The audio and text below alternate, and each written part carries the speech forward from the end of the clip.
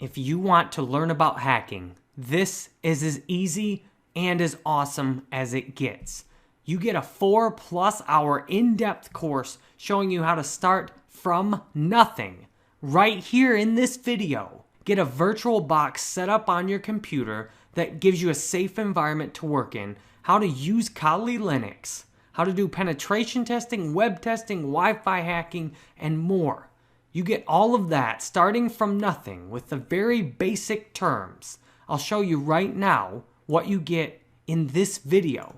You get an introduction to ethical hacking, what it is in detail, prerequisites, success tips for getting the most out of this, an overview of basic terminology, installing and building your hacking environment in a safe way no matter what kind of computer you're using, an introduction to the Linux terminal because you'll be working in Kali Linux.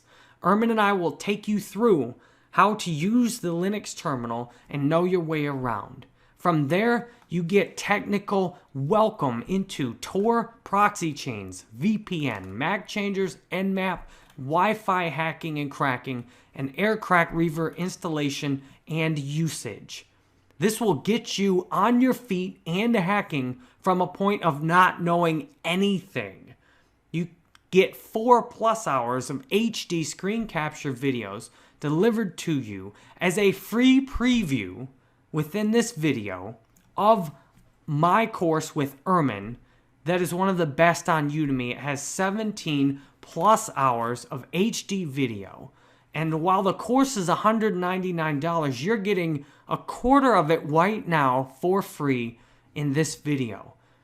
The best part about the course is you have a place to ask and get your questions answered. Ermin only answers questions in the course, and that's the main value of it, in addition to getting the 12+ more hours of HD video and full-length tutorials on the more difficult parts of how to do hacking online. You can get into the course for only $25 when you visit my website, jerrybanfield.com/Udemy, and grab a coupon. So enough about what this is. Here you go. Here it is. Enjoy. 4+ hours from zero into being a hacker, getting you functional and ready to go. Hello everybody and welcome to this introductory video. Today I will be talking about ethical hacking, and I will also introduce you to the course itself. So first off, you might have noticed that the term ethical hacking is composed out of two words. You have ethical and you have hacking.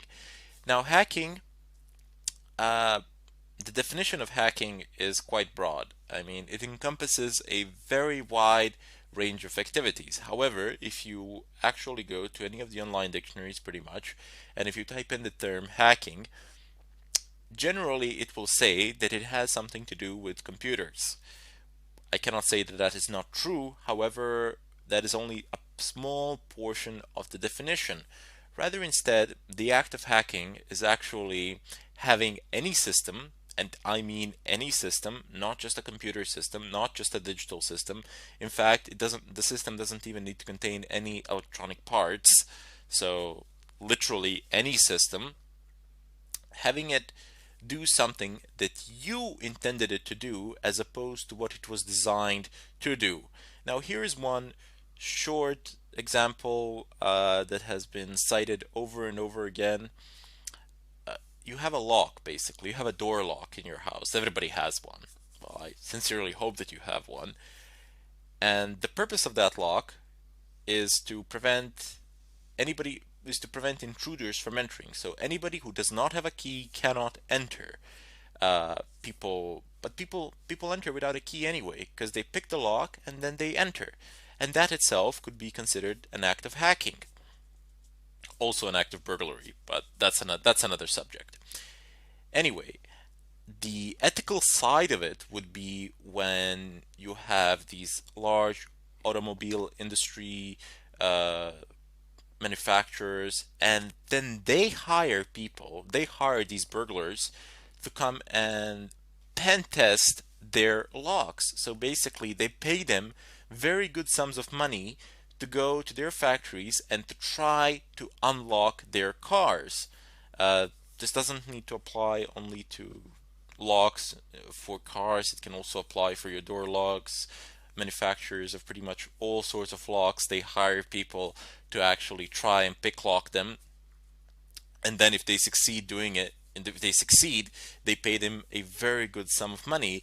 I do believe that prices for one car manufacturer, they went up to 1 million euros if you manage to break their locks.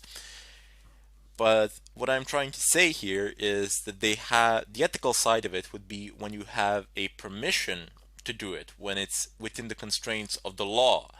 And the act of hacking itself can be within the constraints of the law, but doesn't necessarily need to be.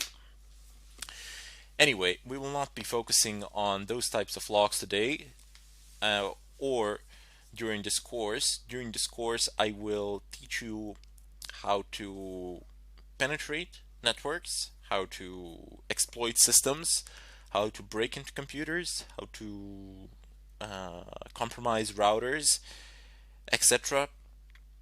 You will be after you've finished this course, after you've absorbed all the information in it, you will gain the ability to do some serious damage. Now, because of that, I wish to give a disclaimer here. So first off, I do not encourage any sort of illegal activity. Furthermore, I strongly advise against it, and I am against it. So you do not have any legit need to do anything that is against the law with the knowledge that you're going to get during this course, because you're going to get some pretty good knowledge and you can abuse it very easily. It's not that difficult to abuse it. The opportunities are everywhere. They're endless because people tend to use insecure systems, or they use secure systems but they don't know how to operate or configure them, and then in turn those secure systems become insecure. But what I'm trying to tell you is there really is no need. I mean, if you want to do it for the money or something like that, you can make the same amount, if not more, in a perfectly legitimate way. People will pay you to actually test their networks and to see if you can find any vulnerabilities in them and then report them, perhaps even fix them. So, however, if you do decide to do something against the law in any country, I am not responsible for it. That is what I want to say. I do not claim responsibility for it, as I have already stated that I am doing this for purely for educational purposes, and I do not advocate the use of this material for any sort of illegal purpose. Now, I hope you understand why I had to make this disclaimer, and I this is not what I said. These are not just empty words. I really do stand by it, and that is my philosophy as well. In any case, during this course, I will show you numerous examples, methods. You will need some prerequisites over which I will go in the next tutorial. But you're in for a ride, so sit down, be patient. That is a very important thing in this line of work. Patience, because everybody has, everybody out there, if you are looking at this tutorial now, if you've typed in the term ethical hacking, I'm guessing that you've seen I'm guessing at some point of time in your lives, like myself, you have seen a movie that involves some sort of hacking with computers, and you see this terminal and you just see them typing in something there, and it just basically works. It works within 5 minutes or something like that. Let me tell you something. That has nothing to do with the real world, or very little to do with the real world. In the real world, people spend countless sleepless nights trying to do something, trying to obtain access, trying to bypass a password protected file or something of a kind in a server, trying to escalate privileges, trying to inject in a SQL injection or something of a kind. And they not only spend countless sleepless nights doing it, but they also spend a long time planning, preparing, and getting a general idea of what they can do, how they can execute an attack, etc. These are not things that you will be able to do within 5 minutes after you sit and open up your computer, your desktop computer, or whatever. You will need time, you will need patience, but above all, you will need to be curious. Curiosity is one of the first steps here, and obviously, since you've actually chosen to listen to this tutorial, to go through it, you do possess it already. You just need to build on it a little bit more, and you'll be where you want to be. In any case, I hope to see you in the next tutorial, and I bid you farewell. Hello everybody, and welcome to this tutorial. Today I will be talking about some of the prerequisites that you will require if you want to follow this course through. One of the first things that you need to be familiarized with is your working environment. So for myself, I have chosen to use two Linux distros. One will be Fedora 20, which is the operating system that I am using anyway, and also I will install a virtual machine. That virtual machine will be Kali Linux. Basically, it is a Linux distro which contains a great deal of pen testing tools, so it's very useful in that sense. Don't worry about it. I will explain this process in great detail, how you can set the virtual machine up, how you can install it, and so on and so forth. However, should you be using Windows, that is definitely not advisable for this kind of activity. Primarily because since I'm doing this in an environment that I own, it doesn't really matter to me if I'm anonymous or not, but in the real world, all the pen testing that is done in the real world, you're always trying to anonymize yourself. You're trying to be as invisible as possible, as much as possible. You do not want them to figure out where the attack is coming from or anything of a kind. You want to wipe your trail or something of a kind. And Windows is really not good for those sort of things.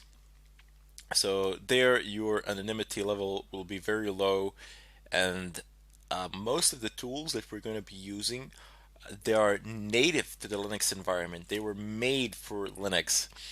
So some of them might not work under Windows.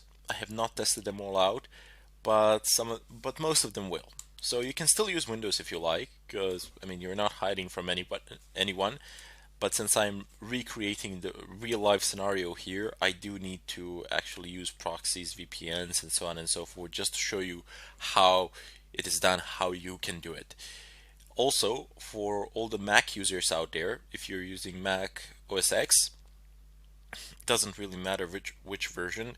Most of the stuff should work like no problems. The procedures are fairly simpler. The command line tools are the same. How you install them differs, but pretty much you will be able to run the same commands as me. So there shouldn't be any problems there. Your anonymity level with Mac OS X should be relatively good, but still on Linux you have the greatest anonymity, and you are rather safe in that sense. Other than that, you will also require working internet connection. And even though all of these attacks that we're going to do today, well, most of them, they work much, much better if you have an extremely fast internet connection. But some of these attacks are actually conducted from public Wi-Fi's, in real life anyway. We'll just pretend I will set up a wireless access point in my house and load it so that it's similar to the public Wi-Fi, which is very slow. Some of these attacks, as I said, they go over public Wi-Fi's, and as we all know, and as we've all painfully learned, public Wi-Fi's are not the fastest internet connections out there. So primarily because you have a lot of people that are connected to them, and there's a lot of data going through. They're not the safest networks out there either, but as I said, if you want to absolutely anonymize yourself, and that is what some people do, they actually go out and hook up to a public Wi-Fi, or they go to a bar or something of a kind.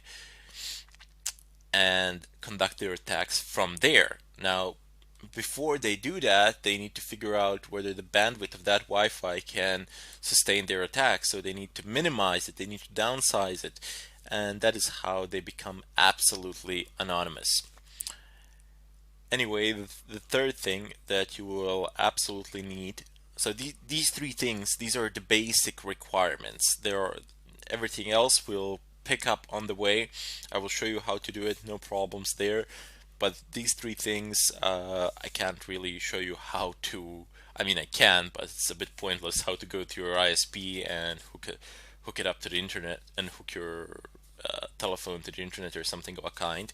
But in any case, the third prerequisite is a working wireless card. And when I say working wireless card, most of the devices have them. Pretty much all laptops from 2005 or from 2008 were standardized with wireless cards. If you're using a desktop machine that doesn't have a wireless card, you should, but it's not, you don't need to. But however, if you want, you won't be able to follow through a portion of this tutorial then. You should go out and buy a USB wireless card or something of a kind. They're pretty cheap, I don't know, 10, 15 bucks. So they're not that expensive and you can get them pretty much anywhere. Anyway, as I was saying, what I mean by a functional wireless network card is that it is recognized by your operating system. So if you are using a Linux distro like I am, you need to make sure that that the kernel of this Linux distro actually has the necessary drivers for the wireless card that you are using at the moment. If you're probably using Atheros or Broadcom, Atheros should be fine. Pretty much Linux kernel support a large amount of Atheros devices, if not all of them, in terms of network cards, so that should be fine. There were some problems with Broadcom, but that's as far as I'm informed, that has been solved, so no big deal there. If you're uncertain how to check whether your wireless card functions under your Linux distro, well, just try connecting to a Wi-Fi. If you can connect to a Wi-Fi access point, if you can connect, obviously it works. If you can't, it doesn't work. But don't just hop to a conclusion that it doesn't work. Maybe it's just turned off or something like that. But do not worry, I will show this in greater detail in the follow-up tutorials where we actually go over the installation process and all of that. Now there are a couple more things which we need to go over before we head over and start the installation. Uh, I would just like to go over some basic over some basic terminology that you will need in order to be able to follow this course, in order for you to be able to follow the future tutorials.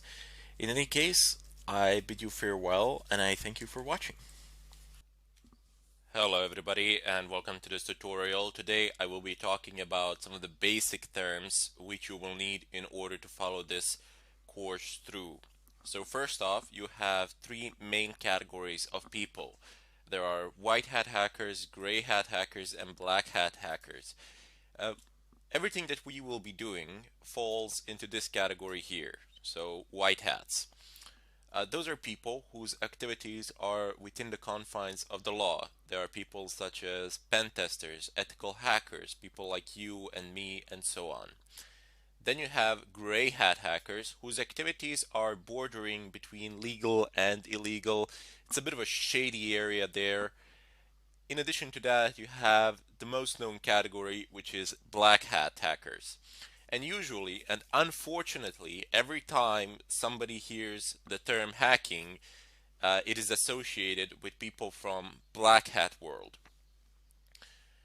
Uh, there are people who conduct all sorts of illegal activities or conduct activities without any regard for the law and, I don't know, extract information from certain servers, credentials, your credit card information, take services down, usually to extract some sort of financial gain.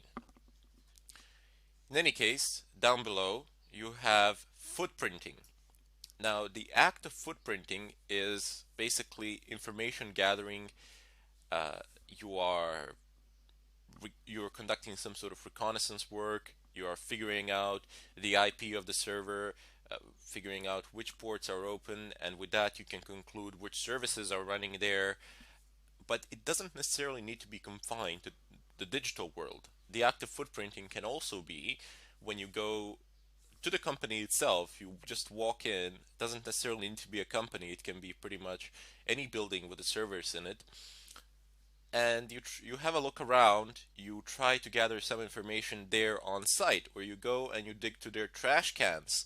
Go behind the building, jump into those trash containers, and get some information from there. Also, people have been known to go onto parking lots to see who the employees are, who works there, all sorts of things.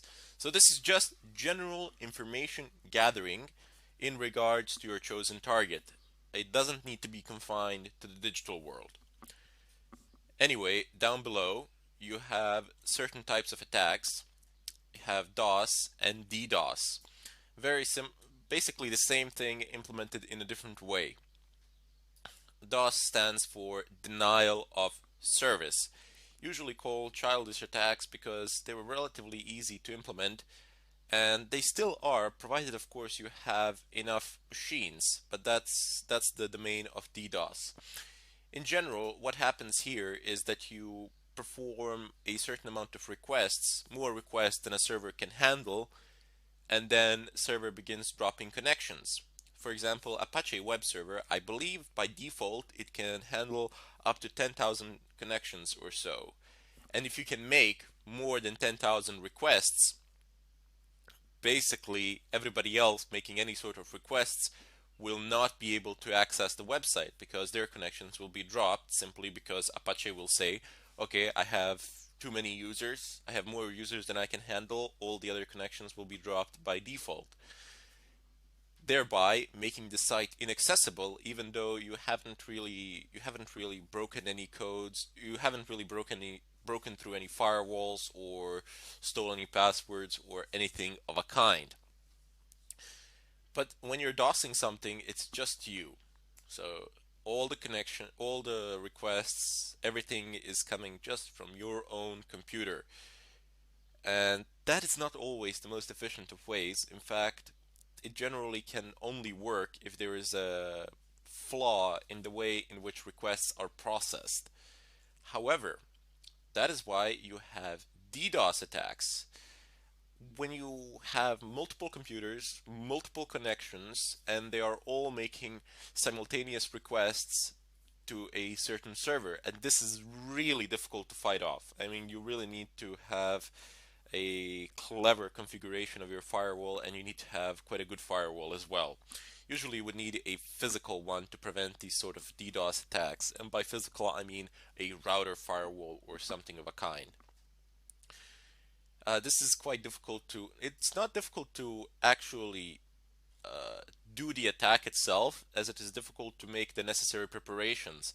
First of all, you need to go about infecting other devices which you will enslave and use in order to perform this sort of an attack. This is the hard part. The DDoS part is quite easy compared to that. For that, in order for you to infect other computers, you need two things. You need RATs, remote administration tools, and you need to make them fully undetectable. That is what the term FUD stands for. So it just means that they cannot be detected by antiviruses, or a more precise term would be that they are not labeled as something malicious by antivirus programs. And by the way, sometimes, actually most of the times, you don't actually need to make your own applications fully undetectable. There are plenty of pen testing companies out there, and not just pen testing companies, but other companies as well, who will pay very good sums of money if you can make their programs fully undetectable by antivirus programs. Down below, the RATs, remote administration tools. Now, they themselves are not some sort of hacks or anything of a kind. You just basically put them on a USB stick or something of a kind, send them in a mail, share them in a zip file, and in such a way, that's just one of the ways to infect other computers, other devices, enslave them, convert them into your slaves, into the slaves of the main server, wherever that might be, wherever you might set it up. And then you can use all of those computers to conduct all sorts of activity. This is very good because it anonymizes you to a very large extent. It is very difficult to track you. It is very difficult to track somebody down, whoever is doing this, primarily because the users who are infected, they have no idea that somebody else is controlling their devices, because nothing is really happening on your desktop. You can't really see. All the processes running are being run in the background, and your processor is executing them using up. The only way to see it would be basically to start up a task manager or something of a kind, and then see the running processes, and perhaps you could spot it there, but not even there if somebody has implemented a rootkit.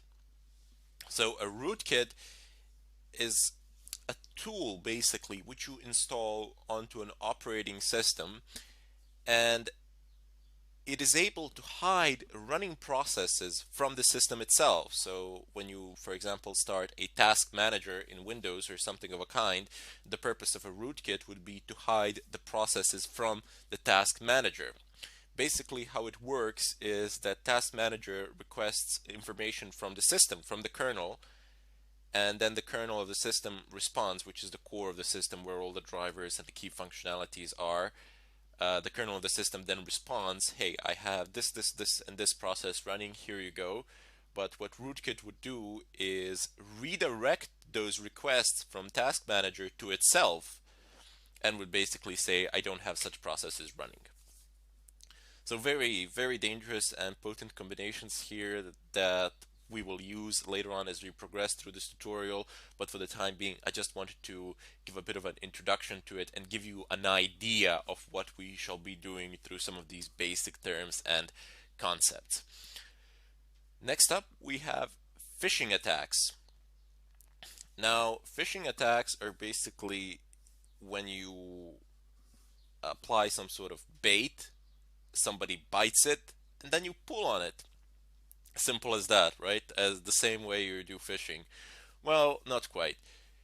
Phishing attacks would be when you get I don't know, an email from someone, and there's a link in it. You click on it, and it throws you somewhere, I don't know, onto some website. It perhaps looks like something legit. It perhaps looks like a website that you are using or something of a kind, but it is not. And you pass in your credentials, and that can be a problem. But this is generally avoided today. This is not something that happens in such a way. Rather, instead, what happens these days is that the DNS servers get changed on your routers, and once that happens, all the requests that you make on your web browser get redirected. So for example, if you type in facebook.com, you're going to get a domain with facebook.com from some private DNS server, God knows where, whose MX records are altered, and they have been configured, for example, to make redirections to interpret, sorry, not redirections, but rather instead to interpret facebook.com to a certain IP address that does not belong to Facebook or anything like that. So you open up your Facebook, it looks exactly the same. There is no way to tell, because in the upper left corner of the screen you have the domain name written. It's www.facebook.com, and basically provide in login credentials. Once you do that, they're gone. Somebody has them. One of the ways to detect this, even though it's very, I mean, it's not hard, but nobody really pays any attention to it. In the upper left corner, you might check whether the protocol is HTTPS instead of HTTP. Because usually if these kind of attacks are conducted, it's not going to be HTTPS, as that is a lot harder to implement. But if it is HTTPS, there really wouldn't be any legit way of figuring it out other than actually checking the keys, checking the certificates, and nobody actually does that. I mean, well, maybe not nobody, but 99% of users out there are not going to bother to go about conducting such checks. Anyway, I know it sounds a bit complex, but believe me, I will explain this in great details. I will give you several demonstrations, and by the end of this course you will understand and know how to do this with great ease. It will not present a significant obstacle in your line of work.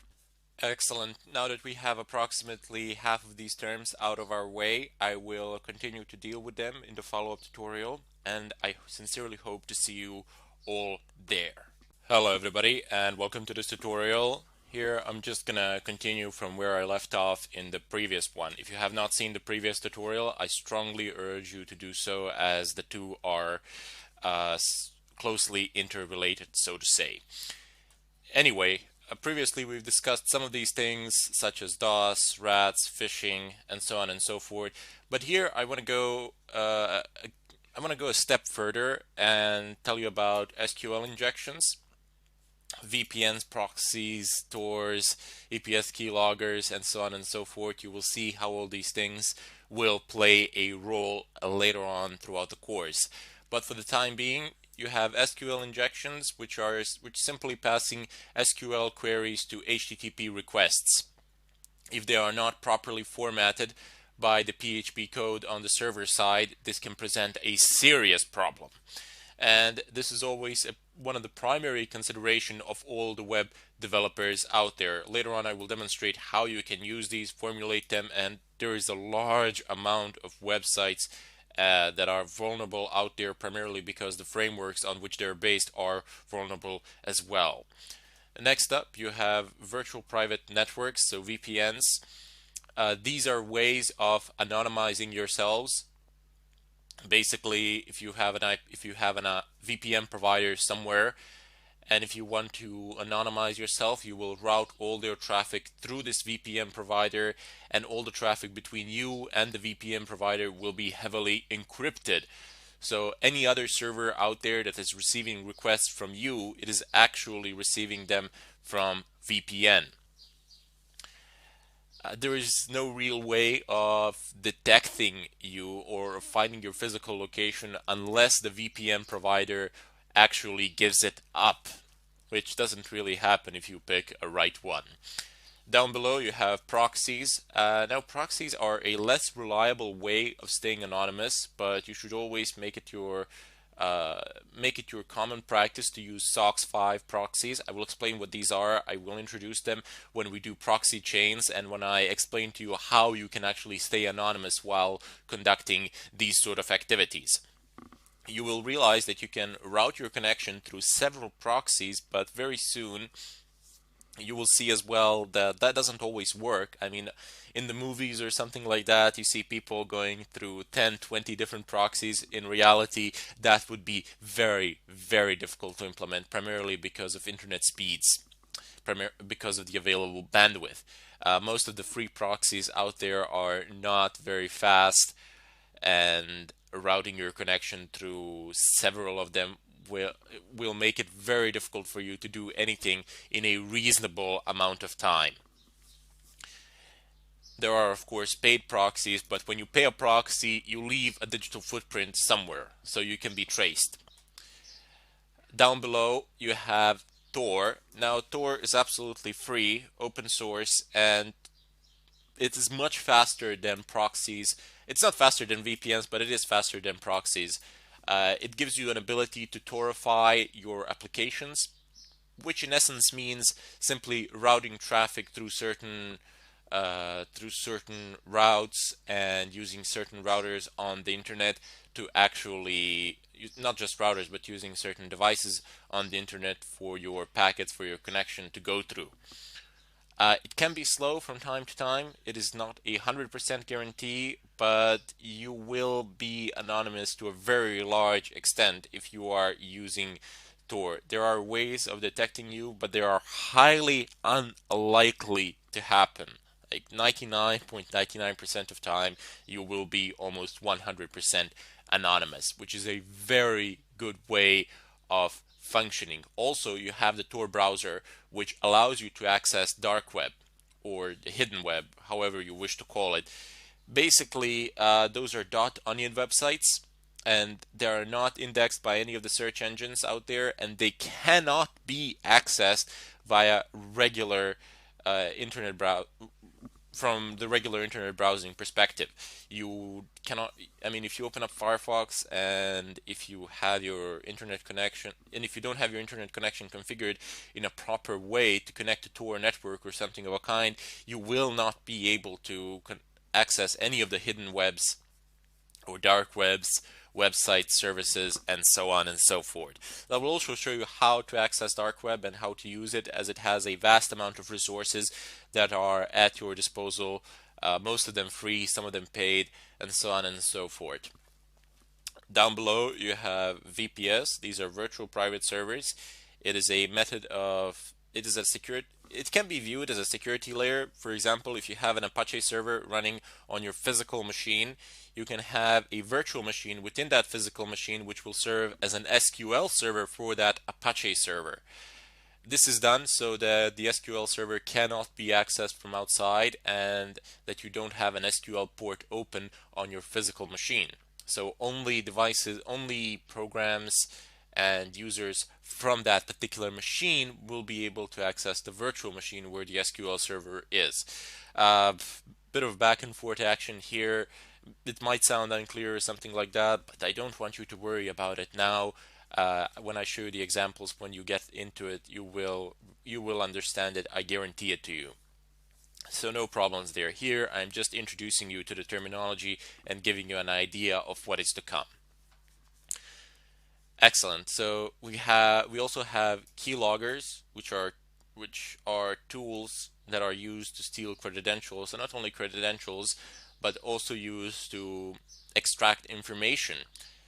If you manage to deploy a keylogger on a machine, you can configure it to record all keystrokes and then to send them to a mail address, to an FTP server. Today, keyloggers are advanced to the extent that they have like 100 options or so, configurable to the fullest of extents, and you can do pretty much whatever you want with them. I mean, they have their basic functionalities still. Basic functionalities is still there to record the keystrokes, but not only do they record the keystrokes, for example, they can extract existing information as well. You can configure their behavior, how the stealth level of the keylogger, how will it hide, where will it go, where will it be installed, what sort of information do you want to extract, do you want to monitor particular folders for activity, and do you want to record it. You can configure them to take screenshots, you can configure them to use the camera on the device on which you have deployed a keylogger to take a picture every 5 minutes or something like that. That wouldn't be the brightest of ideas, because obviously somebody would see that you're taking a picture. But those are just examples of what you can do with them, and later on we will actually download the genuine keylogger, install it, deploy it. We'll show you methods of deployment and how you can configure it as well. Although you should be very careful from where you download your tools, such as keyloggers, remote administration tools, rootkits, and so on and so forth, primarily because you never ever want to download a uncompiled binary file that is not open source, because you have no way of knowing what's in it, and you absolutely never want to run it on your computer. You might get what you want, a keylogger or something of a kind, but your computer might get infected with exactly the same keylogger that you plan to deploy somewhere, or with exactly the same rat that you intend to deploy somewhere. So that's not a very bright idea. You should use verified sources of such tools.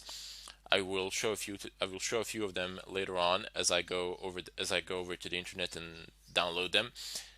But I'm just making it very clear here that you should be very careful with these things. And one of the foolproof methods of doing this is actually configuring a virtual machine and doing this sort of activity on that virtual machine. So even if you get infected or something of a kind, it doesn't matter. It's a virtual machine. You can reinstall it anytime you want, very fast. Pretty much no information will be lost there. More importantly, the primary file system on your main physical machine will not be accessed from the virtual machine. Anyway, Down below you have the terminal. So terminal is basically an interface for you that allows you to control your operating system. Now, Linux terminal is very powerful. We will be using it extensively. You will need to familiarize yourselves with it. I will familiarize you with it. I will teach you how to use it. Uh, to some people, it might seem a bit difficult or a bit tricky at first sight. You know, there are a lot of commands to type in, how to memorize them all, what to use where, and so on and so forth. But believe me, there is a certain logic to it, and once you figure it out, everything just flies. I know by heart about 30% of possible commands out there regarding Linux terminals, and the rest I simply figure out with dash h or dash dash help. The system pretty much tells you everything you need to know. It helps you out to a great extent, and you are able to figure out a lot of things from just understanding the basic logic, how it works, and so on. Now there will always, of course, be arguments. I don't know, there'll be people saying, well, why would you use terminals? Why wouldn't you just use GUI tools or something like that? The simple answer is because they are not as nearly as powerful as the terminal tools are. Plus, terminal tools have far less dependencies, and most of the hacking tools are basically designed for the terminals. They don't have GUIs. A lot of them do have them these days, but I might go over them briefly at a certain point of time, because it is not the GUI interfaces are not that relevant. When you figure it out how to do it on the terminal, you will automatically by default know how to do it with the graphical user interface for that particular program. Anyway, down below you have firewalls. Now, firewall in Linux is configured through IP table commands. You keep on passing arguments and configuring these firewalls, and this is one of the main reasons why you should not be using any distribution of Windows for this particular tutorial, to follow this tutorial. You will need to install as I said previously, you will need to install either a Linux virtual machine or create a dual boot or something of a kind. I will of course show how to do this and demonstrate it in great detail. But one of the main reasons, the firewalls are one of the main reasons why we can't use Windows for these sort of purposes. Uh, Linux firewall is open source, and it has a ridiculous amount of options. A ridiculous amount. I'm not kidding here. You can do with it pretty much whatever you want. You can close open ports, forward connections via ports or via IP addresses.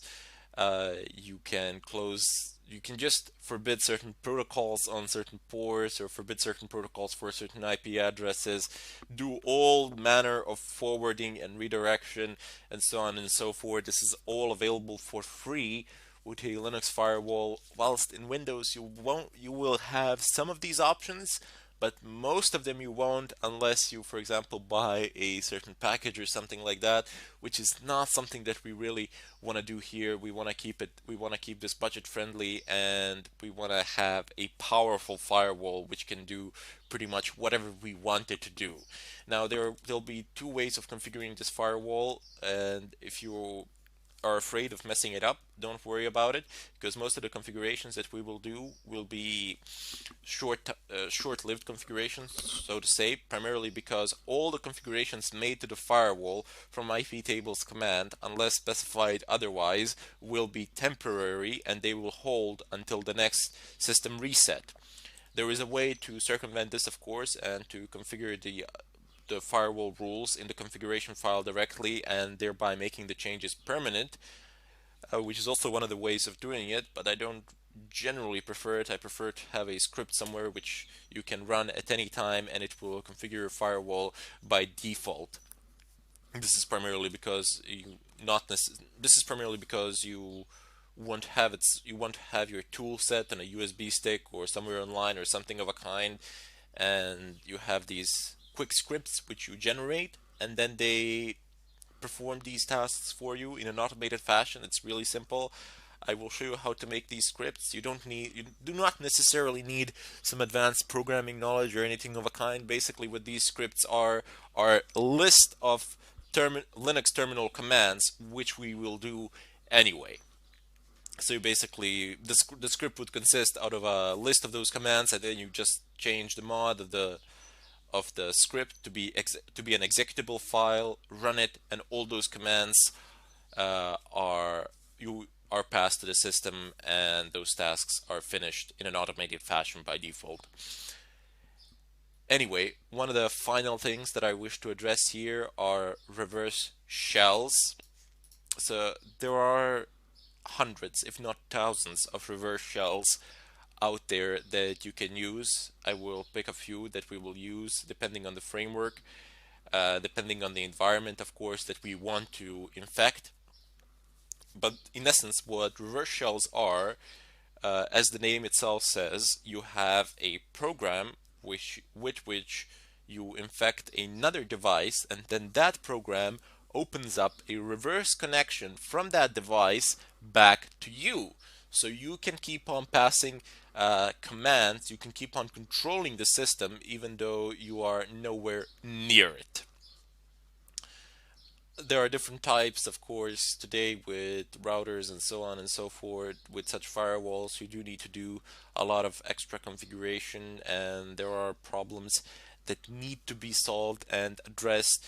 You will see how when you are trying to break into a single computer, sometimes you need to break into the router first. Usually you need to break into the router first, unless you're performing these phishing sort of attacks, or there's a web server or something of a kind running in the background. But attacking a private device, a private computer, which is usually what people do as preludes to bigger hacks because they want to extract some sort of information or something of a kind from, let's say, a company's employee that's a network administrator or somebody like that, they will one of the basic vectors would be to attack a home router, change the DNS settings there, and try to steal credentials in such a way, or put the computer in the DMZ of the router, the militarized zone, so that the router is no longer effective for that device. Rather, instead, it just forwards all traffic to that device regardless. So that can be, those are just some of the types of attacks that you can do, but reverse shells will depend on the choice of the environment that you are trying to infect, and will depend on the choice of your attack route as well. In any case, I hope that you got some basic introduction to these terms. I again repeat, if you didn't figure it out all immediately, don't worry about it. We will do all of this in great details with a lot of examples, and you will understand it. It's not complicated. Do not allow fear to dissuade or stop you. Just keep on going in spite of it, and if you can just stick in till the end of this course, you will, I guarantee it to you, you will understand it. With just a bit of focus and a bit of curiosity, you will be able to obtain the necessary skills needed in order to become a pen tester or an ethical hacker. I bid you all farewell, and I hope to see you in the next tutorial. Thank you for watching the beginning of this video. Ermin has walked you through an introduction to ethical hacking, what it is. Ermin's explained the prerequisites for getting the most out of this, and Ermin's went through the basic terminology with you. At this point, it's time to build your actual hacking environment. To do your installations with VirtualBox and make your virtual environment that will give you a safe way to try out everything Ermin has explained to you. Now, this is the part where the course gets difficult. Up until now, you can passively watch and listen as Ermin explains many of these concepts. But this part of the course requires you to start doing things. It requires you to start trying things. And if I've noticed one thing consistently in the course discussions, it's that people start having trouble at this section, at this part of the material. So, what you can do to get help is to enroll in this course on Udemy. Ermin is not available to answer questions on YouTube because there just are so many questions that come with this. You can see question after question after question, posted in the Udemy course, and Ermin just goes through and answers them. You can count on Ermin to answer every single question you have when you are enrolled in the Udemy course. So all you have to do that, the course is $199 on Udemy. Now you can go buy it straight off of Udemy if you want to. I recommend, if you want to get it for the best price, to go straight to my website and grab a $25 coupon. You just go to jerrybanfield.com/Udemy, and I'll make sure to gratuitously feature this on the video. And then once you go there, you just click on the coupon that gives you access to the penetration testing and hacking course. That right now is in the trending, but it might be somewhere else on the actual page. You'll see I have a lot of courses up on Udemy, and this is the course you're previewing right now. And so you go up, once you've clicked on the coupon, you can see it's only $25 instead of $199. All you have to do then is click on Take This Course, sign into your Udemy account if you already have one, or sign up for a Udemy account to take the course, and then complete your payment. Then you can take all 17 hours of the course instead of just taking 4 of it or so on YouTube. You can also get your questions answered. But if you don't want to go pay for the course right now, the good news is you can keep getting this free preview right now. The next section will walk you through setting up your hacking environment and then introducing you to the Linux terminal. So you get a ton more free preview of this course now. And I'm honored you're here, and thank you for watching this. Hello everybody, and welcome to this tutorial. Today I will be talking about our working environment. I will show you how you can set it up. So first off, we need to install VirtualBox. Now, it doesn't matter if you're running Mac OS X, Linux, or Windows, you will still need to do this for several reasons, really. First of all, I mean, we're going to be doing a lot of stuff, and we're going to be doing it as root. So we are always facing the prospect that we might break something, that we might mess something up, and it's just better to have that virtual machine, because even if you do mess something up and even if you don't know how to fix it, it doesn't really matter. It is only a virtual machine. You don't really have any data of importance on it. However, if you mess something up on your main machine, that can be problematic. If you're forced to reinstall it or something of a kind, then you need to back all your data up, you need to figure out where everything is, etc. Or you can try fixing the problem, and depending on what that is, it could consume a large amount of your time. So just take my advice for it and go ahead and install VirtualBox. It's not that complicated, it's pretty simple. I'll show you how to do it in a minute. There is another reason why we're installing a virtual machine, and that is safety. We're going to be downloading a lot of stuff from the net, and even though I will be using sites that I consider to be safe and that a lot of other people consider to be safe, it is always good to have that extra layer of protection. So even if something happens on your virtual machine, even if it gets compromised or something of a kind, it's fine. It's a virtual machine. No problems there. There's nothing of importance there. Your private information is not there. Your credit card is not there. There is literally nothing there aside from the tools that you are using that can be obtained from the internet anyway. So without further ado, let's just go ahead and see how VirtualBox is installed. Now, there are two ways of doing this. One is preferable over the other. So the first method is a lot simpler. So you can just go ahead, open up your favorite browser. Mine is Firefox. Use your favorite search engine. Type in VirtualBox. Press enter, and there you go. Straight off the bat, you have official site VirtualBox. Just gonna go ahead and open it. In the left corner, it says about screenshots. There's a download of documentation here. For the time being, there really isn't any need to go over it. Rather, instead, just click downloads. Excellent. So here you have a list of host machines. have VirtualBox for Windows hosts, for OS X hosts, for Linux hosts, Solaris hosts. Actually, for Solaris, you can just use it from the repositories immediately. But for the time being, we cannot use the repositories. We need to configure them in Linux, and repositories in Linux are places from where you pull your software for your Linux distro. Anyway, we will need VirtualBox for Linux hosts. I have already downloaded it in order to save time in this tutorial, but you just click on it and then it pops. So you have these guys are amazing. They have this virtual machine manager set up for multiple Linux distributions. So you have Ubuntu, you have Debian. Not sure why they actually separated Ubuntu and Debian, but it doesn't really matter since Ubuntu is based on Debian. Pretty much everything that works in Debian will work on Ubuntu as well. You have OpenSUSE. Wow, you even have the enterprise. But for the time being, I'm interested in Fedora. And even though Fedora 21 came out and it says here Fedora 18, that's perfectly fine. It's gonna run no problems.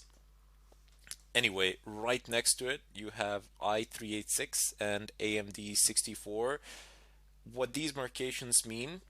Well, basically, they're just references to 32-bit and 64-bit architectures. If you do not know what your machine is, whether it's 32-bit or 64-bit, well, no problems there. Just go ahead and open up your terminal, type in uname space dash a, press enter. You don't need to be root to do this. You can do this as pretty much any user, and you get a listing of information here. So you have Linux platform, local host, that's the domain. You have the version of the kernel and Fedora distribution as well. It's number 20. And then you have the architecture. So it's x86 underline 64. There we go, 64-bit architecture. Fantastic. Now that we have established that, you can actually go ahead and click on it. If you're using a 32-bit one, just click on the 32-bit one. The procedure is absolutely the same. There are literally no differences. It gives me an option to save a file, so just click save and then click OK. That will download the file for you in the default downloads folder, unless you've configured it in a different fashion. I'm just going to go ahead and cancel it because, as I said, I've downloaded it previously in order to save some time in this tutorial. So just cancel. Go back to your terminal. Now clear the screen. You will need to be root in order to do this. So just type in su, press enter, and type in your password. And of course I got my password wrong. I'm quite famous for doing this. I don't know why, but it's fine when I forget my passwords. When I forget my encryption keys, that can be a bit of a problem. Anyway, there is a tool for managing RPM packets. As this is a Red Hat distro, all the packets, software packets for it, have an extension .rpm. Here, let me just go ahead and show this to you. I'm going to go ahead and create a bit of a bigger zoom in so you can all see what I am doing here. Now, I am currently using the terminal, and I will give more detailed explanations. I will instruct you on how to use it. I will explain pretty much all the commands that we will be using in great detail, but for the time being, just tune in and follow through. So there's a command ls, and then I want to go to the folder downloads.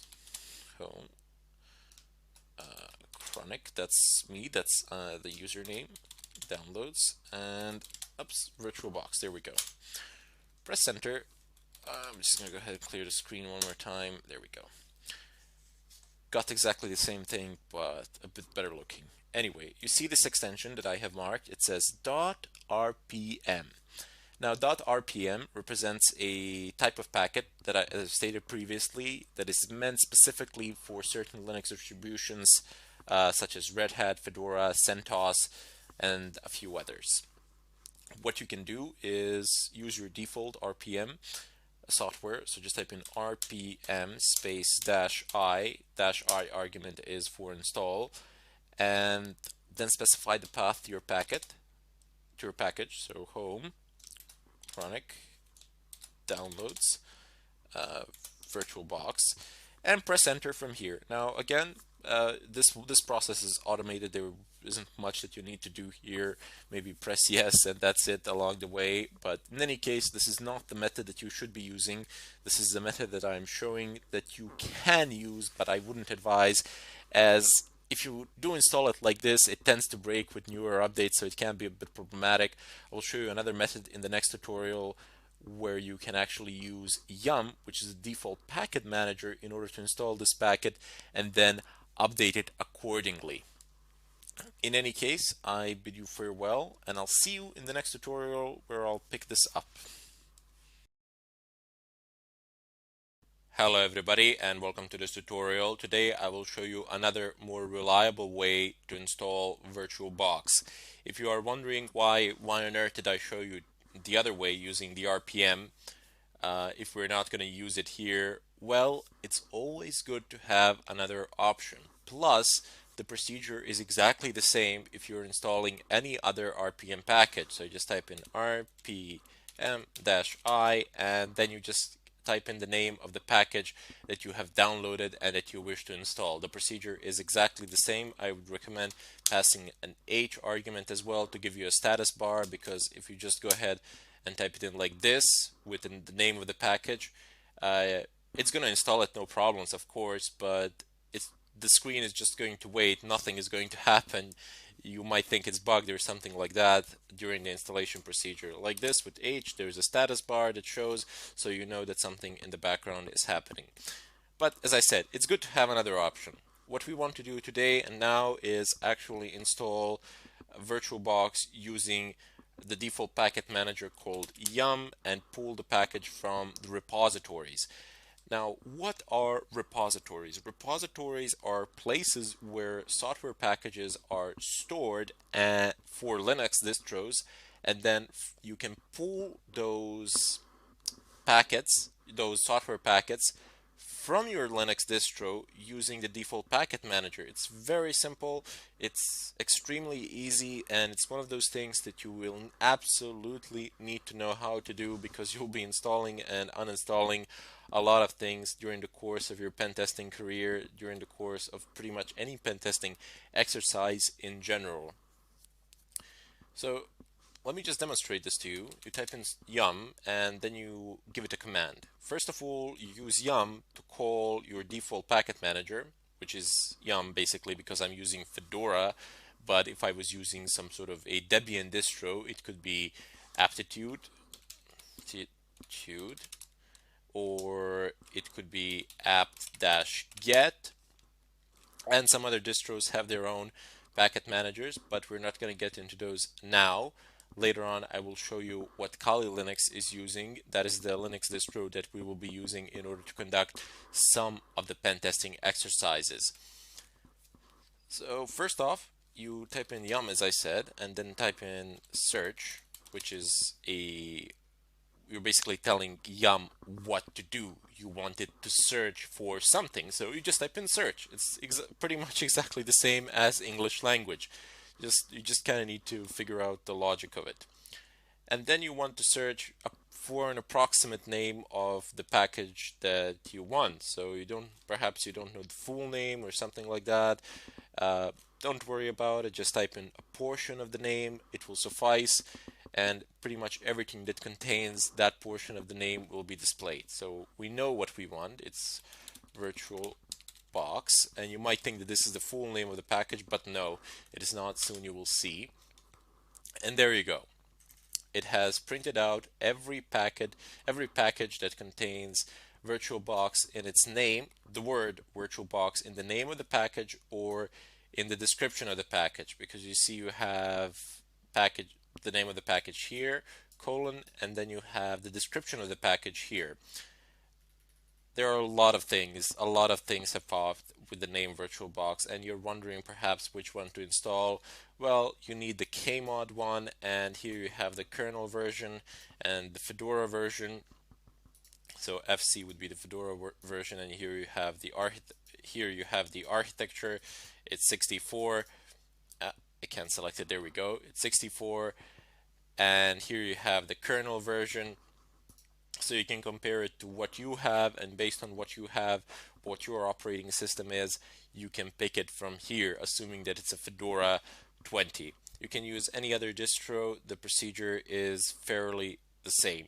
Later on in the question parts, if you're using, for example, a Debian-based distro or a SUSE, OpenSUSE or something like that, feel free to ask me. If you can't manage it there, I will help you. I will help you out, no problems. But for the time being, I'm just going to go ahead and install it here. Let me just go ahead and clear the screen. In order to install the package, you need to type yum install, and then you need to go ahead and type the name of your package, which would be the last one for me anyway. This one. Oops, here we go. The name is a bit long, so I'm just going to go ahead and copy it. But you see, there is one fundamental problem here.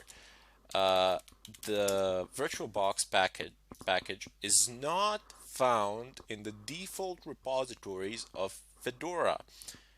And that is a bit of a problem, primarily because none of these commands would actually work if I did not previously import RPM Fusion repositories. RPM Fusion is simply the name for a certain type of repositories containing certain types of packets. So I have imported those repositories, and now I can pull information and packages from them. If I did not do that previously, I would not have been able to do any of these things. Yum search VirtualBox would yield no results of whatsoever. I would get a blank screen. I would get like a message here saying that no packages were found that matched this particular name, and then just a blank screen. That's it. So that can be problematic. In order to solve that problem, you need to go ahead and open up your favorite browser. I already have this website opened. To save a bit of time, it says rpmfusion.org /configuration, but here let me just go ahead and search for it. So type into any search engine RPM Fusion, it's gonna pop, do not worry. So it's rpmfusion.org. Click on the website, open it up, and here you're gonna get instructions immediately. It's a very simplistic website. There isn't any tinkering that you need to think about or some advanced configuration. Nothing of a kind. It just says for users and says enable RPM Fusion on your system. Click OK. Not OK, just click on the link, and there you go. You get a listing here. You get a listing of downloads. It says free and non-free. And don't be intimidated with this non-free. You do not need to pay for anything. It is non-free for redistributable software that is not open source software as defined by Fedora licensing guidelines. So this non-free does not refer to money. You do not need to pay anything here. I cannot make that any clearer. It simply refers that the software is not open source software as defined by Fedora licensing guidelines. So it might actually be open source, but it just doesn't fit within the boundaries of Fedora licensing guidelines. Anyway, that part is not that interesting to you. Down below, the thing that you need to know here is that non-free is actually free in terms of money, but non-free in terms of source code. Anyway, as I said, that's not really that important for you anyway at the moment. Down here, you have actually RPM packages. Remember from the previous tutorial, I've showed you the extension .rpm. When you download a package, we could actually download one of these. Actually, I would download the first one and then install it using my RPM software. Just type in RPM space -I, and then I would, there we go, I just clicked on it. Then I would pass this file name as an argument as well, and it would install it no problems as well. But I don't really want to do that at the moment. I want to show you a different way of doing it. If you're wondering why it is being repeated twice, this is for free and this is for non-free. Excellent. What we want is the command line setup using RPM. It says here Fedora 14 to the most current. So mine is 20. It's going to work there, no problems as well. So you have this very long command, and you don't really need to know what every single portion of this command is or what it does. Basic sum total, it imports a repository into your system that you are going to use later on. They have given this command so you can do it from one tap. Basically, you don't need to go about doing things or anything of a kind. You basically just copy paste this and run it. You are using your default package manager, you're using local install option, you are not checking for certain types of keys, you are giving it the place from which to pull it, and so on and so forth. But later on, as we progress through this tutorial, we will deal extensively with Linux command line. So only then will these things become clearer to you. Once I actually explain some of the basic and fundamental things, then you will be able to understand things such as those listed in this bracket. Sorry, not bracket, within the confines of this parentheses, and so on. Because if I start explaining it now, it would make no sense and it would simply complicate things further. As I said, later on, when we get into the command line interface of Linux, when I start explaining it in great detail, there I will begin from scratch and move you basically from beginner to advanced user in a relatively short amount of time, and then you will be able to understand what all of these things are. For the time being, just copy this content, which is within the confines of these quotation marks, and paste it into your terminal. So you do need to be root. Let me just go ahead and exit. I am no longer root, as you can see. I am now my regular user, Chronic. Just type in SU, type in your password, and paste this. Press enter. Okay, obviously it won't install here because I already have it installed. Yeah, it says nothing to do of whatsoever. But on your system where you do not have RPM Fusion installed, this would just fly as well. This would just pass, no problems, and you would successfully have installed RPM Fusion on your system as well. So clear. Anyway, I just wanted to show you something else that I neglected to show you a moment ago. This command that we've ran, it actually installs free and non-free repositories. If you just take a closer look to what I am highlighting at the moment, this is the free, so it says http download1.rpmfusion.org/free/fedora/rpmfusion free release. And down below you have the second address, again download.rpmfusion.org, and it says non-free. So I'm highlighting the entire thing here. Let me just zoom it in a bit more so everybody can see. And there you go. You have two completely, well, they're not completely different addresses, but they are definitely different addresses referring to different types of repositories. Anyway, now you can go back to your terminal. Do not log out of root. Stay root, because you will need root privileges in order to do this. Type in yum search once again virtual box, press enter, take the last one or whatever one suits your current kernel. You check the current kernel by typing in uname-a, and here you go. So it's 3.18.7.100, 3.18.7.100, FC20, FC20, and then you have the architecture listed here as well. So clear the screen, type in yum install, paste the name of the package, press space -y, and if you have this command, just press enter and it will install, it will run through. I've already installed VirtualBox to save some time as well.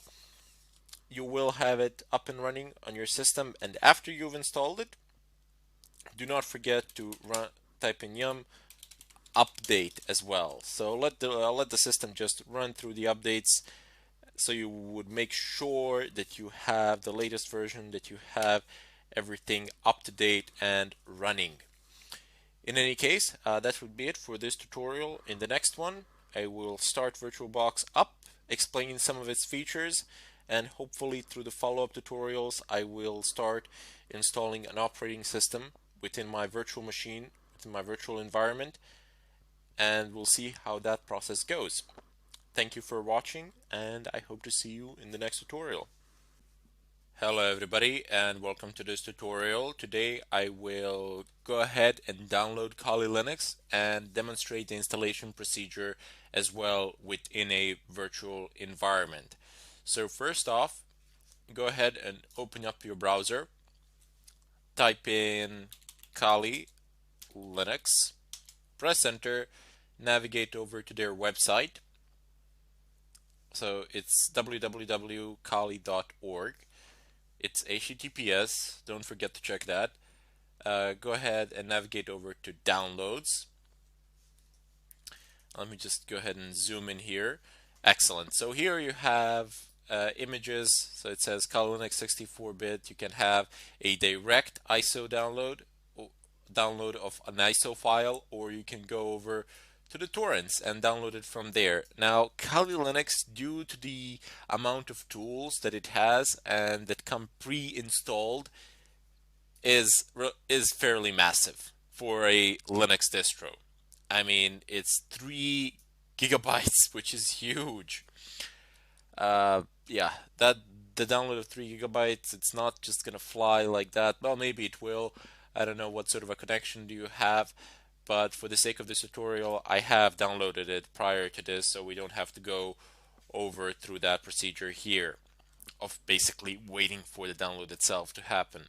Or what you want to do, in case you didn't do it, you can just go ahead and click on ISO, click here save, click OK, and the download procedure will begin.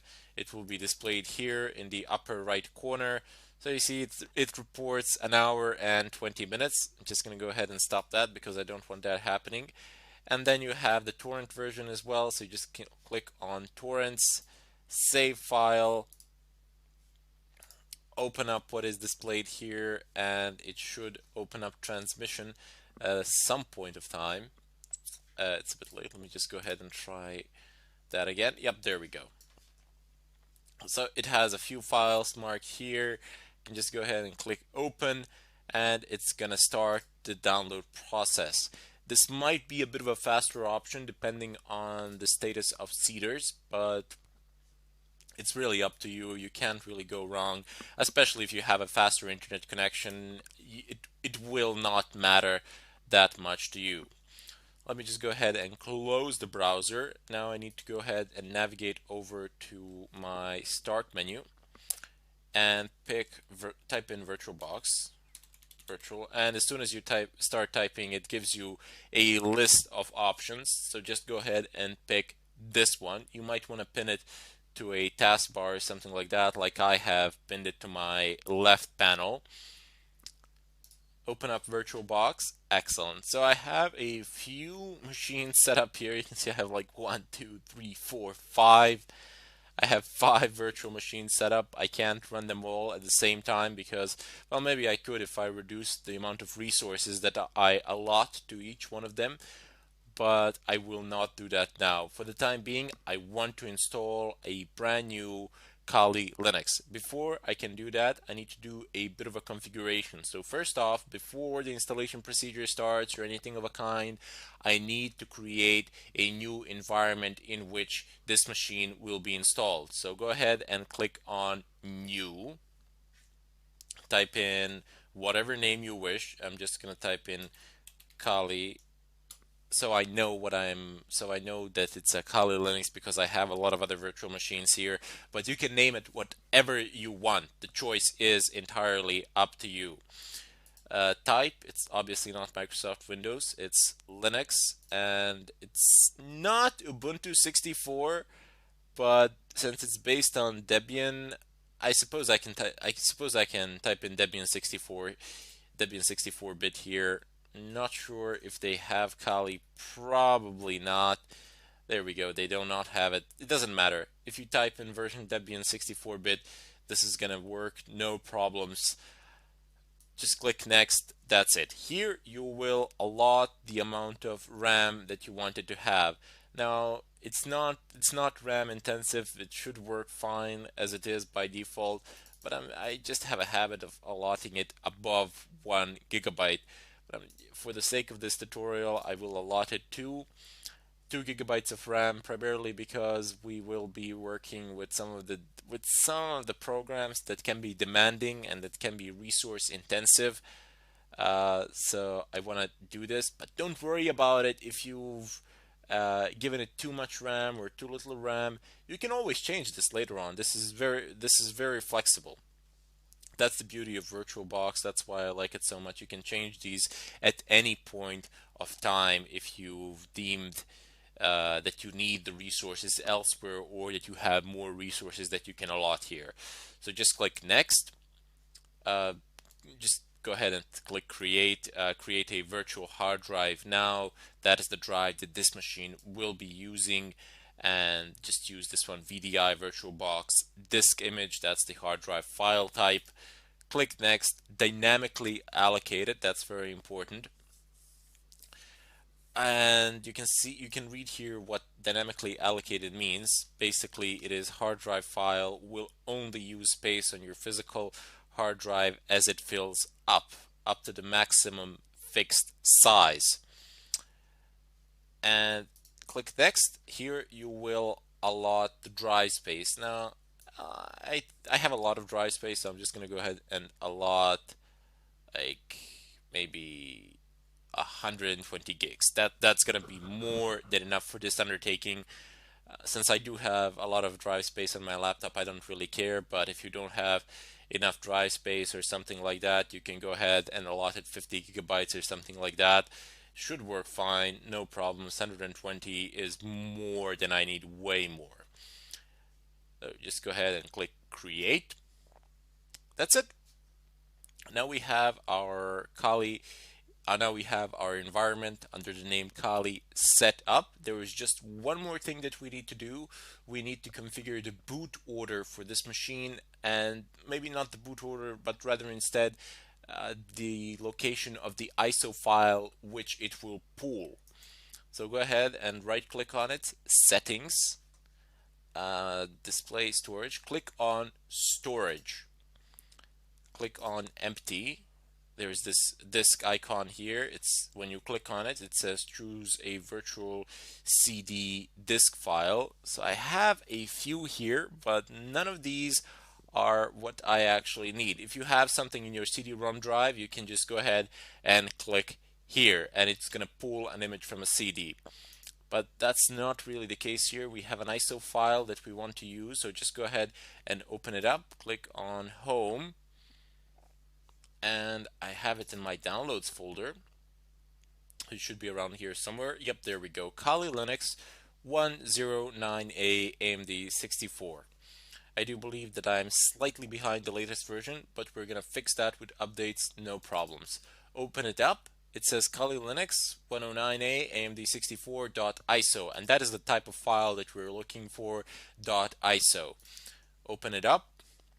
There you go. It's now inserted. You can see it here, the blue marcation in the center.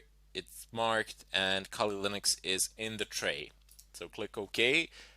Double click on Kali, and it says starting.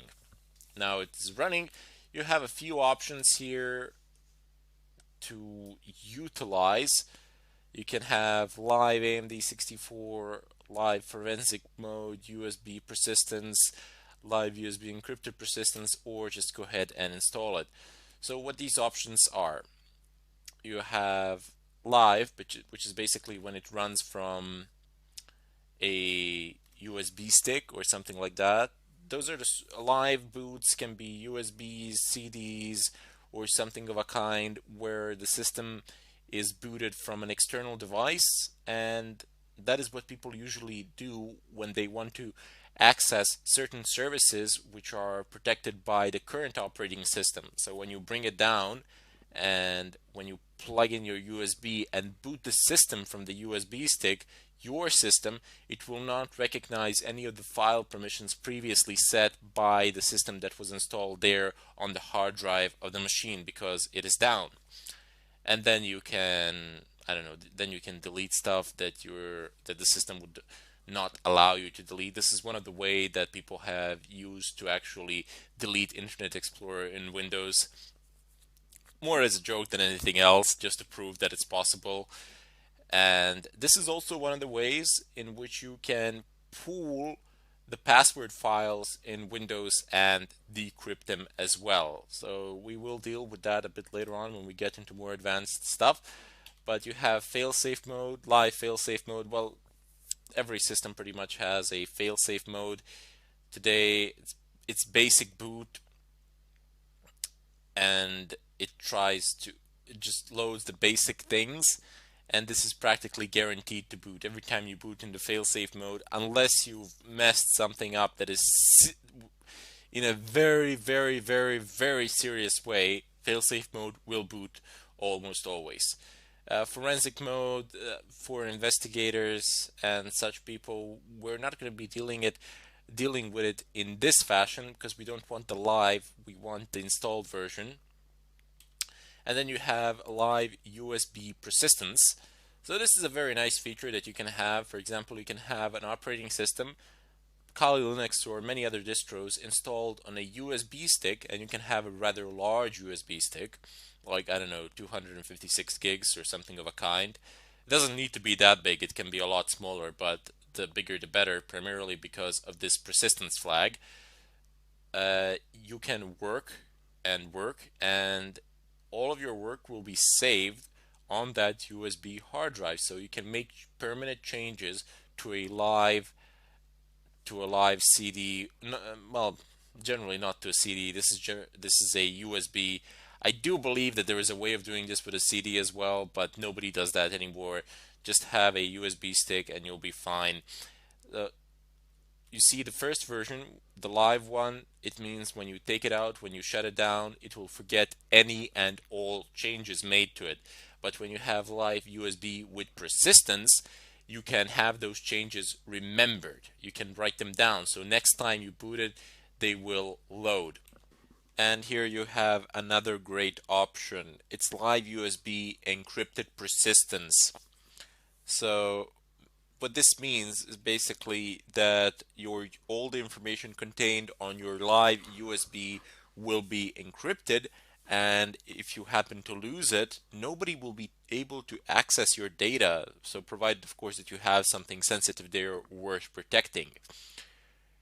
And of course, I mean, you would still lose the data, but you would ensure that no one can actually access it or anything of a kind. So if you lose it, if you have some passwords or something like that stored there, oh well, no big deal. You know, it's encrypted. Nobody's going to be able to break it, provided, of course, that you have a long enough encryption key. In any case, in the follow-up tutorial, I will go ahead and proceed with the installation. Notice that we will need to install a few more things because look at this, I'm resizing the screen now, and once I go past a certain size, I can no longer increase the size of my screen, of my virtual screen. Rather, instead, I'm just increasing its edges. And that is because we need something called guest additions for VirtualBox. Guest additions enable full screen displays of virtual machines. But more of that to come in the next tutorial, and I hope I'll see you all there. Hello everybody and welcome to this tutorial. Today I will show you how to install VirtualBox within a Windows environment. So previously I've showed you how to do it in a Linux environment, and it is a bit more complex there because you do need to add repositories and then pool the packet from the repositories. You can also pull it from the website, but that's not recommended. However, in Windows, the process is fairly straightforward. It's fairly simple. You just go ahead, open up your favorite browser. Mine is Firefox, and go ahead and type in VirtualBox. Press enter and go ahead and open up their website. Takes a bit to load. Don't know what the problem is. Perhaps my internet connection is slow. Never mind. Just click on downloads and choose VirtualBox 4322 for Windows hosts. So just go ahead and click on it. And I don't want to download it now because I've downloaded prior to this tutorial in order to save some time. But since you didn't, just go ahead and click on save file and it will download it. The download process will start. I'm just going to go ahead and navigate over to my downloads folder. I have it right here. So I'm just going to go ahead and double click on it in order to initiate the installation wizard. Keep in mind that this is actually a virtual machine, and I am conducting an installation of VirtualBox within a machine that is being run within yet another VirtualBox. So a virtual machine within a virtual machine would be a proper way to name this situation. You can see I've minimized it and I can pull it now around, but it works just fine. The installation process will go no problems. It will go fairly smoothly without any problems. So just go ahead and click next on these options. You can actually browse for a different installation location here, but the default one will do just fine. So just go ahead and click next, create shortcuts, register file association, sure, why not, click next. This warning is basically telling you that it will reset your network connection. So if you don't want that to happen, you might halt the installation process or something like that, but don't worry. Even if you're downloading something, it's not a big deal. If your interfaces are reset, your connection goes down and then it comes back up again, and your download might just stop for a while, and that's it. Continue on later. Anyway, just go ahead and click yes, install, and there we go. Oops, this is don't worry, it's not an error or something like that. It's just Windows asking for our permission. Anyway, the installation process has started here, no problems. And as I was talking about it previously, this is a virtual machine within a virtual machine. The installation of the program will go fine, no problems. However, if you plan to run another virtual machine within this VirtualBox, within this virtual machine, you might encounter some problems. So start the VirtualBox after installation, finish, sure, why not. And as I said, you might encounter some problems performance-wise because, I mean, you would need to have crazy good hardware in order to accomplish this feat. I believe I could do it, but to the point that the virtual OS would function, but to a very limited extent, and that's it. I don't think I could actually do any meaningful work with it. That would be quite difficult to achieve. But in any case, we have our VirtualBox manager here. Here, I'm spinning it around, and the process of creating pretty much new virtual machines is exactly the same, more or less.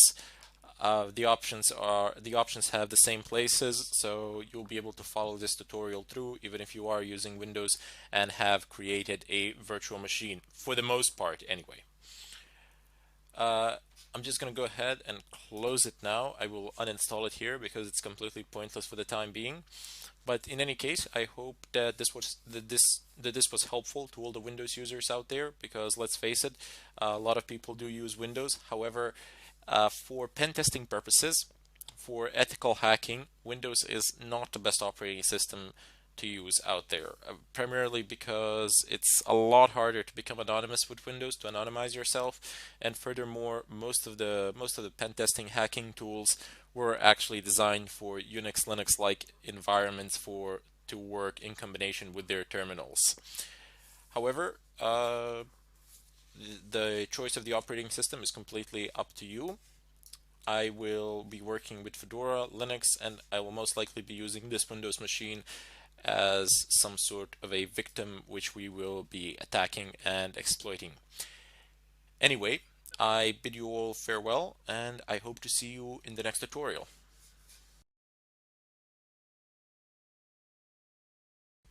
Hello everybody and welcome to this tutorial. Today I will continue with the installation of Kali Linux within a virtual environment. You might have noticed that I have two screens on which it is written Kali Linux, and they are exactly the same except one has a bigger font and a zoomed in picture, so to say. So over here on the left side, this is my virtual machine, the window that I'm moving now. This is the actual virtual machine. And the window on the right side, that is just a zooming in app that I have installed in order for you to be able to better see what I am about to show you here, primarily because I don't have guest editions installed on the virtual machine, and you cannot install them until you actually install the operating system first. Therefore, I can't zoom in anything. I cannot perform any operations of a kind, and you can see that the font on the left side is rather small and a bit difficult to see. Therefore, I will perform the work there on the left side, and you can monitor what I am doing on the right. There is no difference between left and right in terms of actions, only in terms of font size. Anyway, I'm just going to go ahead and scroll down to install, press enter, that is what we want, and the installation procedure is underway. By the way, if you boot into live version, the password for the default password for root is just root in reverse, so TOOR. Just a bit of a brief mention there, a bit of extra info that I wanted to throw in there, might come in handy from time to time. Anyway, pick whatever language is suitable for you. You can also pick the uppermost option where it says C, no localization. So if you want a greater degree of anonymity or something of a kind, you can even pick that. But for the sake of this tutorial, there really isn't any need. And even if you do pick a language, I mean, if a lot of people pick English, so that will not footprint you or anything of a kind. So just press enter, and here you can actually choose a country, territory, or area. Well, I don't know, you can choose whatever you want here. I'm just gonna go ahead and click UK because it immediately offers me a British keyboard that I use, so that's very nice in terms of settings. But again, you could have chosen no localization, and this you would not be asked any of these things. Well, for keyboard you probably would, but for the country, area, or anything of a kind, you would not. In any case, even if you don't pick the right one here, it doesn't matter. Later on, after the installation, you can configure it any way you like. But it's very nice to do it straight away, saves a bit of work later on. Anyway, the installation is now underway. I'm just gonna unbind my mouse. Seems to get stuck in a loop there. Basically, you bind and unbind your keys by simply pressing the right control key. That is how you control the mouse. Oops. Just move this a bit so you can see it a bit better. Expand. Nope. There we go. Anyway, there's some auto configuration going on now. Nothing really noteworthy, so to say. Let me just change this a bit. There we go. And you can pick a host name here, unless you have some sort of specific preferences, and you actually have a registered host name or something of a kind, which you do not want to use here, by the way. You can just leave it as default. You can type in you can leave Kali, or you can actually write whatever you want your computer to be called. So I'm just gonna leave it. I'm just gonna leave it default, but you can, as I said, you can write whatever you wish to write there, no problems. So let's just go on to the continue. By the way, you don't have a mouse option here while you're doing this installation. So pressing tab switches between fields and options. If you press space, that means you're marking the field, and tab means switching fields. So you use tab, space, and enter to actually call a function to execute something. In this case, I'm just going to say continue. Here you can type in your domain name. No, I do not want a domain name at this time.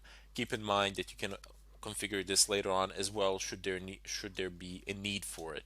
Just click on continue or hit enter. Now root password, I would suggest picking something ridiculously complex and complicated, and a lot of people worry that they won't remember their passwords if they're long and complicated or something of a kind, but assign a certain logic to your password, something that reflects the way you think, and then the password can gain on length and you can still manage to remember it. So for example, you can insert a certain word that you use or that you're attached to or something like that, something that you like, but you don't need to type the word, you don't need to spell the word correctly in English language. Rather, instead, you can spell it incorrectly and then add, I don't know, like exclamation marks, question marks, greater than signs, lesser than signs, at sign, and so on and so forth. But figure something that reflects your logic, your way of thinking, and make sure that it is above 8 characters. Like above 8 characters is a must have. It needs to contain capital letters, uh, a few of them, not just one. You need also a different form of signs. You cannot use just one sign, that's not a good idea. You need to use like 3 or 4 of them in a mixture. The more the better, and don't just type in a word in English language and then type in numbers and then type in signs. So you are already assigning a very strict order, so any brute forcing attack will go much easier if you do something like that. Rather, instead, try to have a mixture, try to randomize the position of the types of characters that you're going to put in to your password. Give some thought to this. Don't just type in something at random. Don't just type in something easy here. Just give some thought to it. For the time being, for the sake of this tutorial, I'm going to use one of the dumbest passwords possible. I'm going to type in test. That's going to be the password of this virtual machine, and I'm going to hit the continue button.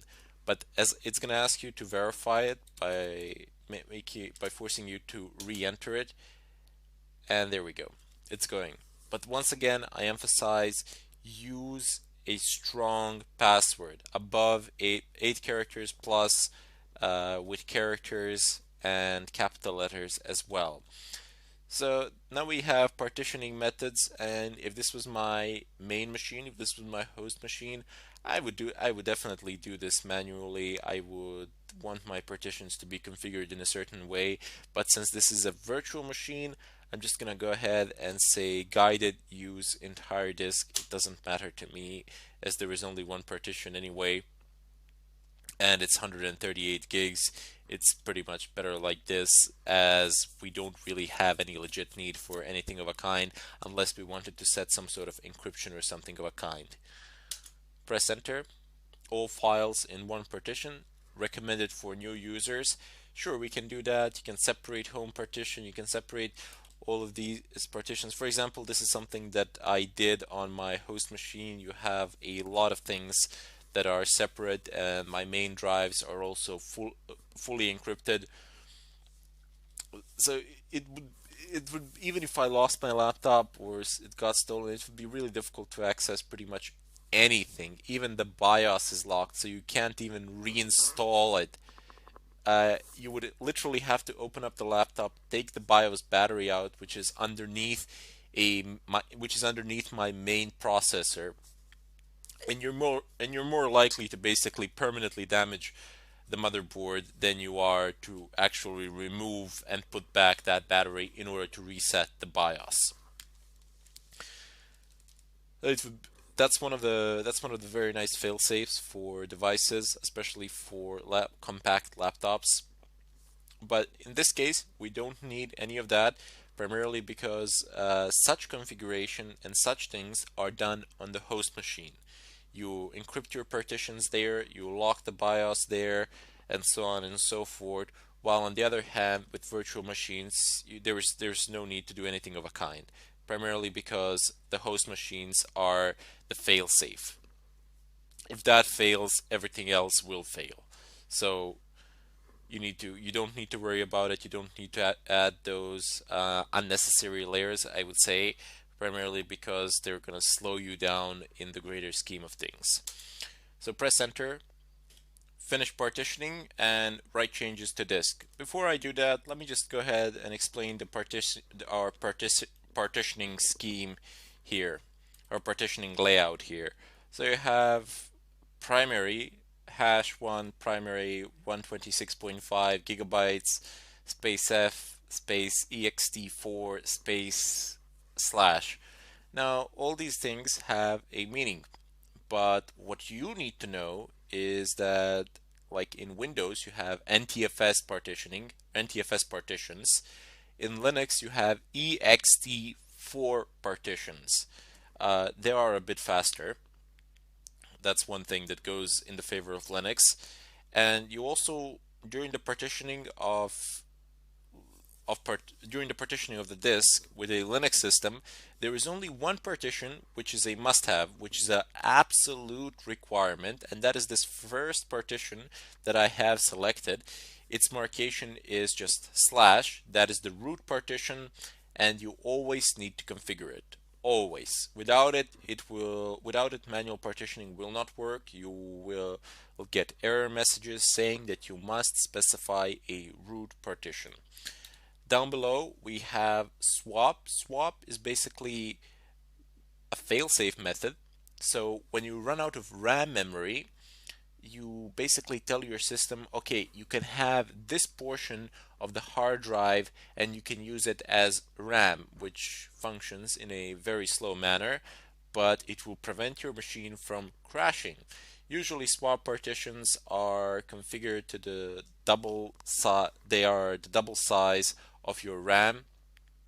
My RAM is 8 gigabytes, but here by default the computer has assigned 4 because this is a virtual machine, and if you remember at the beginning I have assigned 2 gigabytes of RAM to this virtual machine, so it has just multiplied it by 2. It wasn't exactly 2, it was just above 2, and it has multiplied it by 2, so I get 4.3 gigabytes of swap space. Now, on most of the modern systems, on most of the modern computers, you will not require swap partitions. Even though if you don't make it, you'll get a warning, but rare are the cases when you will need a swap partition, when you will waste all 8 gigabytes of RAM or something of a kind. I mean, it happens to me from time to time, but usually if it happens, there's something wrong with the system. I don't want it to continue consuming resources. I want it to stop there. Anyway, now that you know that what some of these things, what some of the options here mean, you have marcation for the disk here. It's SDA, but we'll get into that later as we configure the system. So you also have some other options here. It says configure encrypted volumes, configure logical volume manager, LVM, configure RAID, and you can go back to guided partitioning. So these are all very nice options that come for free, and you might think, oh well, that's no big deal or something of a kind, but believe me when I tell you these things, in proprietary operating systems they cost a lot of money, while here they are free and generally work better. What we will be interested today will not be RAID because we don't actually need it. You can configure encrypted volumes as well. I will demonstrate at a later time encryption methods. You don't need to encrypt your volumes in a virtual machine, but you can encrypt certain files or folders if you don't want to grant access to them. However, my hard drives here on my host machine are encrypted, so I am pretty safe in that regard. And I'm just going to go ahead now to the bottom, press enter, and finish partitioning and write changes to disk. Excellent. So now, oops, let me just move this a little bit so you can see it. Basically, it is asking me for a confirmation. So if you continue, the changes listed below will be written to disks. Otherwise, you will be able to make further changes manually. Now, it is informing me of the changes to be made and telling me basically that all the information will be lost should there be anything there. And you can see that by default it is set to no, so that you don't press enter by mistake and erase pretty much all the data on your disks, because this installation, this ISO file that you're installing, it does not know that it is being installed on a virtual machine on which nothing pretty much exists and there is nothing to be lost. So write changes to disks, yes, go ahead and continue with the procedure. It is now, the installation process is now underway, and this is gonna take a while, I can tell you that much. So while this is going on, I just want to go ahead and pause the video here and finish this tutorial. In the next tutorial, once the installation is complete, I will actually get into Kali, start configuring it, and introduce you to its interface. In any case, I bid you farewell, and I hope to see you all in the next tutorial. Hello everybody, and welcome to this tutorial. I have Kali Linux machine here running. I have left the installation process in the last tutorial because it was quite frankly pointless to just sit and wait for it to finish, primarily because Kali Linux installation, it tends to be a bit longer than the installation of other Linux operating systems, primarily because of the pre-packaged tools that come with it. However, there were a few screenshots that I have made that some of the options that you were asked while the installation process was going on. So there were just 3 of them. I'm just gonna go ahead and open them up here. So the first one that happened was that I was asked, do you want to use a network mirror to supplement the software that is included on the CD-ROM? This may also make this may also make newer versions of software available. I said no, because I'm gonna do an update as soon as I finish the installation process and as soon as I configure everything in the proper way. That's basic. The update is the part of the configuration that I'm going to do, so it doesn't matter. No, I do not want to use any mirrors or anything of a kind. I'm just gonna say no and go ahead and proceed with the installation.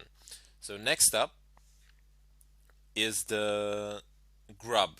So grub bootloader, it is asking me, do you want to install grub bootloader to the master boot records? Yes, I do. Just click on it, as this is the only operating system on this machine, on this computer. There's nothing that I can mess up by installing the grub bootloader to the master boot records of the first hard drive, as it is stated here in the instructions. You can use the grub bootloader in order to configure multiple dual boots, or I don't know, you can boot 3, 4, 5 operating systems, as many as you like, as many as your hardware can support. Not at the same time, of course, but at boot time you will be prompted and asked, which operating system do you wish to boot? That's also one of the options that you can have with grub. But aside from that, just click yes there, and there's a final one.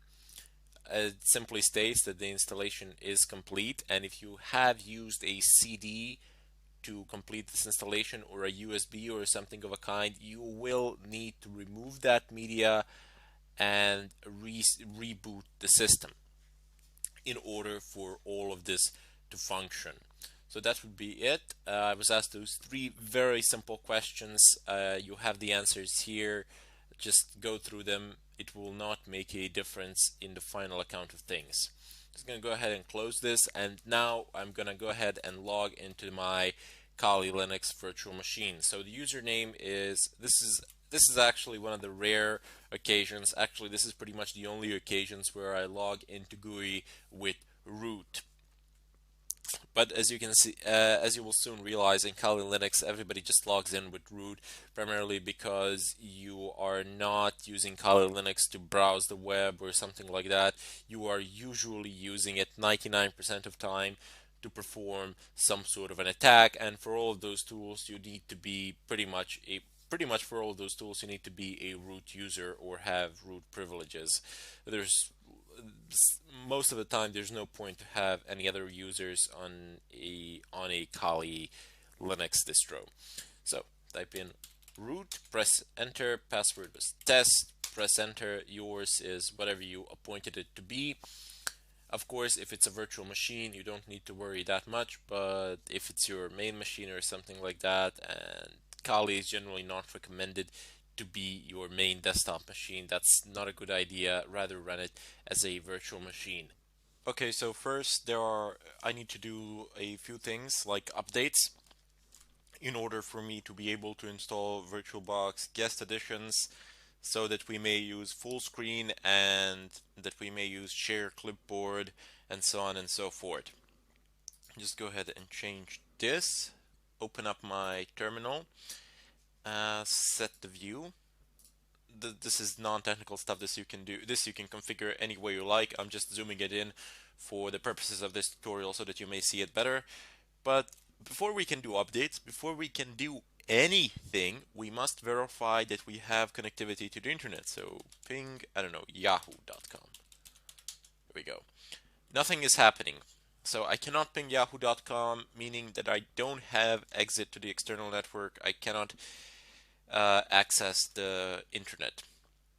That's a pretty big problem, because pretty much whatever we do, we will need internet for it, internet connectivity for it, in order to download packets from the repositories, to perform updates, and to conduct scans, possible scans, and so on and so forth.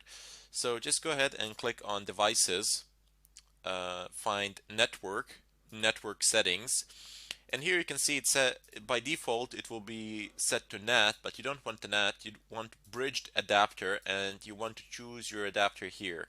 Mine is P8P1. See what yours is, and click Allow VMS, virtual machines. So okay, if you don't know what the adapter on your machine is and you are using a Linux system, just go ahead, open up your terminal, and type in ifconfig. Here you will be able to see a listing of adapters that you have. So you have LO, which is loopback, you have P8P1, which is my Ethernet connection. This is for some virtual machines as well. And I have VLP2S0, which is my wireless interface. So I know that for a fact that I'm using P8P1 primarily because my network manager tells me that I am. You see, connected to P8P1. This is also a better way of actually checking what you are connected to, which adapter you are using. So just open up your network manager in the upper right corner and look at P8P1. It says connected. Your network manager's position can vary depending on how you've configured your system. By default, it will be in bottom right corner, but that is easy enough to find either way. Let's just go ahead and close this terminal. Now that we have actually configured our network, have we? Yes, we have. But still, I'm pretty sure I won't have internet connectivity. Let me just try ping again, and you see it is simply not working. So there is a problem once again. So let's just go ahead and check the Kali Linux Network Manager, and it says wired network but device not managed. That can be a problem, and that is a general problem which you will face with wired interfaces pretty much all the time. There's a relatively easy fix to it. You just navigate over in the terminal, you type in CD, which stands for change directory, to etc network manager. Let's see what's in it. Excellent. We have network manager config.conf. I'm going to go ahead and type in nano, which is the text editor that I'm going to be using, and then type in networkmanager.conf. Press enter. There we go. It opens up the configuration file. You do need to be root in order to make any changes here. It says main plugins, if up down, key file, if up down, managed equals false. So where it says false, just delete this and type in true. Control O to save, press enter, Control X to exit. Now we need to actually restart our network manager. So just go ahead and type in service network. There we go. Network manager restart. Stopping and starting. Excellent. Connection established. You are now connected to if up down ETH0. Let's check the connectivity. So ping yahoo.com. Excellent. So now we have internet connectivity, and pay attention to these steps here. They're quite important, not so much for the ethical hacking part as they are to actually setting up the environment, because setting up the environment itself can be troublesome. You can encounter multiple problems, bugs, etc., and then instead of having to go from one forum to the other trying to find the solution, you can just go through this tutorial, just pay a bit of attention, and I will show you pretty much how to resolve pretty much all the issues that you might encounter, because I myself am doing I have done a fresh install here, and I would be encountering the same problems that anybody else would, and I would like to go over them. Because more likely than not, if you are performing a virtual machine installation, you will encounter similar problems as I have. Although, should you encounter any other problems, please feel free to pose questions, and I will be more than happy to provide any answers that I can. So let's just go ahead and clear the screen. And now that we have internet connectivity, I would like to perform some updates which are necessary. Believe me, you need to perform regular updates of the system, because you will find that certain things will not work after a while. So let me just change the directory, clear the screen again, type in app-get update. So I could do this with one command in Fedora, but here I'm going to need two of them. So it's picking up things from the repositories.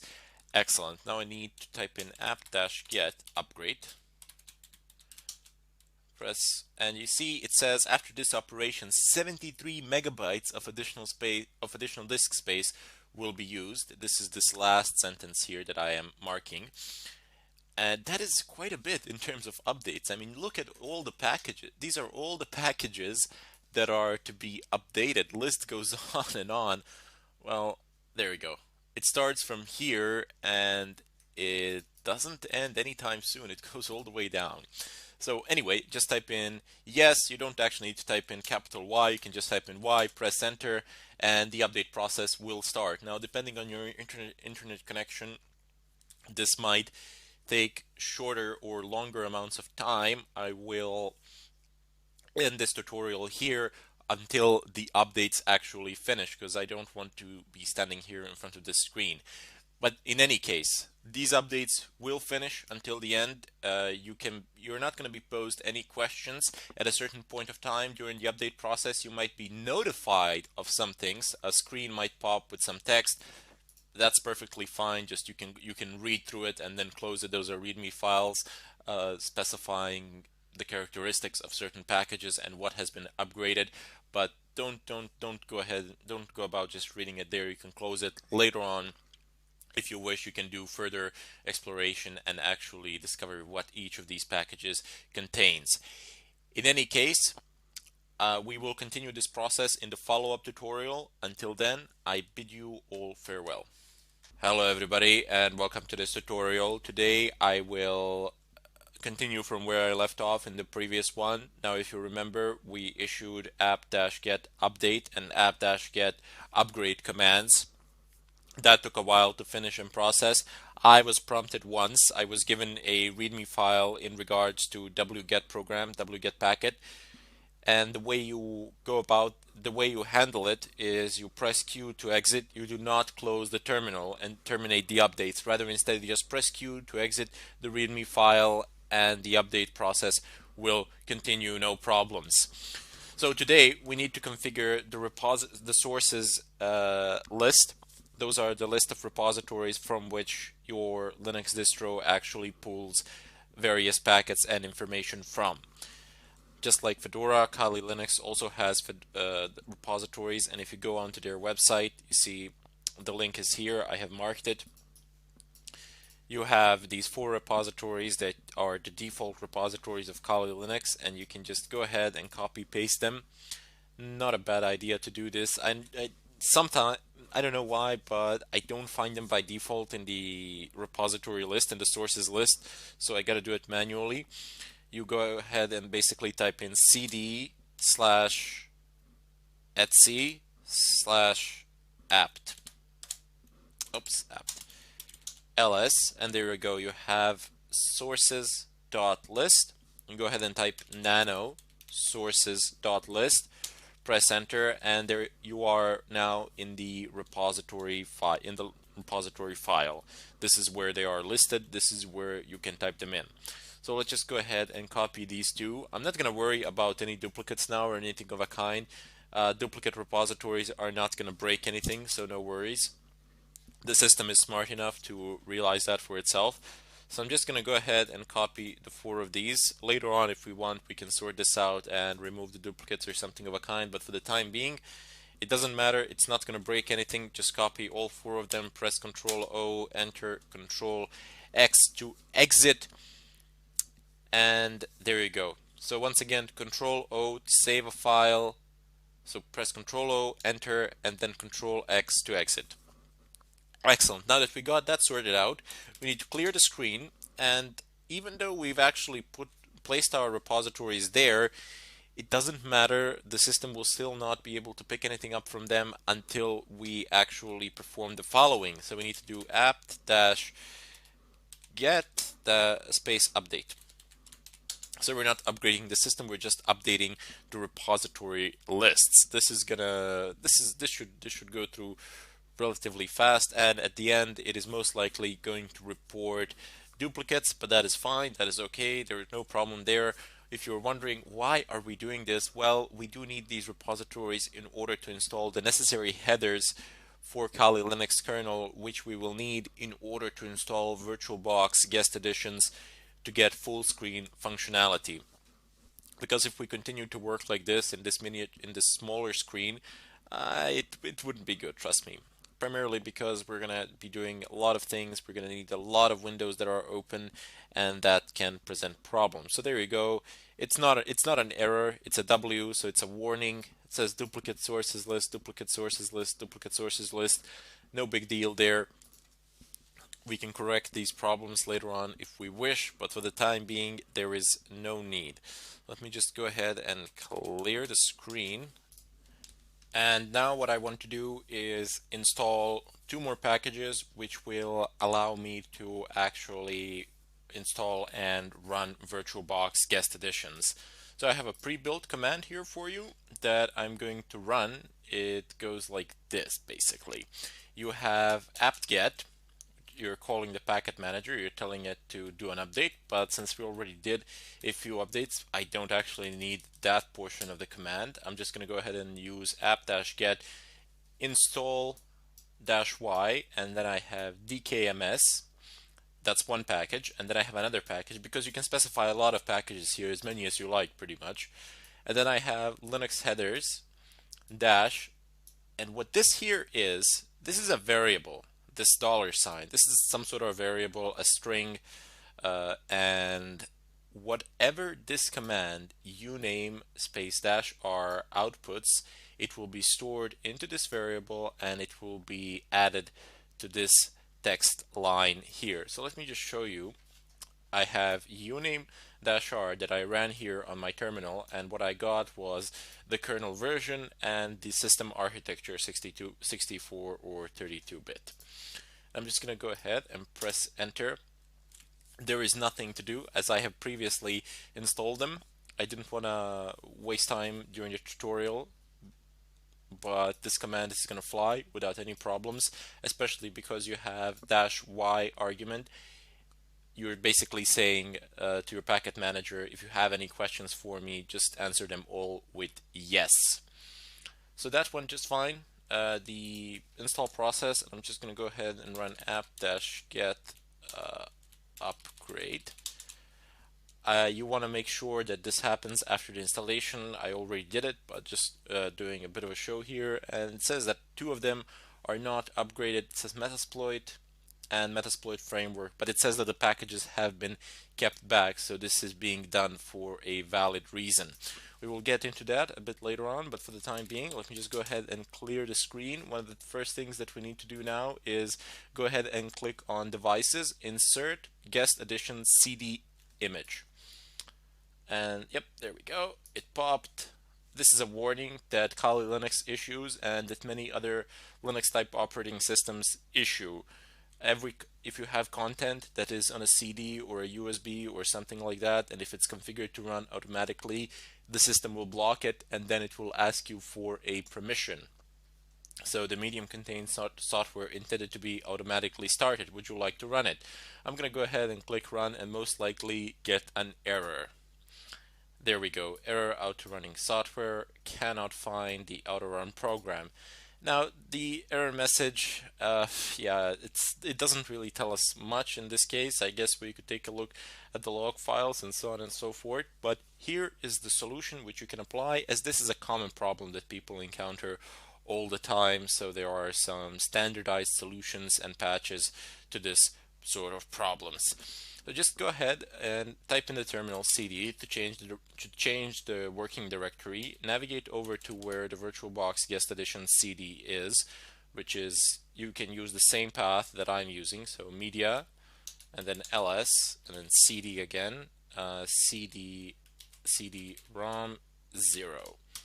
Excellent. So we are now here, and look, I have a listing of pretty much all the contents of the CD. Basically, this is a virtual CD. It's not a real one, but it works pretty much just the same. So this is the file that I want. I want to move it from here, so I'm just going to go ahead and use command cp. You can also use move command, but you're permanently going to remove it from here, and that is not what we want to do. So just type in cp for copy, type the name of whatever you wish to copy, very simple, and then specify the path to where you want the file to be copied. I want it to be copied in my home directory. Press enter, and there we go. Now navigate over to your home directory, get a listing. Excellent, it is there. The way to run any script in Linux, any executable file in general, not just a script, is just to press dot slash and then the name of that file, press enter, there we go. It is running. The guest editions are being installed. I have attempted this process before just to make sure that everything would run smoothly, and that's why it says removing existing things. Anyway, it might take a while for it to finish, but I assure you it will. There's a lot of things to do, and that is why it's taking a bit more of your time. Now, aside from the full screen functionality that we're going to get by installing VirtualBox Guest Editions, just in case you think it's a bit of a pointless effort if you are a student, because as a teacher, I have to have the full screen so you can see everything. You also have, under devices, drag and drop and shared clipboard. What these drag and drop, the name itself is self-explanatory. You just pull a file from somewhere and then pull it onto your virtual machine, or vice versa. But I don't like to enable drag and drop. What I do like to do is enable shared clipboard, host to guest. Now here's why. I use my browser on my host machine primarily because you tend to watch a video or two somewhere about something, and you don't really want to go about installing Flash on Kali Linux. It can be problematic. So host to guest copy pasting is very useful, and you will need it, I assure you. Now there is a shared folder settings. You can either construct a shared folder, or you can have a localized web server on both machines where you can pull the information from and put the information there if configured properly, but shared folders are better for such purposes. Anyway, you can review what has happened here. It has been listed here. The most important part of it all is that you don't have any reports of anything failing. So let's just go ahead and go over it. So all good here. Guest edition, no failures here, none here. Copying additional install modules, installing them, done. Excellent. Installing the Windows system drivers, very important. Done, or just restart the system, the Windows system. Okay, so let me just go ahead and attempt to restart the graphics. So init run level 3. Nope. Init run level 5. Will this work? Nope. Apparently it works on Fedora, but perhaps the command is a bit different here. I'm just going to go ahead and type in reboot. Reboot is a lot safer option. In 3 and 5, there are run modes of Linux. One is basically without any graphical interface, pure text, and the other one is with a GUI. The safer option when you conduct installation of such packages that relate to the kernel directly, and especially if you have several of them, is simply to reboot the machine just to be on the safe side. It doesn't take up a lot of your time. It happens very fast, and it's a lot safer option. It's going to save you a lot of headaches in the future. Excellent. So we have our boot here. Just press enter, and let's just go ahead and close this. Let me just load the full screen, and let us see if it will actually happen, if the VirtualBox guest editions that we have installed will work. If they do work, great. If they don't, we're gonna have to try something else,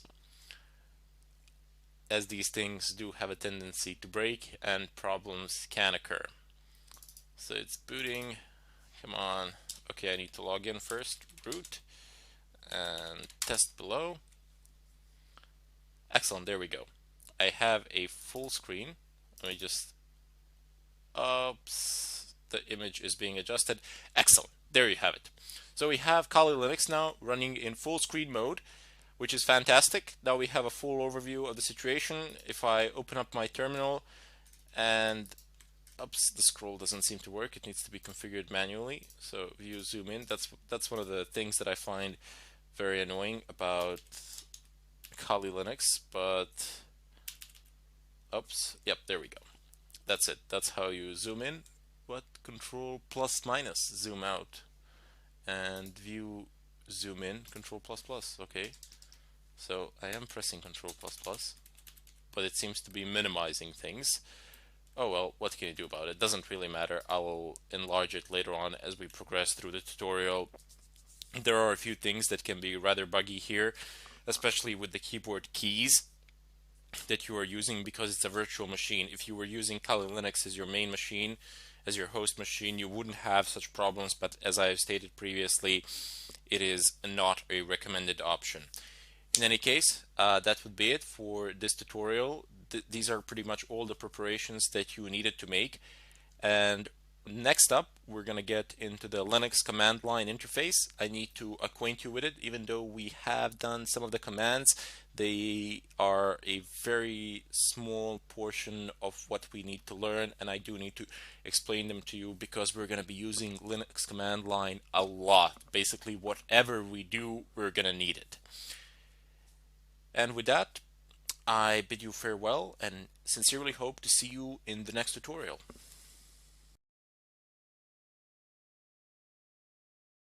Hello everybody, and welcome to this tutorial. Today I will introduce you to the Linux terminal and show you some of its basic functionalities.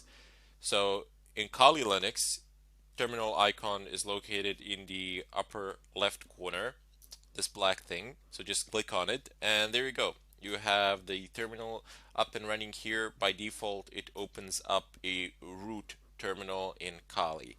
So if you want to, usually people want to configure it, but if you don't want to configure anything else, this is perfectly fine. You don't actually need to do anything else.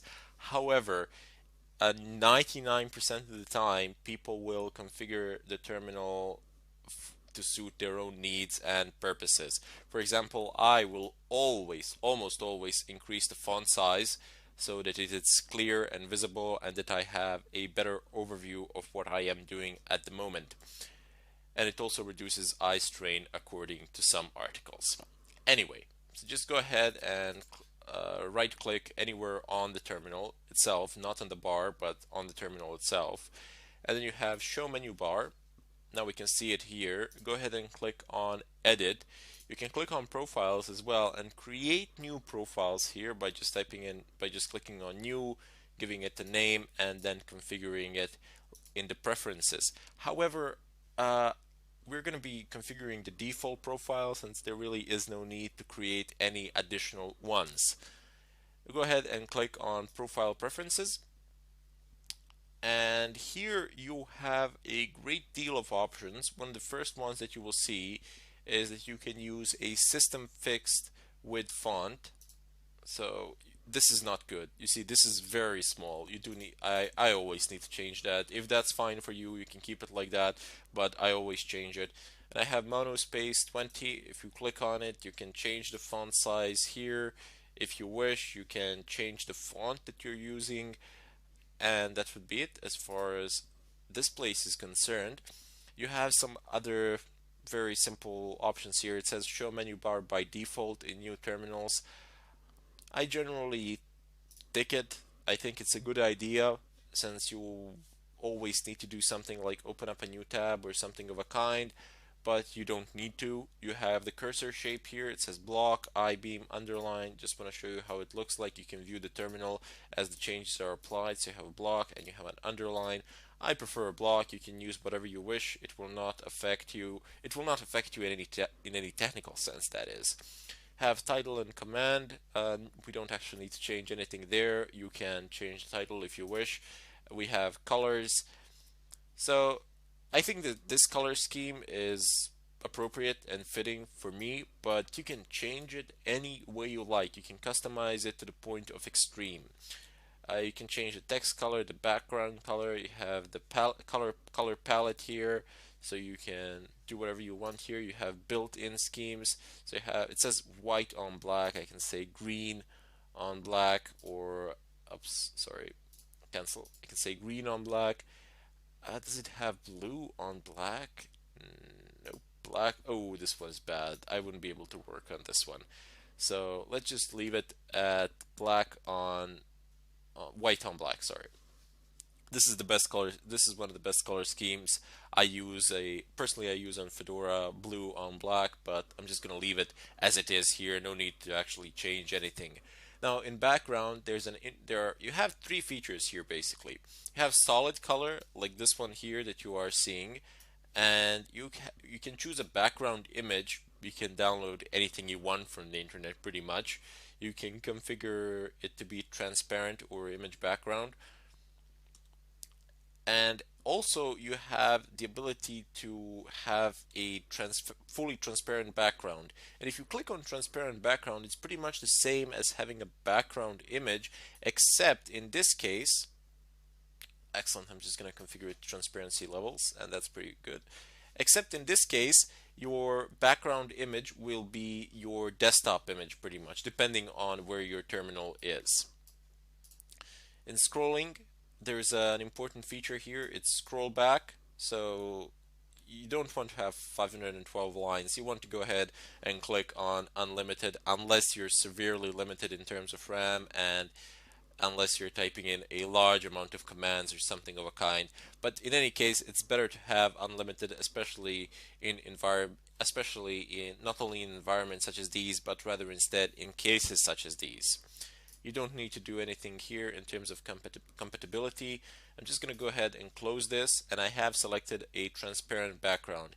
And you see this only works for a desktop image. It doesn't actually show icons or anything of a kind.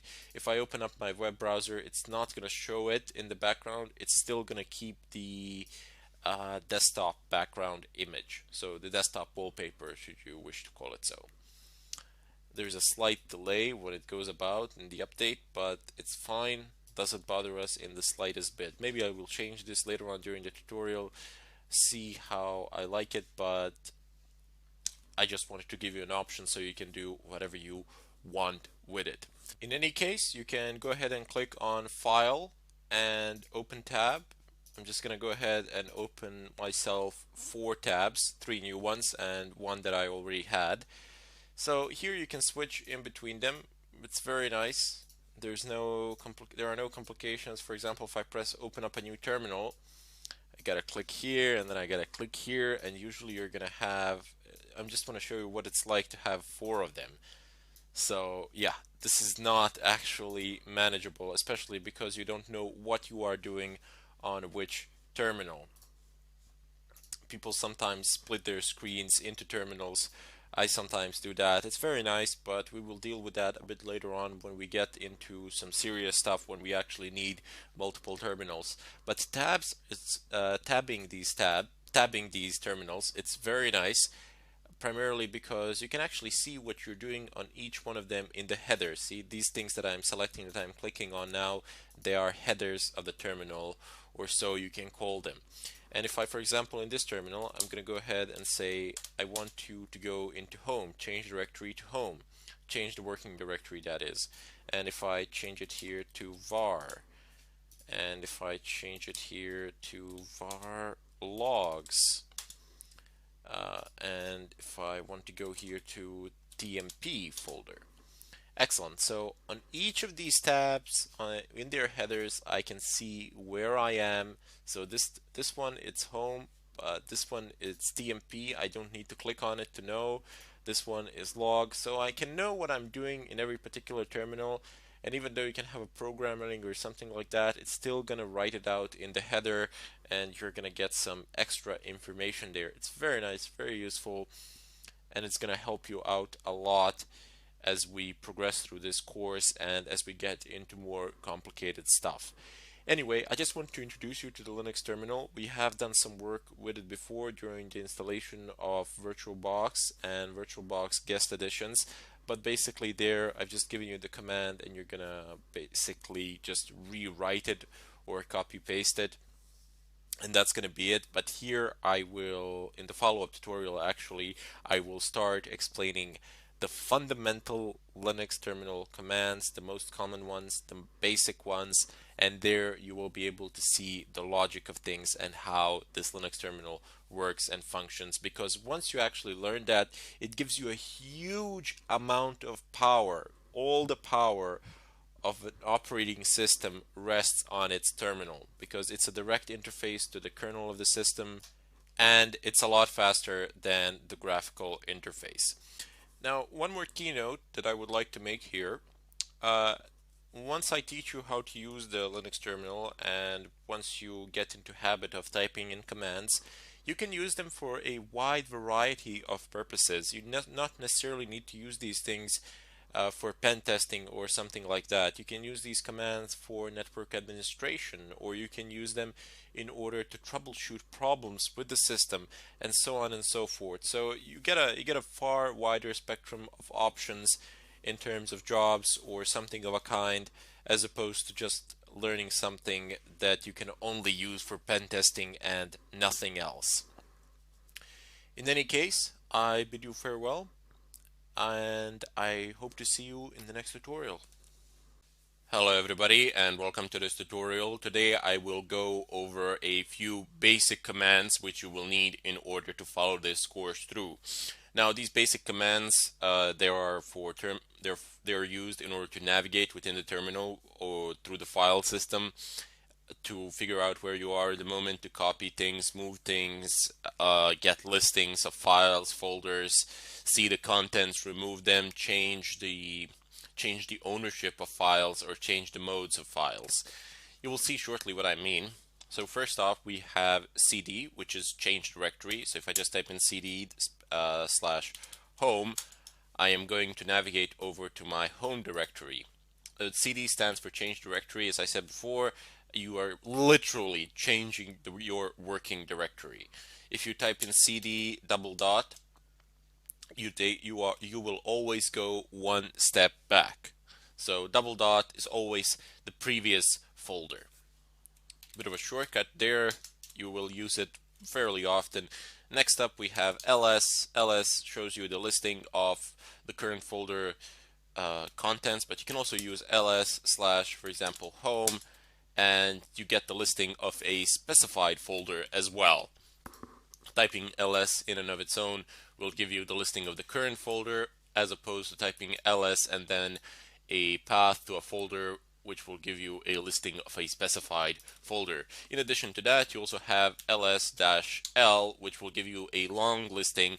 So it will tell you who the owners are, the size, the date, the type, the permissions, and so on and so forth. However, one of the more common usages of ls is -la to show the hidden files as well. You might notice that I am not using ll like I generally use in Fedora, because bash ll command not found. I guess I could install it here as well, but it doesn't really matter. It performs fairly similar function as ls does, but it's a bit faster to type in. So I'm just going to go ahead and clear this. Next up is pwd, which prints working directory, and you might find this a bit confusing, but slash in all Linux Unix-like systems, it simply refers to the root directory, to the beginning, to the root directory. So your main, from where all the files are located and from where everything begins, so to say.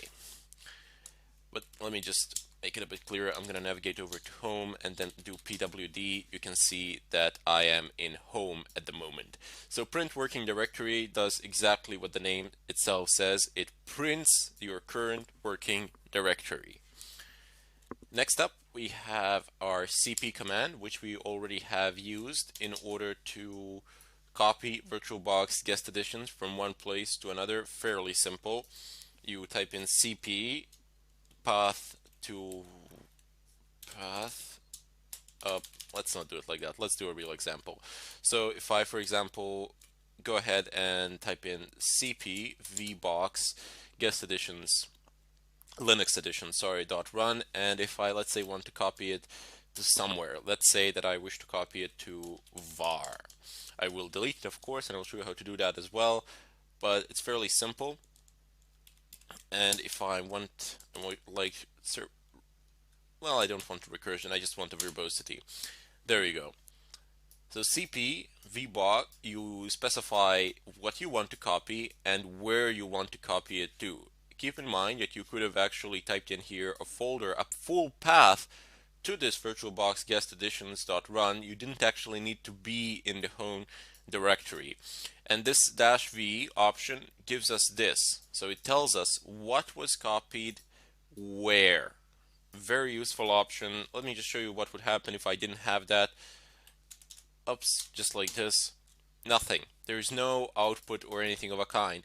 Now this is fairly simple when you have one very small file and you don't really care, but when you have a large file, let's say 20 gigabytes or so, and you are copying it, you're just going to have a blank screen below. Nothing will be happening. You will not be able to figure out that whether the copying process is going on or whether it has actually crashed, bugged, or something of a kind. So just pass a -v option, which is always useful to have, simply because the machine actually tells you what it is doing. Now you might have noticed that all of these commands, more or less, they have their own arguments which can be passed to them in order to modify what the command does. You can view a listing of these arguments. You do not need to memorize them all. So just let's take an example of cp. I'm gonna do --help. So this is a universal way of getting help on a particular subject within the terminal. You type in the command space --help. Press enter and you get a listing of possibilities. So I know it looks a bit messy and a bit difficult to see, but you don't actually need to look at all of these things here. You just scroll upwards and there you go. You can see all the arguments. They are listed clearly here. You have the argument here, and then you have an explanation of what that argument does.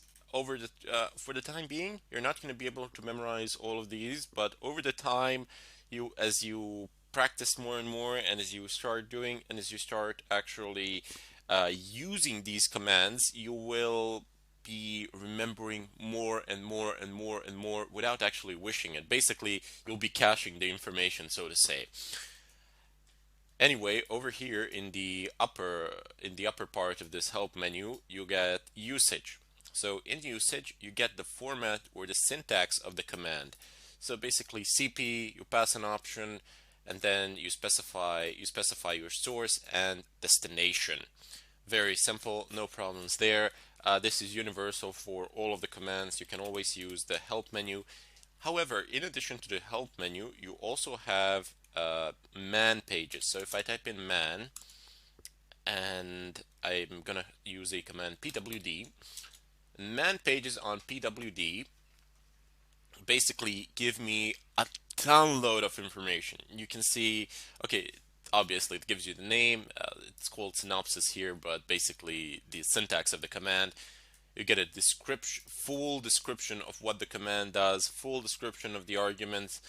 You even get the author who actually wrote it, some notes, copyright, and some references to something else as well. This is a very short man page because pwd is a very short command and a very basic command. But for example, if I was to type in man grep, you can see that the man page is a lot bigger as I'm just scrolling down, and it seems to be on end. Grep is a multi-purpose command which I will show to you in a moment, but I just wanted to show the difference between a basic and a more complex command. Let me just go ahead and clear the screen. Next up we have move. So mv, that will cause a folder to move. This is how you rename folders to, or files. So let's just go ahead and navigate over to var, where I have actually copied this file. ls, excellent. So if I say move vbox guest edition Linux editions, I can move it either to some different folder under some different name, or I can just rename it within my current folder. So if I just type it in, I don't know, let's go random is not so random. I'm just gonna rename it to that and say .run. You can put whatever extension you want. Of course, it won't function the same, but I am just showing you the way of renaming a file. And if I do ls again, you see that vbox Linux editions.run has been successfully renamed to random is not so random.run. I can also do this. I can, for example, move random is not so random to my home directory, and if I do ls and then specify a path to my home directory and press enter, you can see that I have actually moved it here. But unlike the copy command, it doesn't retain the original within wherever the source might have been. So once you move it, it's gone from the source folder. However, it's going to appear in the destination one.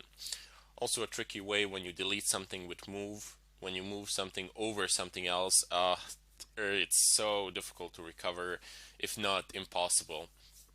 Also, be very careful with deleting files in Linux, because once you delete them from the terminal, you will not be able to recover them, basically.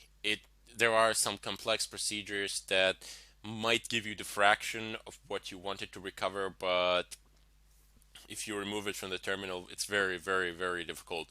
It's not like Windows or something of a kind. When you delete something in Windows, you can always recover it. Basically, you didn't even delete it, nonetheless something else. You just don't see it.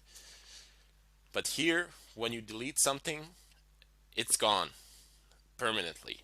So take great caution, take great care, but don't be afraid. I mean, over a certain period of time, these things become second nature to you, and you will take it into consideration without even thinking about it.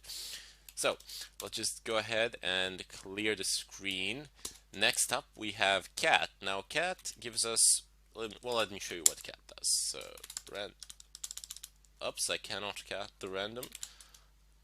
Because it is not there, of course. So let's just navigate over to home and let's cat random is not so random. And you see what it does. It actually shows you the listing of, this is a bit of a longer file. So it shows you all the entire contents of that file, whatever that might be.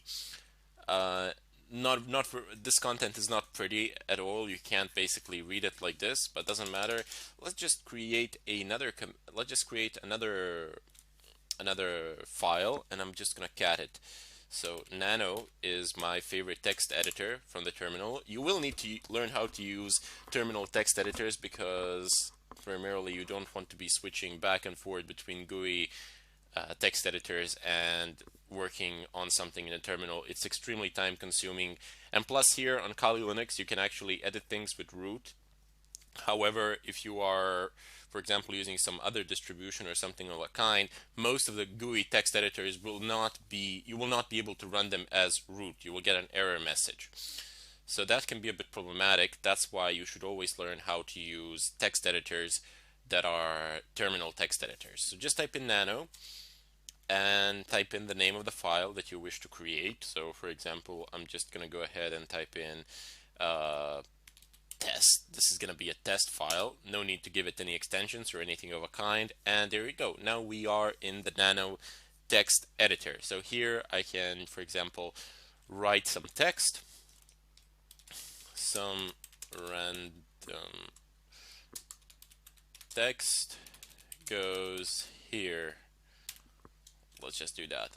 Okay, so you have a wide variety of options down here. Well, maybe not a wide variety, but certainly a good amount. So this is this caret sign X. It simply means Control X. So if you press Control X, you're gonna exit.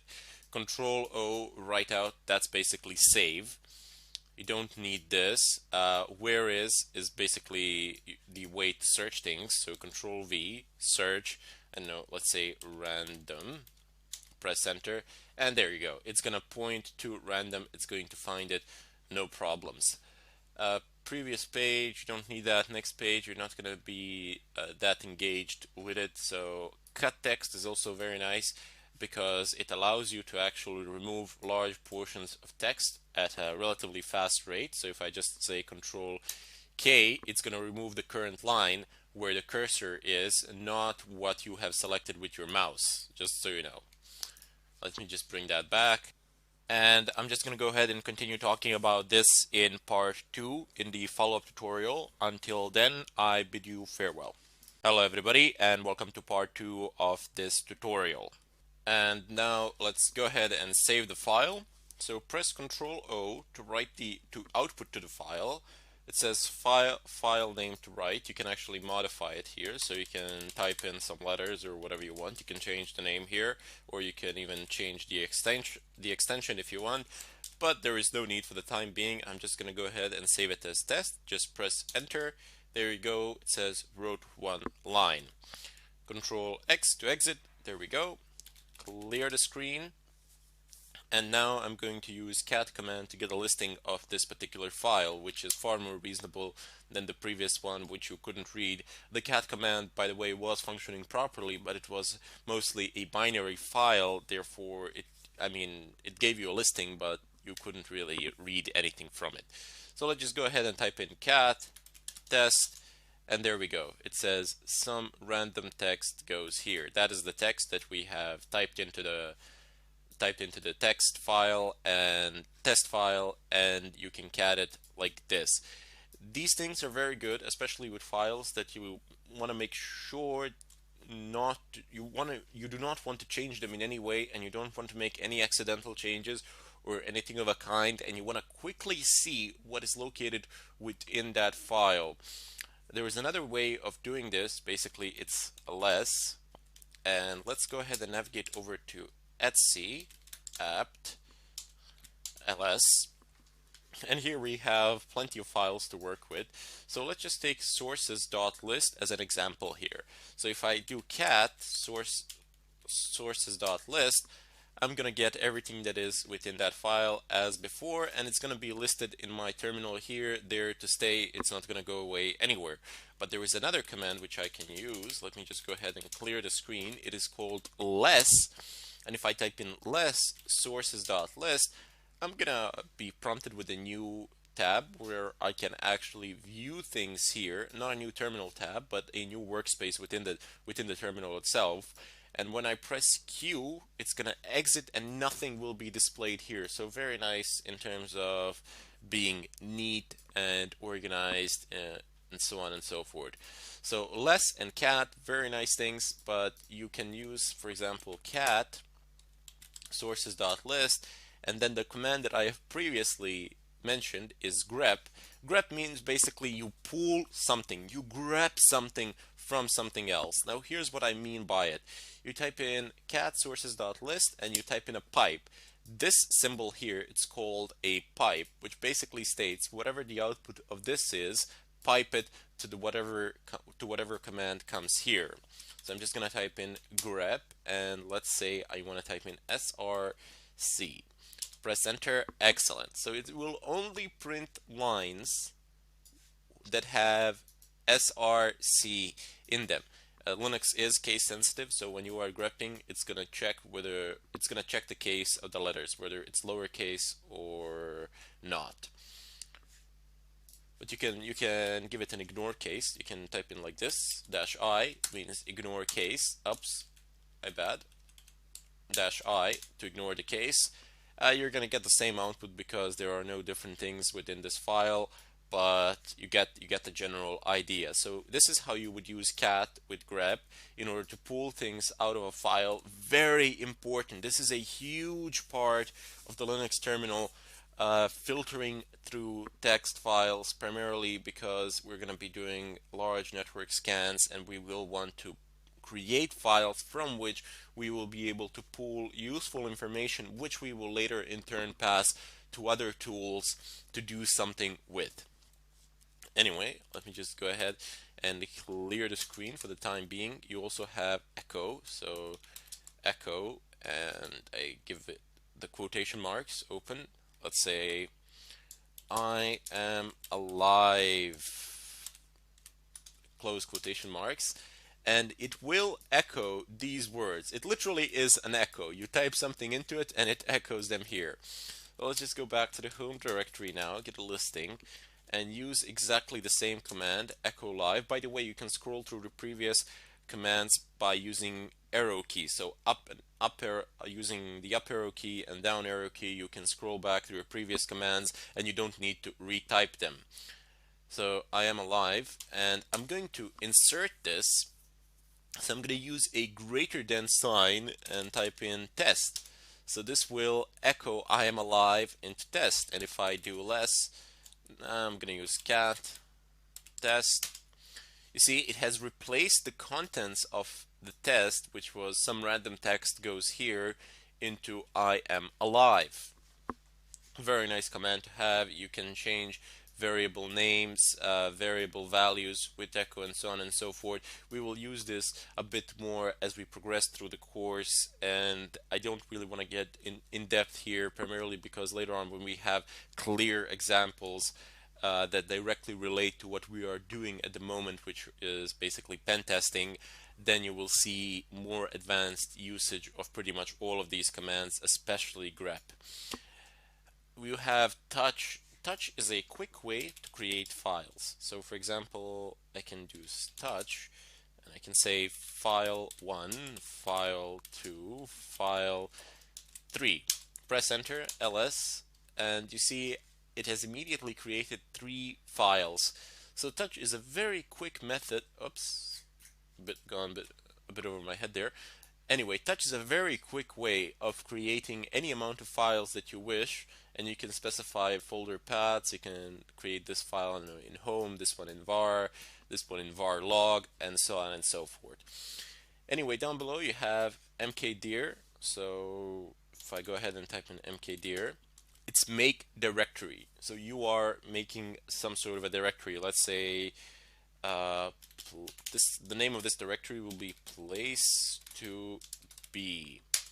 And if I get ls, there we go. It states that this file is actually a directory, which is a place to be.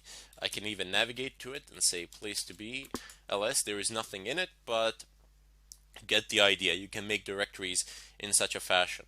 Now chown, if I type chown, it allows you to change the ownership of a particular file. Now, since we only have a single user here, which is root, there isn't really any point in doing so unless we create some other new users. But we're not going to do that as we don't need them. But just to show you how this would work, for example, if the owner of a file was not root, and if you wanted to change it to root, you would do the following. So chown, and then you would type the username, colon, the user group. So the user group and the username are usually the same on your home PCs, unless you're on some bigger server or something like that. And then you would just specify the name of the file. I don't know, you can type in test. There we go. So it will change. It will effectively change the ownership of file test to the username root, who is from the user group root. And if I do ls.la, you can see here it states who the owners are and which groups actually own the files as well. So if I clear the screen, there is another more used command. It's called chmod, and this command allows you to change file permissions. So this is something that you will need to use on a daily basis and quite often, primarily because, well, you see, if I have an executable file in Linux, for example, let's just go ahead and edit. Well, actually, we don't need to edit it. We can type in echo, and not like that. Hello, close quotation marks, and I want to output this to test, and I want to move test to test.sh. sh is basically an executable, one of the scripts that's a bash script for Linux, that in such a way you can automate tasks. We will deal with it in greater depth as we proceed through the tutorial. You will need to be acquainted with bash scripting, definitely, but bash scripting is very similar to the terminal itself, so pretty much all the commands that you use in the terminal you can use in bash scripting as well, basically just combining a bunch of them in a file. And now I want this to be my executable, but you see, the way to start executables is /, as I have stated previously. That's a command to start any executable. And if I type in test and I press tab, it doesn't give me a list of possibilities. Why? Surely now test.sh is an executable, but no. You see, it doesn't have a permission to be an executable file. You see here the difference. That just take a look at this file and take a look at this file. This one is green, this one is not. And now look at their permissions. So you see it has a marcation that it is executable for all groups, users, etc., while this one up here, test.sh, does not have such permissions. You need to change that, and the way you change it is chmod, and you type in +x. So if you want the file to be writable, you type in +w. If you want it to be executable, +x. If you want to be able to read the file, +r. Very simple. There is also a way of doing this with numbers, so you can type in 755. You don't try remembering all those modes. Whatever you need, you basically go on the net and check. It can be quite complicated, but these three you need to know. It's +w, +r, and +x. And also 777, which is a global mode. This is the mode that is not recommended for actual usage, but you use chmod to actually test or troubleshoot things. For example, if you want to be absolutely sure that certain actions are not being prevented due to file permissions, you change the mode of those files to 777, which is the global mode that anybody can do anything with the file. And if you still have an error message, you know that it is absolutely not related to anything in regards to permissions. So those four things you do need to know. So let me just go ahead and type in +x, type in random, not random, it's not so random. Type in test.sh, press enter, and if I do ls.la once again, you will see that test.sh is now executable. Let me just run it, and there you go. If I run this, it's gonna echo hello onto my terminal screen. Now there's a bit more to go, not much more left. There is just one more command that I would really like to show to you, and that can be a very dangerous command indeed. It can mess you up in ways you can't even begin to imagine yet. That is the command rm. So rm is basically remove. And once you remove things with this command, it's next to impossible to recover pretty much anything. So if I type in rm test.sh, it's going to remove it and it's no longer going to be there. But if I go ahead and navigate over to place to be and, I don't know, touch test, I'm going to make a new full file there. And if I go ahead and say rm place to be, it's going to say RM cannot remove place to be because it is a directory. This is a failsafe of the RM. So you wouldn't delete a full directory because you wouldn't be able to recover it, and that would be really bad. What you can do is type in rm.f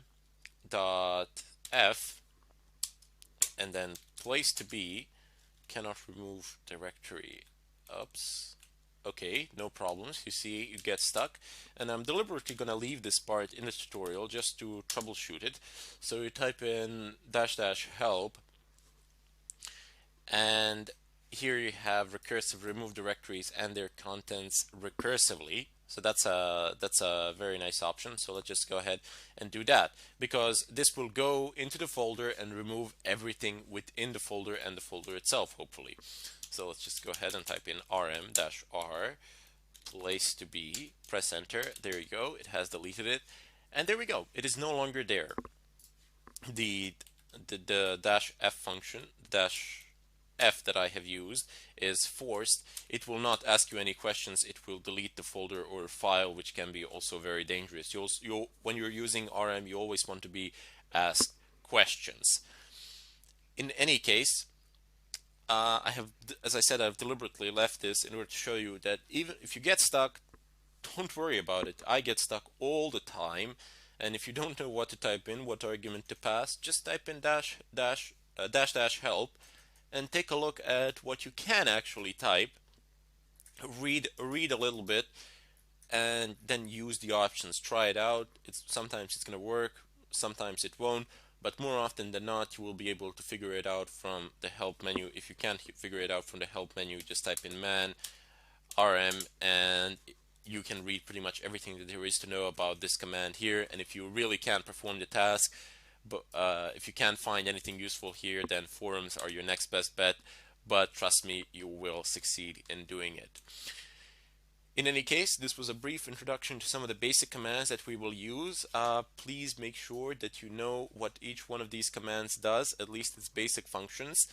And then later on we will get in depth and do more advanced stuff and use more advanced commands by combining them and so on.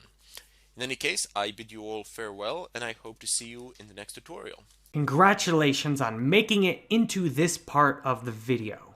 You are one of the few people who's had enough perseverance and endurance to get all the way through the installation section, learn the basics of Linux. Now, I guess you could have just skipped to here too, so that's okay if you did that too. If you want to learn the exact, more technical details of how to be hacking online, here's where it gets started. Now, this is where the course starts to differ in this video from the actual course. The video you are watching now includes a free preview from the beginning of every one of the following sections. So whereas up to this point, you've got everything in the course, now you're starting to get the free preview of each of these sections. So what you'll get is the first lecture about Tor, then the first lecture about proxy change, then the first lecture about VPNs or virtual private networks, then another first lecture about MAC changers, another first lecture about Nmap, and then you'll get an intro to Wi-Fi hacker cracking, air crack and reaver installation, and then the first lecture of the air crack usage. Now, this is where the free preview ends at the air crack and crunch usage. So once you get to this point, in order to continue, you will need to actually get into the course. But for now, you can immediately, right here in this video, learn about Tor, proxy change, VPNs, MAC changers, Nmap, Wi-Fi hacking, and air crack and reaver installation. You get that right now, and by that point, you'll know whether you want to invest more in order to take the course or whether you'd rather just learn about it on your own and try and do it. So anytime you want to take the course and ask Ermin your questions when you're stuck on something, just go to jerrybanfield.com/Udemy, grab your $25 coupon so you can save huge on the list price, and then take the course and get in, and you'll have a much easier experience in the course versus trying to watch this video. But that said, this video is still really helpful. I appreciate every minute you've watched it, and here we go, next into learning about Tor. Hello everybody and welcome to this tutorial. Today I will open up a chapter on how to stay anonymous. So there are several ways, several methods that you can use. First off, you've probably heard about these things. They are proxies. So you are just routing your connection through several different points, although this can be very slow depending on the speed of the proxies elsewhere. And you also know nothing of the other side. You know nothing of the servers through which your packets are going. So that can be risky, but then again, if you're just scanning something, if you're nmapping a network, if you're using nmap to footprint a network, why do you care? It's not of importance.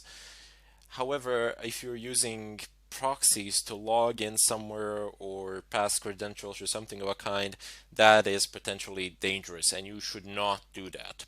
I mean, it's quite literally, you shouldn't do it. The other option is to use some sort of VPNs and to encrypt your networks, to encrypt your traffic between you and the VPN service provider. Now these things can be very fast depending on which one you have, so you can just pay for a service out there. I think a yearly subscription is like 100 and something bucks. A monthly subscription is like 10 bucks, something like that. You get a dedicated VPN static IP address. So you can do a lot of stuff, and they can be very fast. Furthermore, your traffic is encrypted, as I said, and the only way that somebody can figure out that you are doing something somewhere is if the VPN service provider actually relinquishes your information. However, this does not happen that often. This is very difficult to attain, especially if you get a VPN in certain parts of the world where they just generally don't give these sort of information out, but I wouldn't recommend doing that for white hat hacking, primarily because there isn't a need to stay anonymous to that extent. What we are going to be using VPNs and proxies mainly for, or what they are mainly used for in the world today, I would say anyway, this is just my personal opinion, is to bypass firewall settings or firewall limitations, should I say. So here's a real life example that people have been using quite often, that people are using pretty much on a daily basis. Netflix, for example, has a certain range of IP addresses from which it allows connections.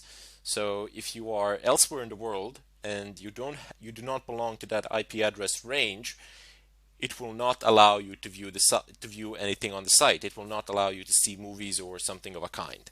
However, if you use a proxy, a good one, or if you use a VPN, you will be able to access the site as though you were coming from the country which falls within the IP address range list. So that's just one of the common examples of what people are doing. Not exactly legal, but well, people have been doing it. It's not exactly harmful or something like that. You're not taking servers down or anything of a kind.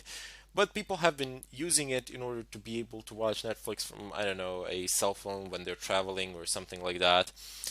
In any case, there are numerous other examples when you want to bypass certain firewall settings. Primarily, you bypass the IP range lists, which are allowed to access a certain server or something like that. But also, for example, if you have a certain server whose traffic is mainly generated from a single area, from a single country, and you do not want to be, for example, scanning it from, I don't know, an IP address that belongs to the area in China or something like that, because those IP addresses, they look very differently. I mean, of course, they're written the same, but any network administrator, as soon as they see that IP address of that kind, that is far away from their geographical area, they will know that it's an anomaly of some sort and that it doesn't belong there, and they will be intrigued. They will start looking. So that is not something you want happening to you. You want to be accessing the server from where all the other users are accessing it from, in order to hide yourself in the mass.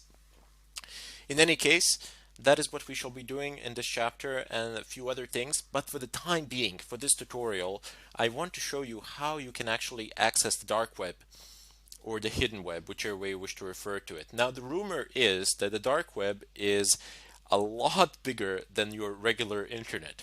That there's a lot more information there, and I use its resources. A lot of people do. There are some very nice forums where you can get a lot of good stuff. So I would definitely recommend trying it out, and you will, at some point of time, you will need it. For that, you will need to install a Tor browser, and with a Tor browser, you will be able to access Darknet. Now, it is not installed by default on Kali, and this is one of those rare occasions and rare situations where we will actually need a different user other than root in order to be able to do anything with Tor, in order to be able to start it. So first off, I'm going to go ahead and create a new user. So just open up your virtual machine. You see mine is already opened up here. I'm just changing the size so that you can see that it's a virtual machine. And I have my terminal up and running here. I can close it and reopen it.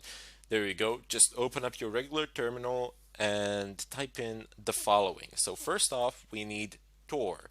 I will explain what Tor is in a moment, but you just type in apt-get space install Tor space -y and press enter. With this command that I am highlighting at the moment, Tor will install no problems on Kali as long as you have an active internet connection. It is not installing here because I already have it installed. The following fact, right? Yep, there we go. It says Tor is already the newest version. So it is already installed. It is the newest version. I have deliberately skipped all the verbose installation, the entire verbose installation mode, primarily because you're not going to see anything useful there at the moment, and it's going to waste quite a bit of time. So just type in this command. You will not be prompted for any questions because of the -y argument, and the installation will go through no problems. Let me just go ahead and clear the screen. Now the next thing that we need to do is actually create that user that I have been talking about. So just go ahead and type in the command add user. Just a keynote here. There is also a command user add.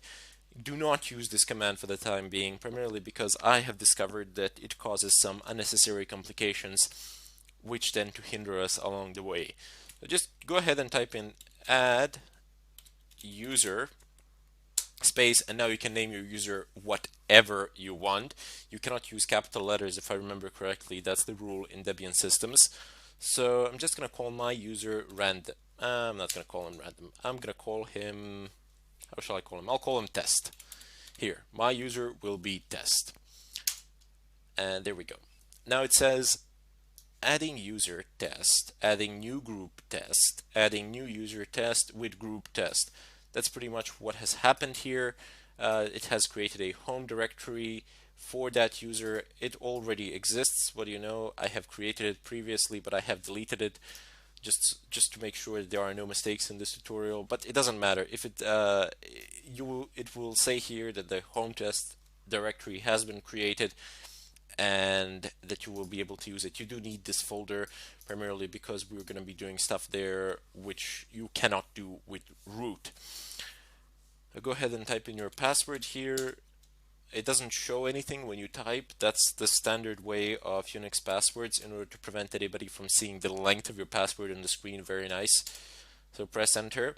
Now you are prompted here for some username information, for some information in regards to that user, completely irrelevant for our purpose today. So we do not want to type in the full name, room number, work phone, home phone, other, don't care.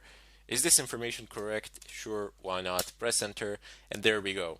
We have just effectively created our new user test, to which we need to log, and then from there conduct our work. Now, a key thing to note here is that even though there is a way of configuring the Tor browser to run as root, it's not simple, but there is a way.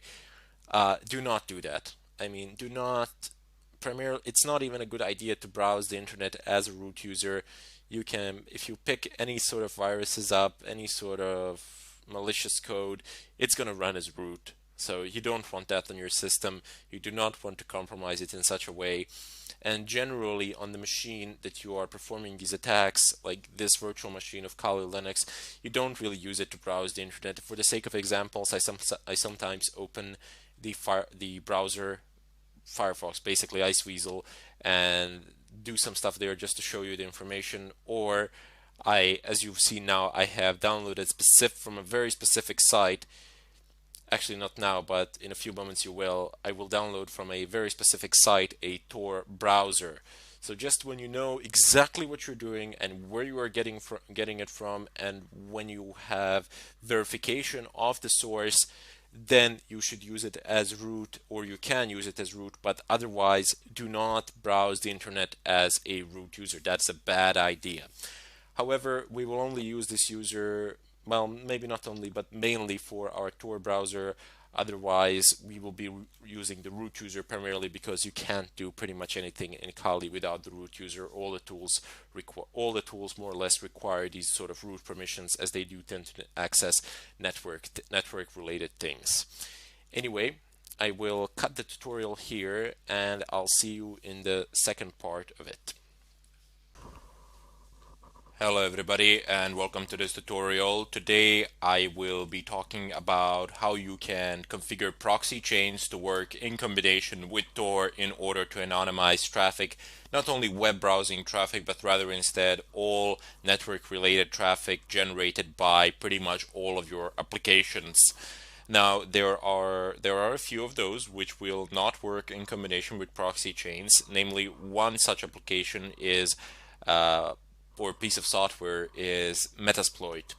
Now Metasploit is practically a hacking framework, and it is of crucial importance for pretty much any sort of hacking activity in today's world, especially because it allows automated generation of code needed to break a certain system, and it also contains a list of vulnerabilities as well. However, what I want to do here today is show you how you can anonymize pretty much all footprinting traffic or Nmap or traffic generated by Nmap when you're gathering information, or even your web browsing traffic in a different fashion other than using a Tor browser, and how you can cover your tracks in general no matter what you are doing pretty much. So one of the first things that you do need to do in Kali Linux, it comes pre-installed, so you need Tor and proxy chains. These two things you would install on some other systems, Linux systems or Windows systems, doesn't matter. Tor is kind of tricky. I have seen versions where Tor is not installed by default, and I have specified in the previous tutorial, I do believe, how to install Tor, no problems.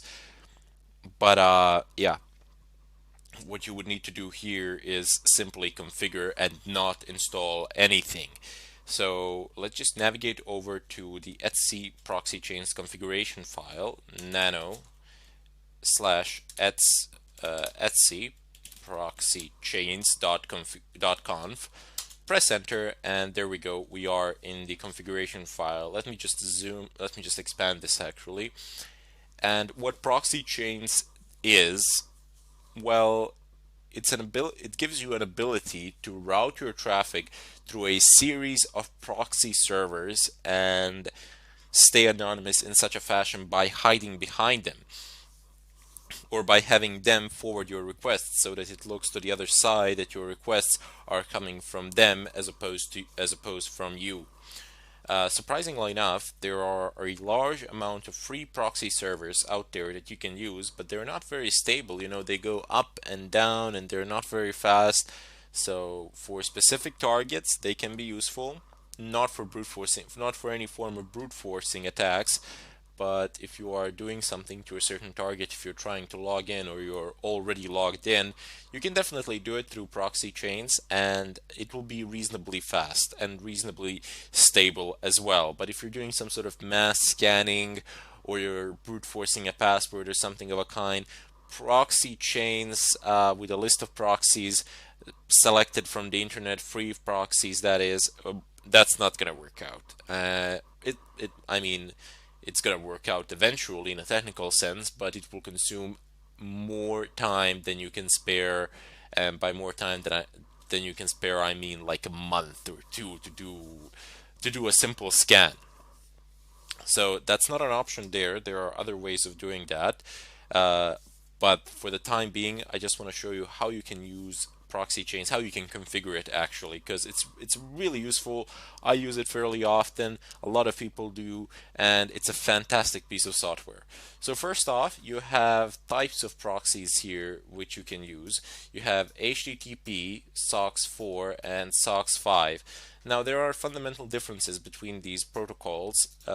You always want to find yourselves a SOCKS 5 proxy, as that is the best possible one that has the ability to anonymize all sorts of traffic. HTTP, well, as the name itself says, it's for HTTP traffic, and SOCKS 4 is very similar to SOCKS 5, but it does not support IPv6 protocol, and it does not support UDP protocol. So this can be, the SOCKS 4 can be rather problematic. You always want to make sure that you're using SOCKS 5 wherever and however.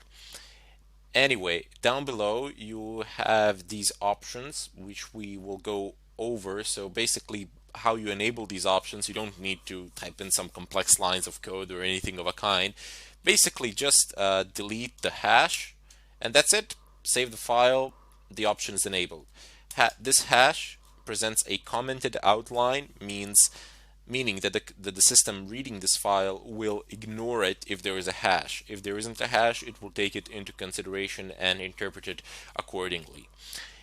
Anyway, what we have here are statements which allow us to specify how we want our traffic to be routed.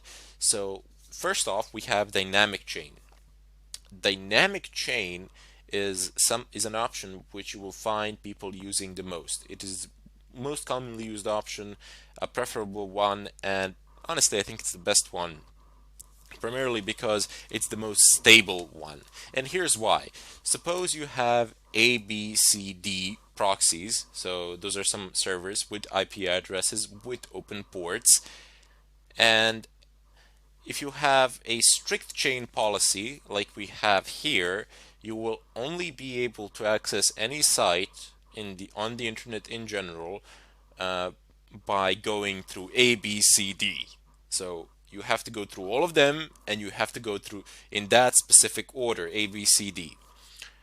And that's not always a good thing. I mean, if you're paying for 5 proxies, that's not a problem because they will always be operational, they will always be up, and why not? That's not a bad option there at all. However, most people use free proxies and they don't tend to pay for them. Why would you pay for 5, 10 proxies for a simple scan or something of a kind? They're not free, they cost money. They're not that expensive either, but still, I mean, the act of paying itself identifies you and it kind of diminishes the amount of anonymity you have on the net. There are some complex payment methods which you can use to anonymize yourself, but still, it's far simpler to simply go ahead and use dynamic chains. So I'm just going to go ahead and uncomment, and I'm going to uncomment this line. Go ahead down below and comment this line out. So strict chains will no longer be used. I will be using dynamic chains. One more thing to note here is that if you want to use proxy chains in combination with Tor, so if you want to route all of your traffic through the Tor network, not just the web traffic, you must enable dynamic chains. I mean, there is a chance that it will work with strict chains, but due to the instability of Tor nodes, it is highly unlikely. You will need dynamic chains, and that is why I am using them today. Anyway, if you are using dynamic chains, it just gives you the ability to go from A, B, C, D to your desired destination by not having to adhere to any order. So let's say that C is down, you would go A, B, D, and it would work no problems. Even if B was down, you would go A, D, and you would still reach the destination. So as long as one single proxy is functional, it's going to work, and you don't require any specific order to it. Down below you have random chain. Now random chains are in effect basically the same thing as resetting your services. I mean, if you're resetting your Tor, you will be assigned a new IP address. I mean, Tor assigns you a new IP address every 10 minutes or so. anyway, but with the random chain, you can specify a list of IPs, and then you can tell your computer, okay, I want you to connect to this point, and every time you connect, every time you transmit a packet, I want you to use a different proxy. You can do that as well. That's one of the options, definitely. You can say, okay, go use this one 5 times and then change it to another one or something of a kind. There are a lot of options to specify there. Primarily the chain length. Anyway, if we go ahead down below, there's the quiet mode. You don't really need that. Proxy DNS requests. No leak from DNS data. This is very important. You cannot have any DNS leaks. Let me explain to you what DNS leaks are. Even though somebody cannot get your particular IP address, they can get the IP address of the DNS server that you are using. What DNS servers do is resolve domains to IP addresses and vice versa. So for example, if you typed in, I don't know, youtube.com, the DNS server of your local ISP provider will resolve that into some sort of an IP address that the YouTube has, and it will make a request, no problems. You do not want that happening because your local DNS server will be discovered, and that information can be used in order to figure out your personal IP address, and then when that is done, your physical location is pretty much compromised. So that's a no-go. You definitely need proxy DNS here. It might slow you down a bit, but without it, you're practically not anonymous. It's just a matter of time before somebody finds you. If you go down below, oops, we have some other options here, but we're not really interested in them at the moment. What we got here are formats for entering proxies, and I'm gonna leave it at that, and I will explain the rest in the follow-up tutorial. But just a keynote before you go into the next tutorial, have a look at these. You don't need to go on the net or read anything about it. Just have a look at the format here, how they are written. This is an example of proxy chains and how you can write them down. And not a bad idea would be to figure out what these last things are here. So you have a type of proxy, you have an IP address, figure out what this number is, what this name is, and what this word here is. I will of course explain all of this in the next tutorial, but just try to figure it out on your own, and then you'll get the answers. It's pretty simple. In any case, I bid you farewell, and I'll see you in the next tutorial. Hello everybody, and welcome to this tutorial. Today I am going to introduce you to VPNs, or virtual private networks, and how you can actually connect to them. Now if you go ahead and try to connect as it is, open up your VPN connections here, say configure VPN, you will see that all the options are unavailable.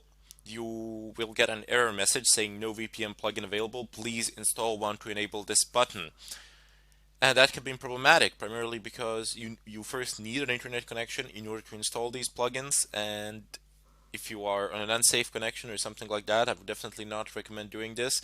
Rather, instead, do it from your home connection, install all the plugins, do all the necessary prep work, and then you can connect to a VPN of your choice through some other network as well. In any case, just go ahead and close this network manager. Let's just go one more time with my mouse over it, and it says wired network device not managed. Now this can present a bit of a problem, so let's just go ahead and solve that. It's an easy fix. Sometimes it can be a connection-wise problem that you cannot connect to the internet or something of a kind. In my case it is not, but in your case it might be, so let's just go ahead and fix it. It's an easy fix, no big deal there. Just type in nano/etc network manager with a capital N, and again networkmanager.conf. So that's the configuration file of our network manager, and you see here it says managed equals false. So somewhere it's okay just to use ones and zeros, but I'm not going to take any chances here. I'm just going to type in true, and that's going to be it. Control O to save it. Control X to exit. Is it still? Yep, it's still not managed. That is because the configuration has not yet been loaded. You need to restart the network manager in order to apply the configuration. So just type in service network. Oops, nope. Network manager restart. Linux is case sensitive to the point of extreme. I mean, you can have two same files. So for example, touch test and test, and if I created these two files, they would be completely different, even though they have exactly the same name, except the first letter is capital letter. Just felt like I should mention that somewhere around here, as it can be useful. And there we go. It says wired network if up down ETH 0. Now we are in managed mode. Now the interface is managed, and it is fantastic. So this should work now. Let's just go ahead and clear the screen. I have a small leafpad file here. It's basically a list of commands for things that you need to install. I figured I would save some time by just writing them down here and not writing them manually during the tutorial, because that would be rather time consuming. So anyway, I'm just going to adapt this because I want to be able to see what is going on when I run these commands. We're going to need a bunch of plugins for our network manager. What we will need is OpenVPN and PPTP, but I'm just going to go ahead and install the rest as well. So let's just add the -y, so we are not prompted with any questions or anything of a kind, and that should work far better. -yes. And I could actually do one more thing. So let's see if we can have them all done in one line. So type in app-get install, and we can just copy these package names. Actually, the amount of -y's that I've passed there is unnecessary, but perhaps if I've done it in a different way, it would make a difference. I can just pass one -y at the end of this long command, because I'm just going to list the packets that I wish to install, and it should work, no problems, if I can get around to it. Excellent. So what is the last one? Strong Control Z, just bring me back. Yep, there we go. And I need Network Manager VPNC as well. So let's just go ahead and paste that here. And the last one is the GNOME extension, of course, for GUI. So paste it. Pass -y at the end, press enter, and there we go. It's going to proceed on with the installation. There's going to be lots of new packets installed, although they're pretty small as there are plugins, so they shouldn't actually take too much of your space on hard disk or anything like that. The amount of space that they do take collectively, all of them, is like a couple of megabytes. I think that's it. No, even if that. The installation process is fairly fast. This will not take a lot of our time, but you see at the end it's well, not at the end, but it is restarting the network manager. However, I will perform a reset in the end. Let's see if I actually need it, or did it do it by default? Actually did it by default, which is very nice. So just by stopping and starting network manager, it's actually loading up the new configuration, and it seems to be working just fine. So we no longer need this set of commands.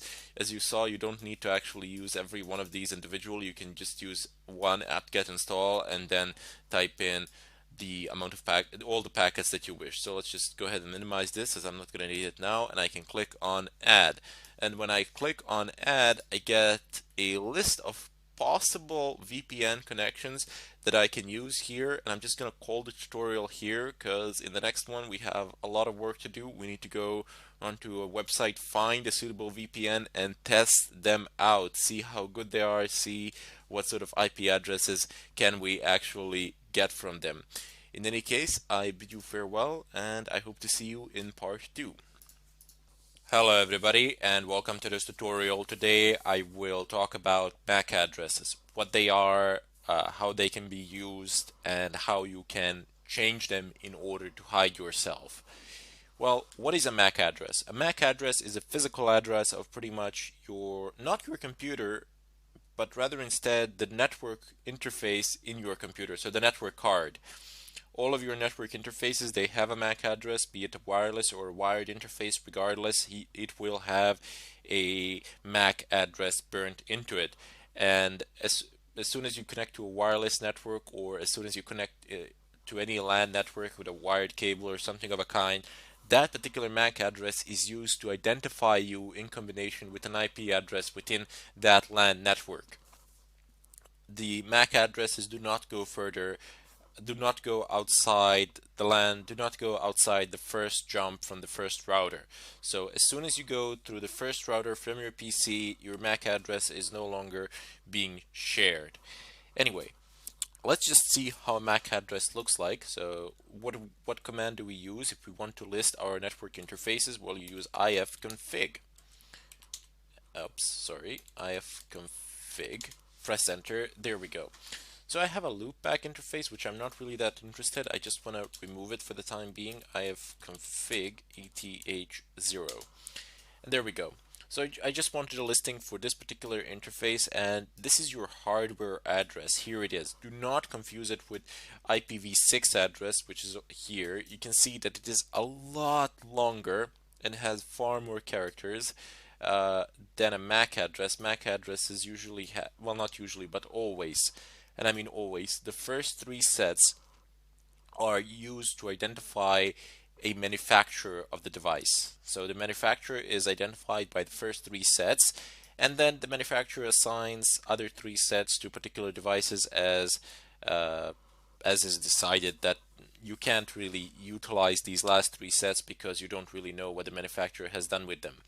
But you can use the first three sets in order to figure out who has produced the device, and if you know which company has made the device, then you can know the possible vulnerabilities of that device. This is also one of the methods of footprinting, of figuring out a MAC address of a device, and if you have a MAC address, you can conclude with reasonable safety who the device belongs to, not who the device belongs to, but who has produced it, and in doing so you will get a better idea of what you can do with the device, how you can exploit it, and so on. Now let's just have a look at it a bit closer. ifconfig. You can also do this. So let me just give an example of a grep command. You can use pipe grep, and you can type in this hwaddr,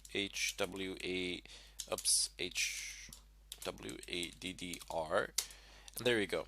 This is a far better listing. So it will list ETH, link, Ethernet, and hwaddr, so you can see clearly what is written here. There are methods I can filter this through awk, awk, and then just remove this and leave only this to be printed out. But here you just have a better overview of the MAC address. This is how you can get it in a bit of a better way. Now keep in mind that this hwaddr can also be, a lot of things can be written here. That depends from one system to another, but it is irrelevant. You can always view it through using an ifconfig command, and then when you know how MAC addresses are written, when you know their formats, you can always recognize them even in the vast mass of information. I'll just go ahead and clear the screen. Since MAC addresses are used to identify you on a wireless network, you should definitely, I mean, they will identify the device, but nobody will know who is using the device. However, if somebody actually bothers to check the devices within the network, they will know who you are. They will be able to kick you off the network, and that's not a good idea. That's not what we want. We want to be anonymous, and we want to hide. One of the downsides of MAC addresses and them being used as means of identification is that if you can view the other MAC addresses on the same network in LAN, and then you can copy those MAC addresses, use them as your own, do some sort of shenanigans on the network, admins will notice that there is a problem. They will permanently ban that MAC address, and there you go. You have successfully DDoSed the person you wanted to DDoS. I have seen this used in class so many times. Basically what people would do is figure out what the professor's laptop MAC address is, and then they would deliberately use malicious activity on the net. Just try logging into a router a couple of times. The administrators would notice, and they would permanently ban that MAC address. effectively rendering that laptop useless for that lecture because that laptop could no longer connect to the wireless projectors where the presentations were being held. So that's a bit of a downside of it all. They eventually did get caught, and it was a pretty messy situation. But I'm just giving you an example of how these things can be used and abused as well. Not suggesting that you should do something of a kind. Use it for a benevolent purpose. Use it to make money, to advance your career and something like that. Don't use it for silly things such as these because you literally have no gain, no benefit, nothing. You can only cause yourselves harm in such a way. Anyway, without further ado, you can use a tool called Mac Changer. So Mac Changer, press enter, and there you go. You see it is installed here, and it gives you certain, I have given it no parameters, nothing like that. So it says usage, Mac Changer option, and then device. But I don't want that. I want to use the help bar, and I'm just going to clear this Mac Changer dash dash help. Let's see what we have here. So you have a few options, not that many. It's a fairly simple tool, easy enough to use. You have this one to print the help, print the version, and exit. Print the MAC address. You can also view a MAC address with this. I didn't know that actually. Let's give it a try. Mac Changer. I didn't know it because I never bothered to check it in such a way. I always used ifconfig. Wait, is it S show ETH0? Huh. Well, what do you know? It does actually work. So it says permanent MAC address. This is its permanent MAC address. This is its manufacturer who owns the first three sets of the MAC address, and then you have the current MAC address with which we can do whatever we want. So let's just go ahead and clear the screen for convenience sake and call the help menu once more. So this is one more way to check the MAC address and exit. This you can use actually to verify things. I usually just go and use ifconfig, but this is also a very nice thing to do. Now, this is what I was talking a moment ago. It says do not change vendor bytes. So if you want to change your MAC address but still stay within the same vendor, it says don't change the vendor bytes. So those are the first 6 ones, the first 3 sets, that is. Set a random vendor MAC of the same kind. You can also use those parameters. These parameters are not used that often. Usually what you would use is either a fully random MAC address, or you would use it of a particular vendor. So you would go online, see what the particular vendor MAC addresses are, or you can print known vendors. So you got list, let me just show you, -L, and there are a lot of them. So it is only showing you the first 3 sets, and then for the other 3 you can type in whatever you feel like typing in. It doesn't even matter if you want to be, yeah, that if you, but people don't generally do this. I mean, unless there is some sort of specific thing where you want to hide in the network and pass off as a, you see, it says Balkan, this is a router, so Cisco routers. So if you want to pass on a network as a standardized device within that network and not raise any suspicions, this is a good way of doing it actually, because you can have the MAC address of a device, and if an administrator takes a look, he's going to see, oh, this is one of my routers. What do you suppose that's doing here, or something of a kind. But he won't be able to figure it out until he actually digs deeper. The important thing here is that if anybody digs deep enough, surely enough, they will find that you are doing they will figure out that you are doing something. But the idea is not to raise any flags, any suspicion, and in such a way pass off unnoticed. So once again, call the help menu, and you of course have an ability to cause a fully random MAC address, and this is what I was talking about. See here, use the M parameter or --mac, and then you type in the MAC address that you want, and this is what people were using. They were using the MAC addresses of legit devices on the network, conduct malicious activity, and then those devices would be banned. So that's a pretty big problem that people were causing. So let me just show you what I mean by let me just show you how the changing of a MAC address looks like. We will deal with this sort of an attack a bit later on when we get into wireless when we get into wireless hacking and breaking wireless encryptions and what you can do on a wireless LAN network. But here, I just want to show you how a changed MAC address looks like. So let's just show ETH 0. Okay, so we've seen this a moment ago. Now here's what happens when I use a MAC changer. MAC change, MAC changer dash random ETH 0. Press enter, and there we go. It says permanent, current, new. So this is the new MAC address, and it says unknown. I haven't assigned it to any particular vendor or anything of a kind. And if I now say show, excellent. So it says permanent and current. So this is the current one is the one that is being shown, that can be seen within the LAN network, and that is used to identify you, even though you can't actually destroy your own MAC address because it's literally burnt in. This one will be shared with everybody else, and this one will remain within your own computer. It will not go through, it will not exit your interface under any circumstances.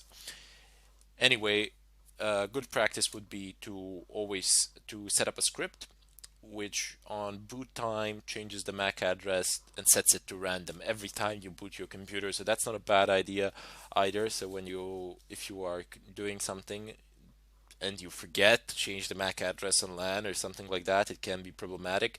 So not a good idea would be to set up an automatic MAC changing. So nothing really special there. You don't need to do any particularly difficult tasks. I will show this in the next tutorial, in the follow-up one. But until then, I hope that you have enjoyed the tutorial, and thank you for watching.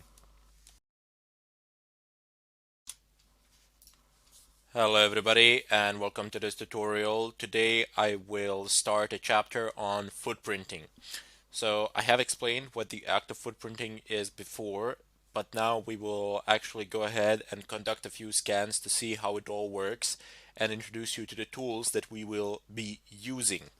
So first off, we need to find ourselves a target to scan. Of course, I could just scan myself or something of a kind, but that would not be a realistic thing really, because I already know what the results are going to be, and plus on top of that, I'm not scanning long range over the internet or something of a kind. I would be scanning within my own local network, so the speeds of the scan would not be realistic, as it would be a lot faster than say when you conduct a scan over the net, some distant and remote server. So what I did was I went online, and you can do the same, and I found on the official Nmap website, they have a section devoted to actually allowing people to scan them to test their tool out. Now I'm selecting the permission.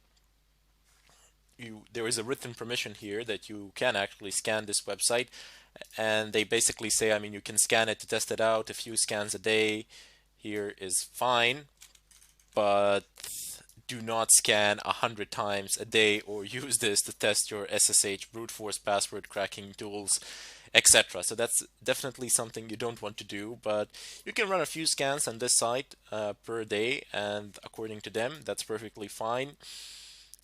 You're not breaking any laws or anything of a kind. I'm just emphasizing one more time that you do have a written permission right here on the site, which is fantastic because it gives us an opportunity to actually simulate real-time circumstances and see how Nmap behaves. Now, Nmap is an unescapable tool of pretty much any pen tester out there. Many people say today, well, that it's pointless to port scan, doesn't do you much good, and so on and so forth. Well, perhaps in terms of exploiting the services running on the ports themselves, it doesn't do you that much good, but just by seeing which ports are open and which ports are closed, you can, to a fairly good extent, determine what operating system or what platform is being used on the other side. And then you can find weaknesses of that same platform. Of course, there are some other ways in doing this. I will show them to you, like banner grabbing or something of a kind.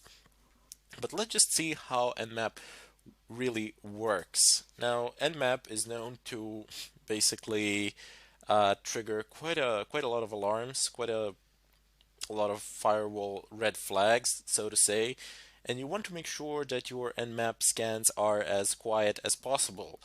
Now there are tools to actually figure this out, but I will show you here how to actually do it via terminal. There's also something called ZenMap. Now ZenMap is basically a graphical user interface of Nmap, but we will not be using that. Rather instead, I want to teach you how to use a terminal version. So Nmap is the one most commonly used, and it is always used in the terminal text format. Rarely anybody uses the actual graphical user interface. In the previous chapter, we have also discussed how to stay anonymous. So at the end of this chapter, I will be combining these things, scan footprinting, and the act of scanning, and anonymizing your scans. However, you might think about that before you get to the final tutorial of this chapter and perhaps try to do it yourselves. It doesn't matter if you fail or something of a kind. It truly doesn't. What is important is that you give it a shot, and you try it once, okay, failure, fine, no problems. Try it twice, thrice. The fourth time, you're bound to have some sort of results. As long as you keep improving yourselves, it's fine. In any case, without further ado, let's just type in, just nmap dash dash help. Oops, I mistyped that, of course. Nmap, press enter, and there we go. There are a lot of options here. I mean, a ton load of options. Way more options than we actually need for some sort of basic things. However, eventually over time you will come to understand that all of these options are not here for nothing. They are here because they were needed at some point of time, and they are pretty much all still used. So what you need to do is scroll down to the bottom, and here you have examples of how Nmap runs. So you type in Nmap -v almost always, 99% of times. 99% of time is verbose output. Basically, you're telling your system to give you more information in regards to what it is doing. -A, I'm not sure where this function is. Oh, okay, here it is. -A, enable OS detection, version detection, script scanning, and trace route. Don't think we're going to need that immediately. There is -O function, which is just for OS detection. Anyway, and then you can pass either this one, you see scanme.nmap.org, which is basically the domain name, which will get resolved to an IP address, or you can actually pass it an IP address. And if you're wondering what this is a mask. And it would be very difficult to explain in great detail what this is, but for the time being, know that this is actually an IP address range. So it goes from a certain IP address to a certain IP address, because this goes way into networking and binary numbers and so on and so forth. But you do not actually need to use this format. Not that many people actually use this particular format with the mask. They just tend to specify very specific ranges because they usually don't have the permissions to scan the entire subnet. Rather, instead they have to create lists and then skip certain IP addresses and then continue again from a certain point. So they do need to create lists, and that can be a problem. Now, up here, at the top, you have another very important option that's going to come in handy. You have -IL, input file name. So you can actually create a list, or in a file, a list of IP addresses, and then you can scan those particular IP addresses. There will also have an ability to do this. Look at what's written here. So just take a look at this segment, and it's 10, 0, and then this segment here, this octet here, it's 0 to 255, and then the last octet is 1 to 255. If you're wondering why I'm calling these things octets, it's because they have 8 bits. Each one of these has 8 bits, and it is represented in a binary form, so it can have 8 zeros, or I don't know, 8 ones, or a combination of ones and zeros, but it has 8 bits, so 8 positions. That's why they're called octets.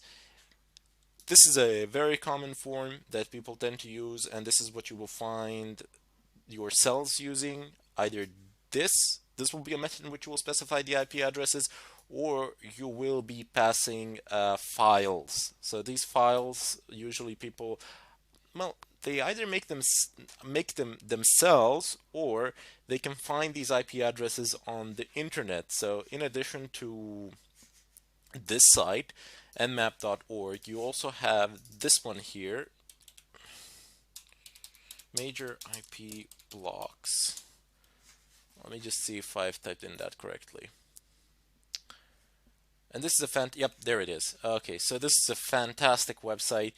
The entire range of pretty much all the IP addresses are listed here, and it also says who owns what. It doesn't say for every one of them who owns which one, but for example, you can search and find, and it's going to give you the appropriate IP addresses for that particular country, and it's going to give you the owner of those IP addresses. Usually it's just telecoms, but you also have other people who own them as well. So let's just give it a shot.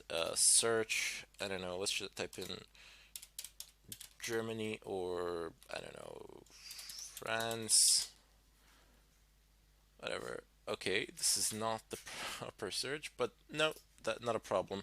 Actually, you can find it down here, and I'm not gonna type it in here, or I could Control F, France. There we go, down here, just saving myself a bit of time there. And there we go. So you have a range. This is a given range here. It's from 2000 to 215, 255, 255.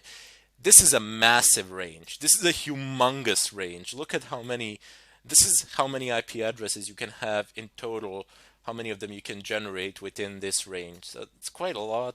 It's French Telecom. I don't know, for some reason they need it, so you can sort them out by the owner. And you can see that a lot of them are actually not listed here. Wow, France has like a lot of IP addresses assigned to it. They're not free, they cost money. Let's just go ahead and see down below. Where is it? Okay, so you see all of these IP addresses, and this is a pretty massive range. So this is a telecom in France, sorry. Not in French, in France. Look at how many IP addresses ranges they have. So that's quite a lot. And this site, as I said previously, you can use to figure out which IP address range do you wish to scan, but you usually do not have the permission to scan the entire range. You can scan certain IP addresses within that range for which you have a permission, but also a very nice site to determine where the IP address is from or something like that. However, always remember, once you get an IP address, your search engines on the net are your best friends. This is one of major components of footprinting. You can do the following. You can type in who space is, and then type in an IP address. I don't know, I'm just gonna type in this random IP address. So if you don't want to see it here, you can have a look at it here. Oops. Who is, and I don't know, somebody's gonna tell me who this guy is, or to whom does this, there we go. So I've typed in who is, and I've picked the first website out that I could find, and here I have all the information in regards to that particular IP address. I have a country, I have the username of the admin, I suppose. I have its status, remarks, source. I even have a, yep, there we go. There's actually an address, a physical address of the IP address, which is ridiculous. Yeah, so as I said, search engines are your best, and I mean absolutely best friends. If you want to find pretty much anything on the net or something like that in regards to an IP address to do any sort of research. So those are the two tools that I have showed you. Actually, three of them. Well, one tool and two websites that you can the one tool, one website, and one search method, which you can use in order to determine where the IP address is from or who is using it, and even to determine its physical location. Although its physical location can be assigned to a telecom, and that telecom can assign it to a city, and to a specific region in the city or something of a kind, and then you can find it on Google Earth or something of a kind.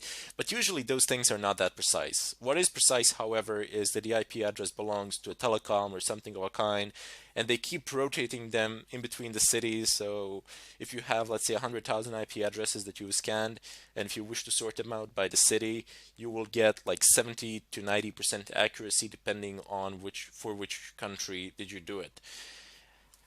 Can be problematic because you're going to miss out on some things, but if you don't need 100% accuracy, you can get your sorting done pretty well. There are databases which you can update. I will show you these things. They're called GeoIP lookups.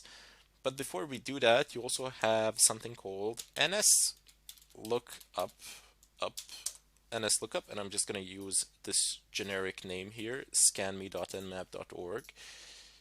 Let's paste it. And there we go. I have basically said I want to look up files on scanme.nmap.org.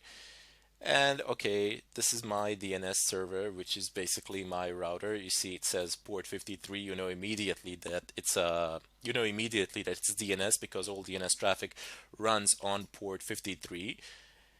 And then we have the results. So this is the domain name, and you get the IP address down below. So this is also one of the ways in which you can get the IP address of a site with a domain, because once you know the domain, you don't actually know the IP address until you look it up or something like that. But there's a far simpler method. You don't need to use NSLookup. Oh, by the way, NSLookup also works in reverse. So just type in NSLookup, and you can type in the IP address. So just go ahead and press enter. Okay, so this has run through a process of some sort down below. These are authoritative answers from it says name servers. Basically what that means, they are DNS servers, and they're giving you responses and telling you to whom the domain belongs to and so on and so forth. But look, ignore this part. And for the time being, we can also ignore this part until we get into DNS, into spoofing the DNS and changing it and so on and so forth. What I want to show you here is that you can actually get a domain name by typing in NSLookup and then the IP address. And here, where it says non-authoritative answer, you get the IP address and then you get the name, which is the domain name. However, you might notice that there is a problem here, that this IP address does not match this one.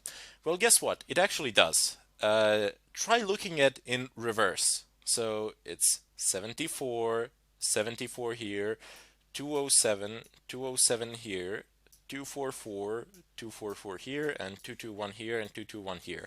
So when you do an NS lookup, and when you pass in an IP address, it's going to do a reverse lookup in the DNS MX records or something of a kind. It's gonna query the DNS servers, and the DNS servers are going to give it a response. But in the MX records, this is basically how things are written. You write an IP address in reverse, and then you put this in -addr.arpa.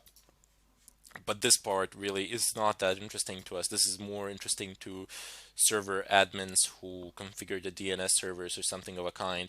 In any case, for the time being, but don't worry, we will get to DNS servers in the later stages of this tutorial once we are done with these things. In any case, what is important for you here is you've typed in an IP address, you've used a tool called NSLookup, and you have gotten a domain name in return. And now you can start doing some other things as well, but we will be dealing primarily with Nmap as a tool in order to scan networks and to retrieve information from them. But this, what I've showed you now, is some basic information retrieval and some basic external sources that you can use. In any case, I'll see you in the in part 2 or the second tutorial of Nmap introduction, and there we're going to actually conduct some scans and see how it all works. Thank you for watching, and I hope to see you next time. Hello everybody, and welcome to this tutorial. Today I will begin a chapter on wireless hacking. So first off, you need to know that there are different types of encryption. There is VEP or WEP, And whoever still is using web doesn't really deserve to have wireless, just saying. Primarily because it's practically as if you had a free password or an open Wi-Fi. It doesn't really matter, it's quite easy to crack, no problems, 321. However, if you're using VPA or VPA2, that is another story. That's quite difficult to crack, especially if the passwords are longer or something of a kind. There are different methods for direct wireless hacking, and I really would not recommend. I really would not recommend them in all circumstances. There are some circumstances which are favorable to these sort of methods. However, what is always better is to actually uh, get an IP of the router and then attack the router itself, because usually it has far more vulnerabilities than the VPA2 encryption that you are trying to crack. However, since we are cracking wireless, I'm just going to go ahead and type in ifconfig here, and you will notice that I don't have a wireless interface here. Why is that?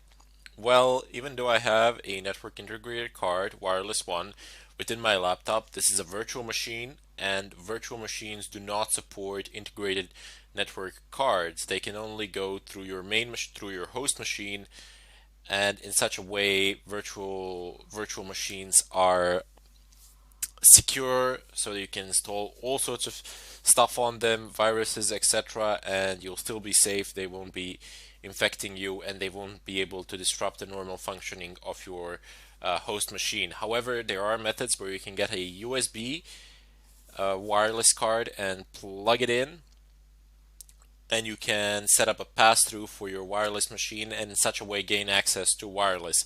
However, password cracking from a virtual machine is not a good idea. I mean, it's a terrible idea, especially using VirtualBox. Maybe if you were using Xen or something of a kind, where you have 90 to 95 native performance, that would be great. But using VirtualBox for password cracking, that is a really bad idea. Primarily because, let me just show you here. If you go up, if you go devices, and I can click on, sure, why not? I'm just going to go ahead and click on network settings, and then I will get the menu for the other things. So let's just go ahead and click on general. Is it here? No, system, sorry. Look, first of all, it has base memory. This can be altered when the machine is off. You cannot change these settings here while the machine is turned on. First of all, it says that I have 2 gigs of RAM available for this particular virtual machine. Now, that's great for day-to-day operations, especially for Linux that requires 512 megabytes to run. However, if you want to crack, if you want to brute force a password, if you want to take that path, if you want to use a brute force method just by generating huge password lists and trying to guess it, this is not really a good amount of RAM. Actually, this is a terrible amount of RAM for such a task. And if we go ahead and click on the processor, you will see that, okay, execution cap is 100%, but we only have a single core assigned. It says here 1 CPU core in the upper bar, in the upper status bar. It says processors. It's gray at the moment because you can't change the amount of processors that a machine is using while it's running. So that makes no sense of whatsoever. You wouldn't be able to do that in the real world either. Maybe on some large servers or something like that, but even they're very doubtful that you can actually swap a processor. That's mainly for swapping disks or adding RAM or something of a kind. In any case, it has only 1 CPU assigned to it. I know it says here 4, but I have an Intel i7 inside, and the VirtualBox supports only four CPU cores for its machines. And it is you should take into consideration that you really won't need more than 4 for your virtual machines, especially if you're performing some testing tasks, or I don't know, even if you're programming, unless you're doing something specific that is strongly related to graphics, you won't be needing that many cores or anything of a kind. 1 CPU is perfect. That's fine. You won't need any more. So anyway, I'm just going to go ahead and click oh wait, acceleration, yep, never mind. I'm gonna click OK here, and I just want to show you that in order to demonstrate that the resources of your virtual machine are simply not sufficient in order to support a brute force method. As I said, you can actually buy for about 20 bucks somewhere in the store a network card, a USB network card with wireless one. Plug it in, pass through the ports, and it's gonna work, but it's gonna be terribly slow. What you need to do is either set up a dual boot, or if you are running a Linux machine as your host machine, you can do what I will do now. Let me just move away from this. Excellent. So because my main machine is Fedora Linux, I have installed all the necessary tools on it. Pretty much you can install the same tools on Fedora as you can on Kali. And I will be doing my pen testing from here, from Fedora. I will exit the virtual machine. I will no longer use Kali for this purpose. However, if you are a Windows user, if you don't have a native Linux system as your host machine, you will also be able to do this in Windows. I will show you the installation process alone. I will not show the actual method, but principles are the same. Primarily because when you do it in Windows, you have to use the GUI mode, and quite frankly, for these sort of things, I personally do not like to do them via GUI. It's far more effective to do them from the terminal. So some of the tools that we will need, I will just mention them here, and feel free to read up on them a little bit in the net as you progress through the course, and then go through the videos as well. So there's a lot of extra information out there on the net, especially if you're facing some sort of bugs or something of a kind.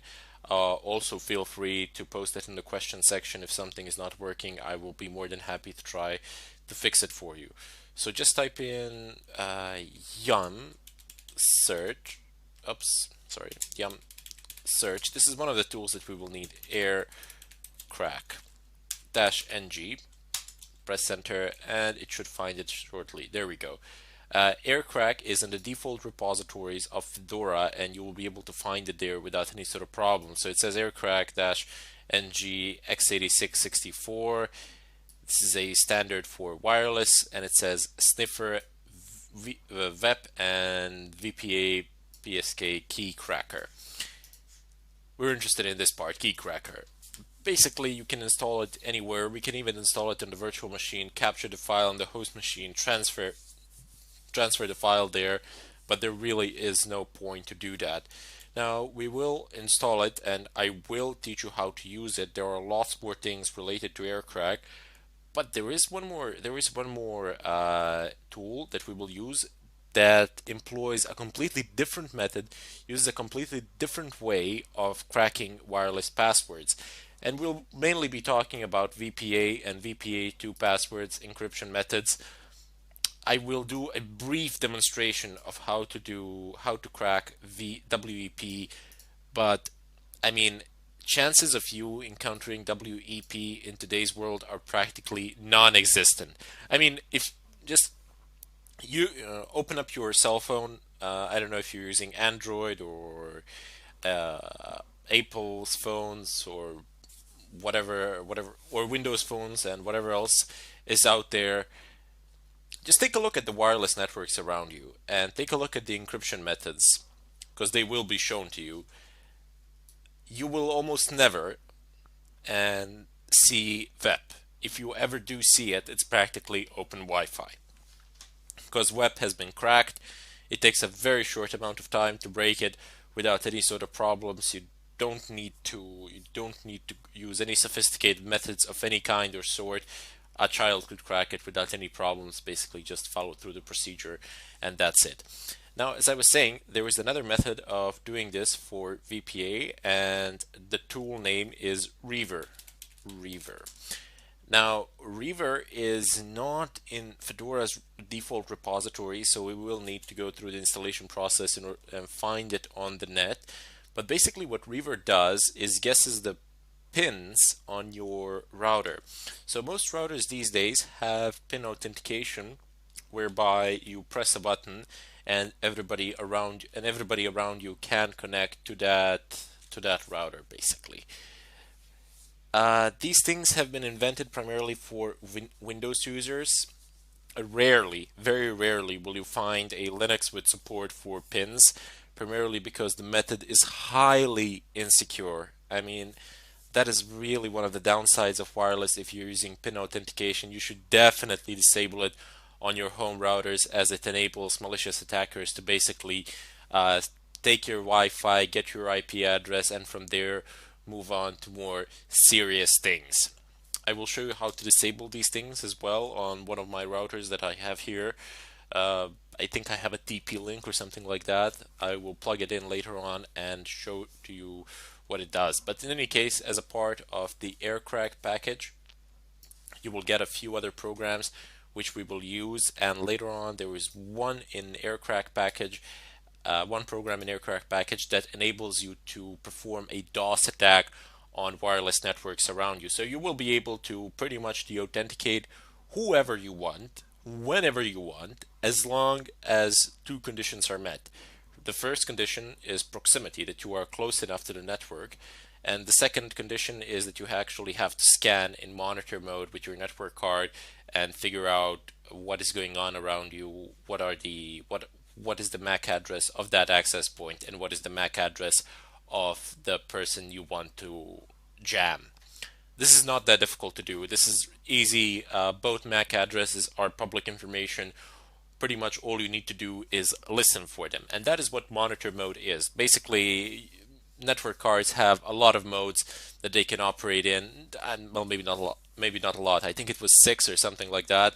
But there are only two which are of interest to us. There is the promiscuous mode, where your network card will only process traffic that is meant exclusively for it, regardless of, I don't know, capturing some other traffic that is being transmitted wirelessly through the air.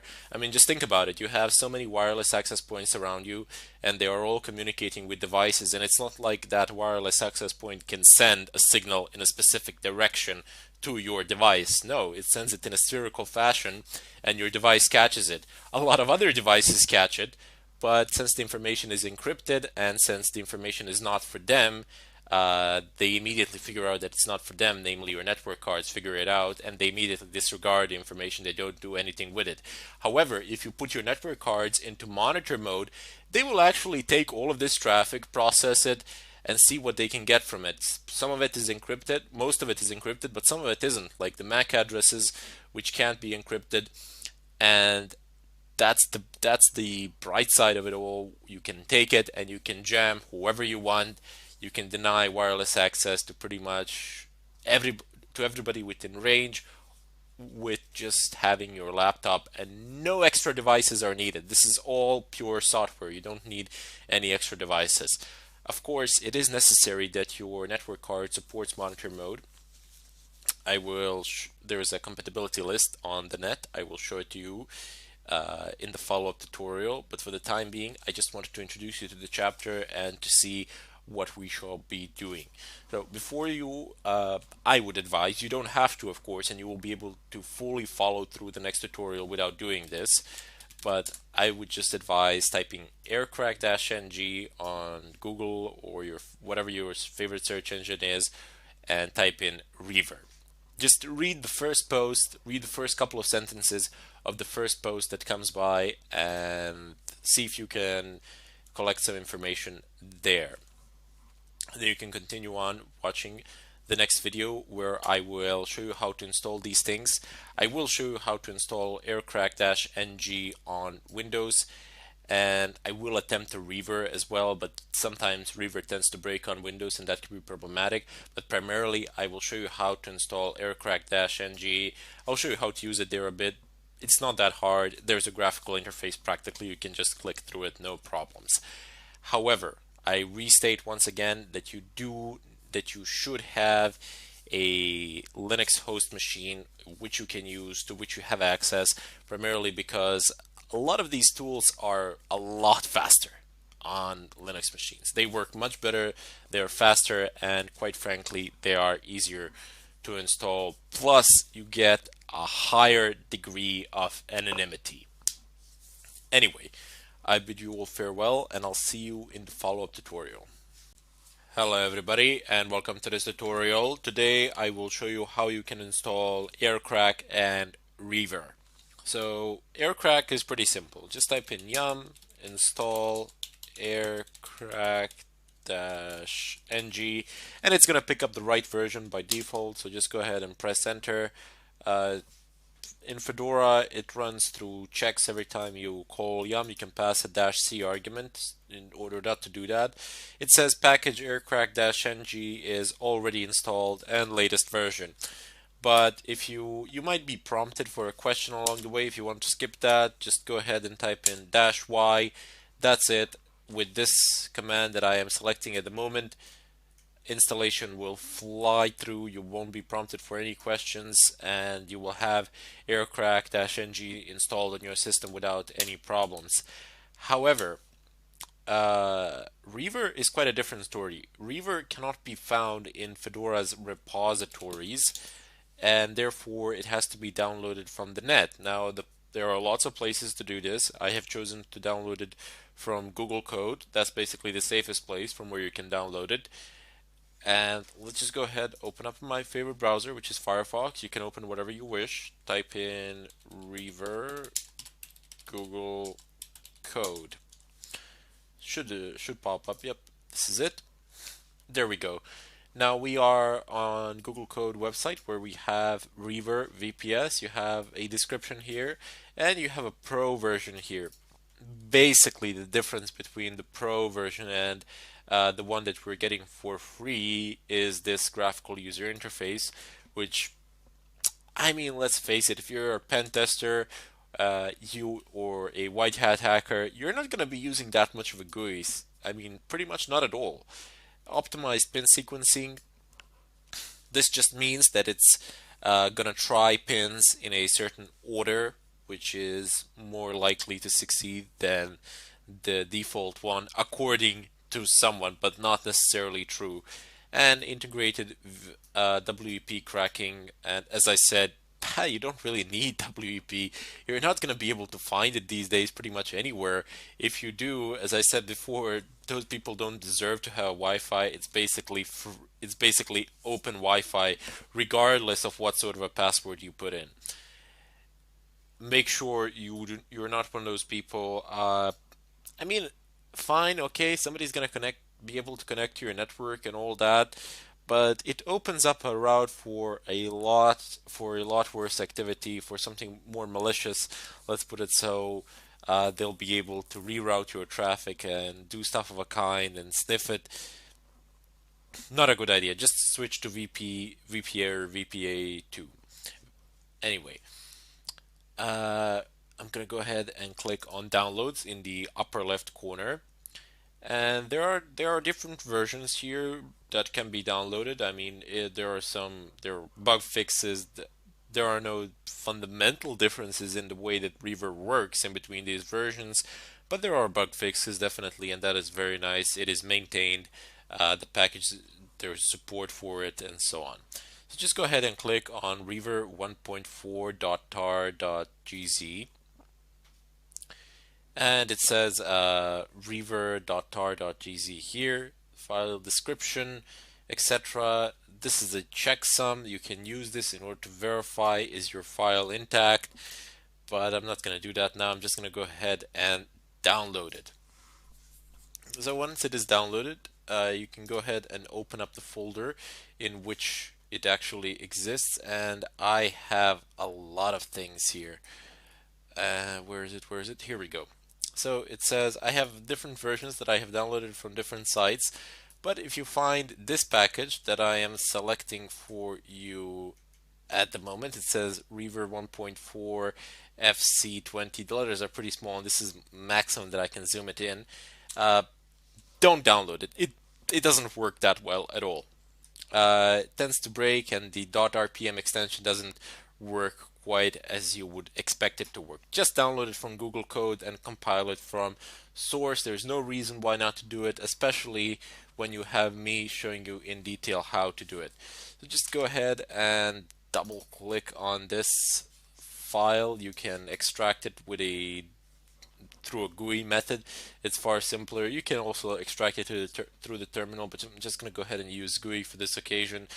This is one of the advantages of Linux over Windows. By default, it will be able to unpack pretty much anything.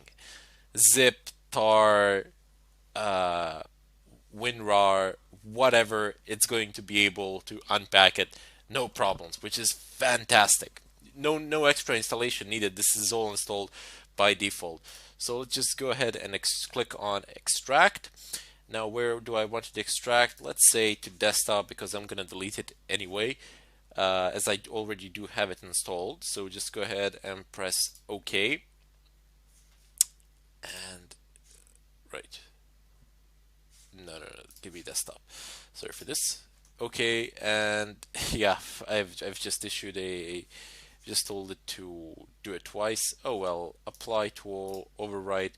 We're not gonna lose a lot of time there as the extraction process is relatively fast. Okay, so let's just go ahead, go back to our terminal, navigate over to desktop. Oops, desktop, and I imagine I have a lot of things there. Nope, it's not this one. Okay, so cd home chronic desktop, enter ls, and do I have it here? Yep, there we go. So clear, oops, clear. Let me just show you that I do in fact have it. Ll. It's much neater if I do it like this, and there we go. Reaver 1.4. Let's navigate over to that folder. Reaver 1.4, clear the screen, list the contents of the directory, go to docs first. Let's just go ahead and see what is there. And like, you might think that I am some sort of an expert or something of a kind, and that I just do these things out of my head. No. People create README files for a reason. They are there to be read because the developer has left specific instructions on how to do something. So let's just go ahead and cat it. Excellent. So the following are reverse source files. So it has the description of what is located in each one of these files. So you have 802.11.c functions for reading, sending, and phrasing, 802.11 management frames. 802.11 is a standard, as I said before. But look at this. Look at this. The developer has actually, well, these are useless things for the time being, but the developer has actually left the entire installation process here. You have every single command that you need to run explained in detail, what it does and how you can type it in and execute it. This is wonderful, and that is why I say when you download something, when you unzip it, just go ahead and find the README file. It's there for a reason. People do tend to leave instructions there on how to do something, and they've most likely encountered the same problems that you might have encountered, so you can even see possible solutions. Anyway, you can check this inscription out, or not an inscription but the text. River is only supported and only supported on Linux platforms, requires libcap, this libsql SQLite3, and one more. Can't really pronounce this. And can be built and installed by running the following commands. So execute the configuration script, make install. That's it. And it even tells you how to actually uninstall it. So they're there for a reason. Anyway, ls, of course, you cannot run the configuration file from here. You need to reverse course and go to source from, src. Let's see what is in there. There we go. We have configure, and you can see by default here it's executable. If I just give you a longer listing, configure, there you go. It has an X permission here, here, and here. So the user has it, the group has it as well. Anyway, type in configure. So now it's checking for stuff. It has its dependencies without which it cannot function. Type in make. Up, there we go. It's running through. So I didn't do anything out of my head here. I just went on the web. I found the safest place I can find to download the code from, and I'm compiling it here as the creator, as the developer of the code instructed me to do it. And the instructions aren't that complicated, just 3 commands. And the final command is make install. Now it's going to give me a lot of errors here. Well, not errors, but warnings primarily, because I already have it installed. And see here it says RM.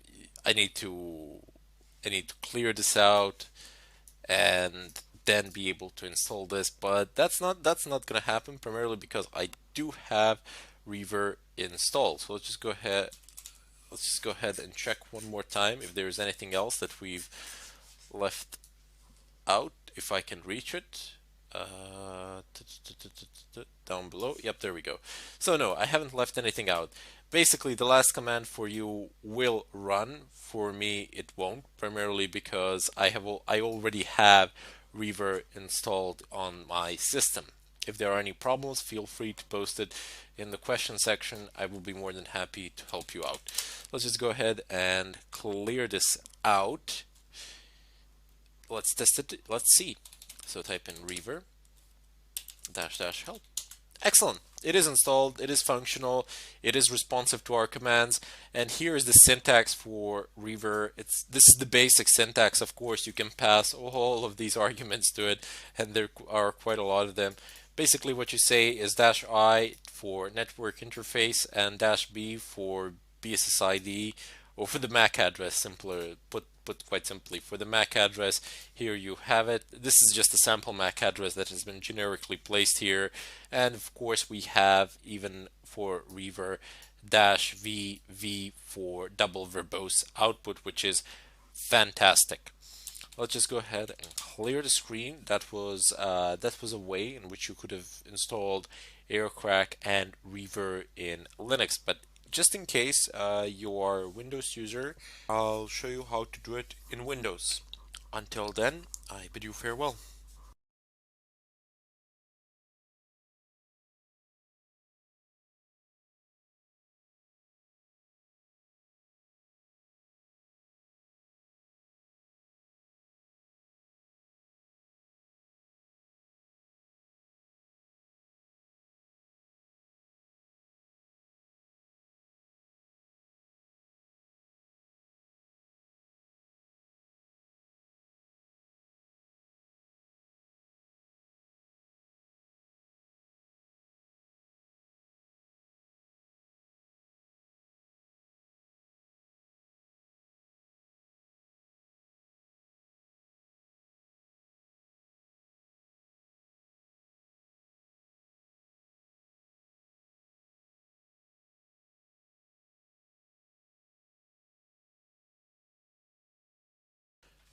Hello everybody, and welcome to this tutorial. Today I will show you briefly how you can install Aircrack in Windows.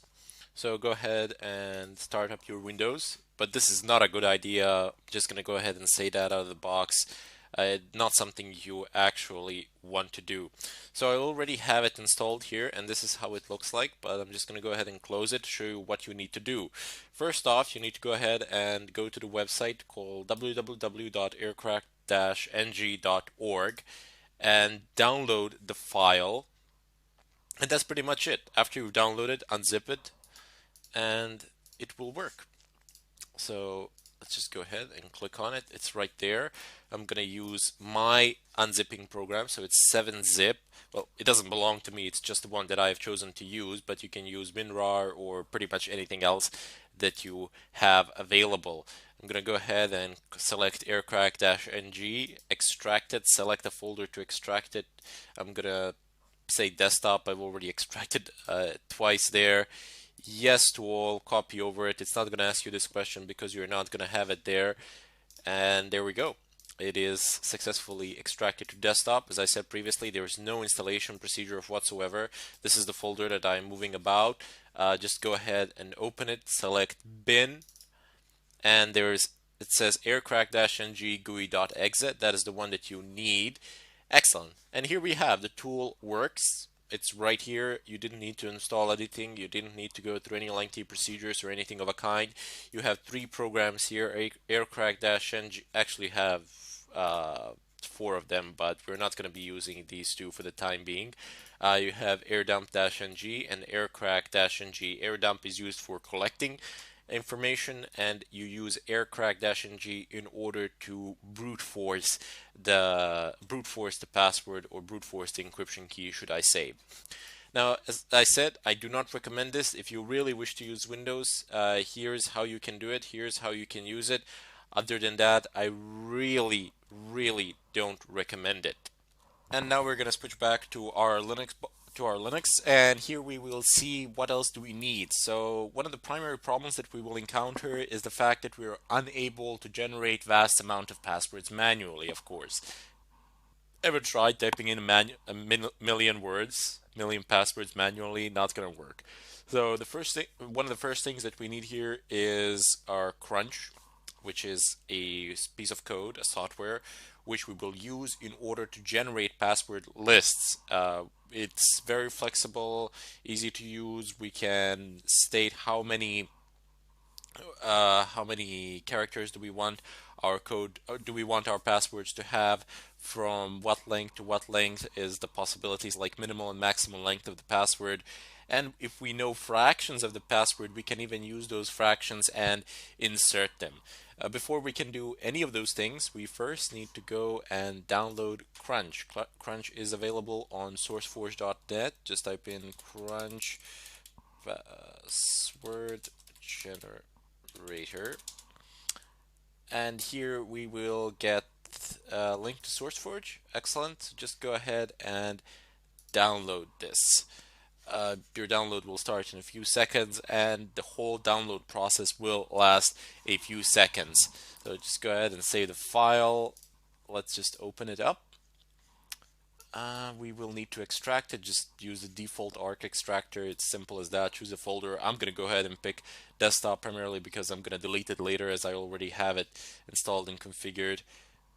There we go. That's done. It finishes up really fast. You don't even have the time to see what's going on. So I'll just go ahead and close these things. Excellent. So Crunch is here. If I opt to open it, there are some things in here which we will tend to use later on, but I will explain them once we actually start using them. For the time being, I just wanted to show you how to install it. Let's go ahead and open up our terminal, navigate over to the folder where it is located. So cd home chronic desktop Crunch, excellent, ls. Now there isn't, you don't have an instruction here how to do it, but you see there's a make file, and whenever there's a make file, well, just type in make. You do need to have sudo, you do need to be root or have a sudo password. So just type in make, excellent, there we go, that has passed. Make install, press enter again, and there we go. You have the installation process done and ready to go. Crunch is now,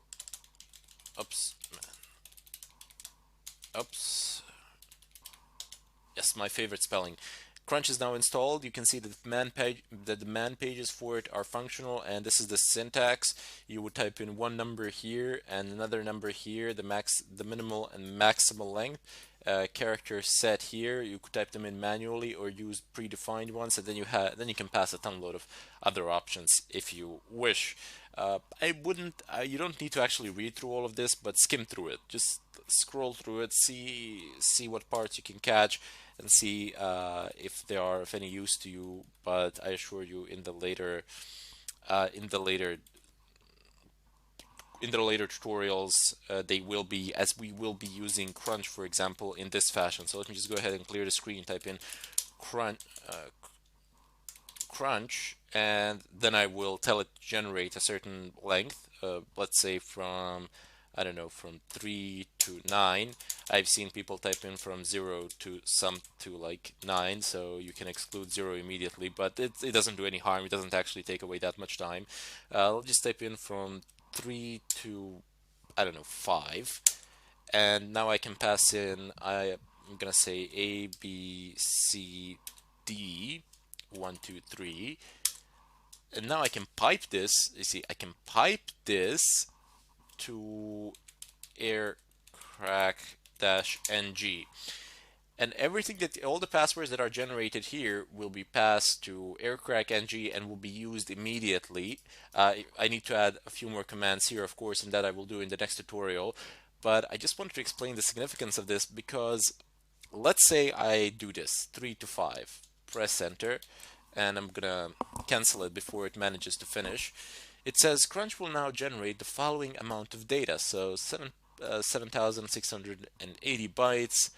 That's nothing. It says this is the amount of passwords it's going to generate, 1,344. Not a big deal. Okay, let's try something else.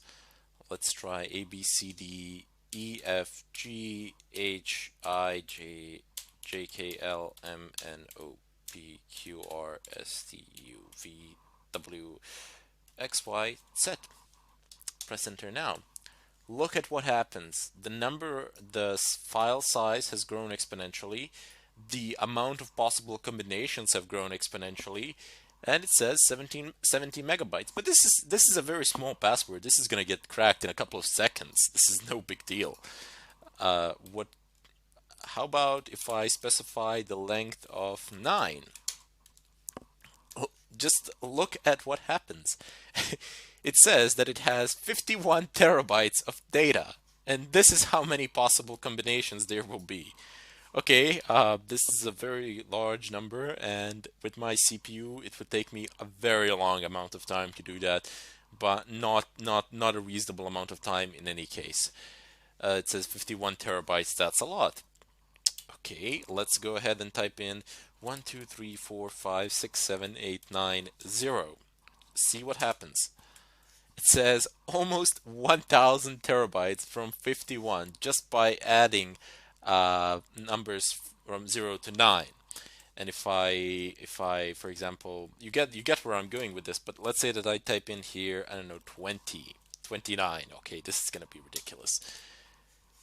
Basically, it tells me that it will generate 6,998 petabytes of data, which is, yeah, you are simply not going to have enough room on your hard drives. It doesn't really matter how big they are. You're not going to have a single petabyte of storage in your house. A petabyte of storage is 1,000 terabytes. So that's a lot. And you're not going to have it in your house. You see, what you would do with aircrack generally is, I'm just going to explain why this is important. -ng, you would -w, and then you would pass some sort of a password list.txt file to it in order to crack a certain file with it. However, these password lists, long as they are good as they do not guarantee that the password will be cracked. And you cannot generate this amount of information with this many combinations and put them in a file on your local computer, and if you put it on a cloud somewhere, it's going to cost you a ridiculous amount of money. What you can do, however, is pass an argument -w dash, and I'm just going to use my previous command. Do this aircrack -ng, and here I'm going to do -w dash. Excellent. So now Crunch will not save these things. They will simply go to standard output, and aircrack will pick them up from standard output and utilize them in order to basically break the encryption of a capture file that we will later on capture as well. So this was just an example, a post-installation example of why, and an explanation of why we needed to install Crunch. You can also, there's also a way, I've seen it somewhere in the net, but I haven't managed to find a safe way, a safe place to download Crunch for Windows from the net. Therefore, I have opted not to actually show you that due to safety reasons. But it is possible to do it in Windows. Again, not recommended at all. In any case, I bid you farewell till the next tutorial. In the next tutorial, I will start with the cracking process, and you will see how we can actually crack a genuine Wi-Fi. I bid you farewell. Hello everybody, and welcome to this tutorial. Today I will show you how you can actually crack a Wi-Fi. Today we will actually get into it now that all the prep work is done, now that we have all the tools installed and our system set up. The first thing that we will need to do is set our network wireless card into monitor mode. Type in ifconfig, press enter, and this option will display all the network interfaces that are available. My wireless interface is called VLP2S0. A bit of a strange name, I know, but Fedora has a custom for giving strange names. Like my wired connection is called P8P1, which is kind of weird, but okay, never mind. Just see which one's your is and how is it called and adapt accordingly. Anyway, I'm going to use VLP2S0. In order for me to configure it to function in monitor mode, there are two ways. So the first one is what I usually use to set it in monitor mode, and the second one is what I usually use to actually check if there are any problems of whatsoever. So go ahead and type in ifconfig again, VLP2S0, which is the name of my wireless network, which is the name of my wireless network card, and type in down. Let's shut our wireless card down completely. Let's turn it off. And now we can do some modifications to it. Type in ivconfig VLP2S0 mode monitor. Again, ifconfig VLP2S0 up, and now our network card is configured to function in monitor mode. While on the other hand, while before this it was functioning in the promiscuous mode. There are several names for it, but promiscuous mode is the most common. And the difference between the two operating modes is that one mode and there you go, I have my wireless connection deactivated in the upper right corner. The difference between the two modes is that in one mode, wireless cards or general network cards are configured to accept all packages regardless whether they are meant for them or not, and in promiscuous mode they will only accept packages that are meant specifically for them. Now I'm going to go ahead and clear the screen, and I will finally start using some of the software packages that come with AirCrack. I have a list of commands here for you which we will use today on my right side, and we're going to use a few other ones, but these are the basic ones. These are the ones that you absolutely need to know. So let me just go ahead and type in airmon-ng check VLP2S0. I want to see if there are any possible processes that could cause problems, that could cause interference, and I see that there are quite a bit of them. Now, one of the first things that you need to kill is the network manager, or you should, because even though it doesn't actually directly interfere with the functioning, it does spawn some other processes that might interfere, like your active internet connection here, the DH client. Especially if your network manager is configured to automatically connect to a certain network or to a wired network that you've plugged into your computer. So let's just go ahead and kill. I'm not going to take any chances today. I'm going to go ahead and kill the network manager, and then I will start killing the rest. So let's repeat the airmon-ng check. Excellent. Now I have a few more of these. Next one to kill. You do need to kill them in a certain order though, because they tend to spawn each other, and you kill a process, but you do a check once more, and you realize it's still up and running. even though you've killed it as root, it will kill it, but it will restart it as well. Let's just go ahead and kill the DH client as well in order to prevent any interference, and the rest of killing can be done in any way you like. So kill, let's just go ahead and kill 15 56, 15 56, 12 15, and 12 16. And 12, sorry, 16. Excellent. Let's do a check one more time. Oops, some of them are still up. This is what I meant. It is highly annoying. So 15 56. Let's see, will this work? Awahi demons are the only ones running. Apparently I have to kill the VPA supplicant first, and then I can kill these. And it can be frustrating, primarily because you can't kill them all at once. You gotta type in commands time and time again. Excellent, no such process running. There we go. Let me just go ahead and clear the screen and always perform an extra check. You see, nothing has popped, nothing should present any problems now. Let me just go ahead and clear the screen. The next thing that we want to do is perform a scan of our environment here to see what sort of connection, what sort of networks do we have, and who is connected to which network. Now, this you cannot see with Network Manager. With Network Manager, you can only see active wireless, visible wireless hotspot, visible wireless access points around you.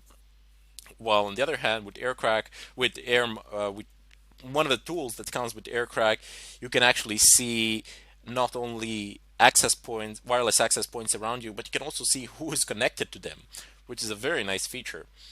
I'll just go ahead and type in the first command from my selected list here. It's aerodump -ng VLP2S0. VLP2S0 is our interface.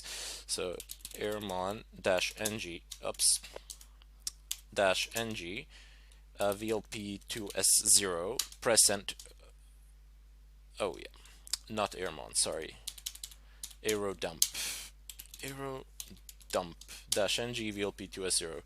Therefore, a bit of inconvenience with my talking and writing. Never was good at that. But you can see here, these are all the wireless access points. This one is mine. It's called something. That is the I've created it specifically for this purpose, for this tutorial. It has a good password, strong password, and we are going to be cracking it today. Keep in mind that the signal strength, you see, okay, let me just cancel the scanning process now, and I just want to explain a few things that you can see here during the scanning process itself. So the BSSID is the MAC address of the device, which is a wireless access point. Oops, let's just move this out of the way. Excellent. So the BSSID is the MAC address of that router, of that wireless access point. The PWR is the strength of the signal. So the smaller this minus is, so let's say minus 30, minus 15 is a lot better than minus 30, let's put it so. Minus 57, you're going to have, it's not going to be the best of connections.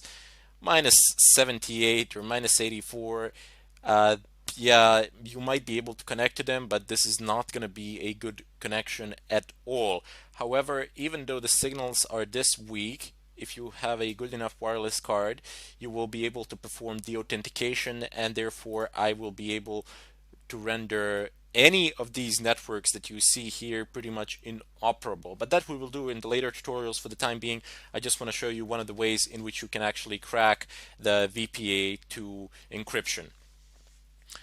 The DOS attacks are very useful. I mean, they can practically render almost any Wi-Fi network out there useless. Nobody will be able to connect to it, or you can deauthenticate a specific client on the network, which is also extremely useful. So let's just go ahead and clear the screen. Once again, I will run the aerodump, and I will expand this terminal so we can see some other things as well. So it says something, it's 90F6. I am looking for something to be associated with 90F6, and that is what I shall use in order to actually deauthenticate, because we are looking for a four-way handshake. It will appear in the top right corner. There we will be able to see all the packets that are coming in, and there we will be able to actually capture a file and see what is going on. But that is not possible to do at the time being, primarily because we are scanning for pretty much every single network out there, and I just wanted to show you how it looks like. The next thing that we need to do is perform a specific scan. So now we will be targeting this network here, as it has a good signal, and more importantly than that, I have a permission to do whatever I want with this network, as it is mine. These down below are not mine. Also keep in mind that we are not doing anything illegal here, anything of a kind. Everything that you see here is pretty much public information, because this is what all the Wi-Fi routers around me are broadcasting. They are broadcasting their MAC address, and they are broadcasting the name, basically. The ESSID name is not a technical term. ESSID is the term, but everybody, I don't know, refers to it as a name of a wireless access point or something of a kind. Anyway, as I said, all these are public information. This is all that Wi-Fi spots around me are broadcasting, and this sort of information you can also see on your cell phone by just using the network manager, or you can use a network manager in your computer, and you will see pretty much the same things. You will see that it's VPA2 encryption, you will see the MAC address, and you will see the ESSID. Of course, this is the ESSID will be the first thing that you see on the network. Also, you will see the channels as well. These stuff in between, you don't have to worry about those. They're not that relevant for our purpose today. Anyway, I will call the tutorial here, and in the next one we will be performing a specific scan where we will capture information and use that capture file in order to crack the encryption. Till then, I bid you farewell, and I hope to see you in the next tutorial. You are awesome for watching so much of this video. Thank you for all of the time you've spent here, and for all of the love and energy and attention you've given learning with this video.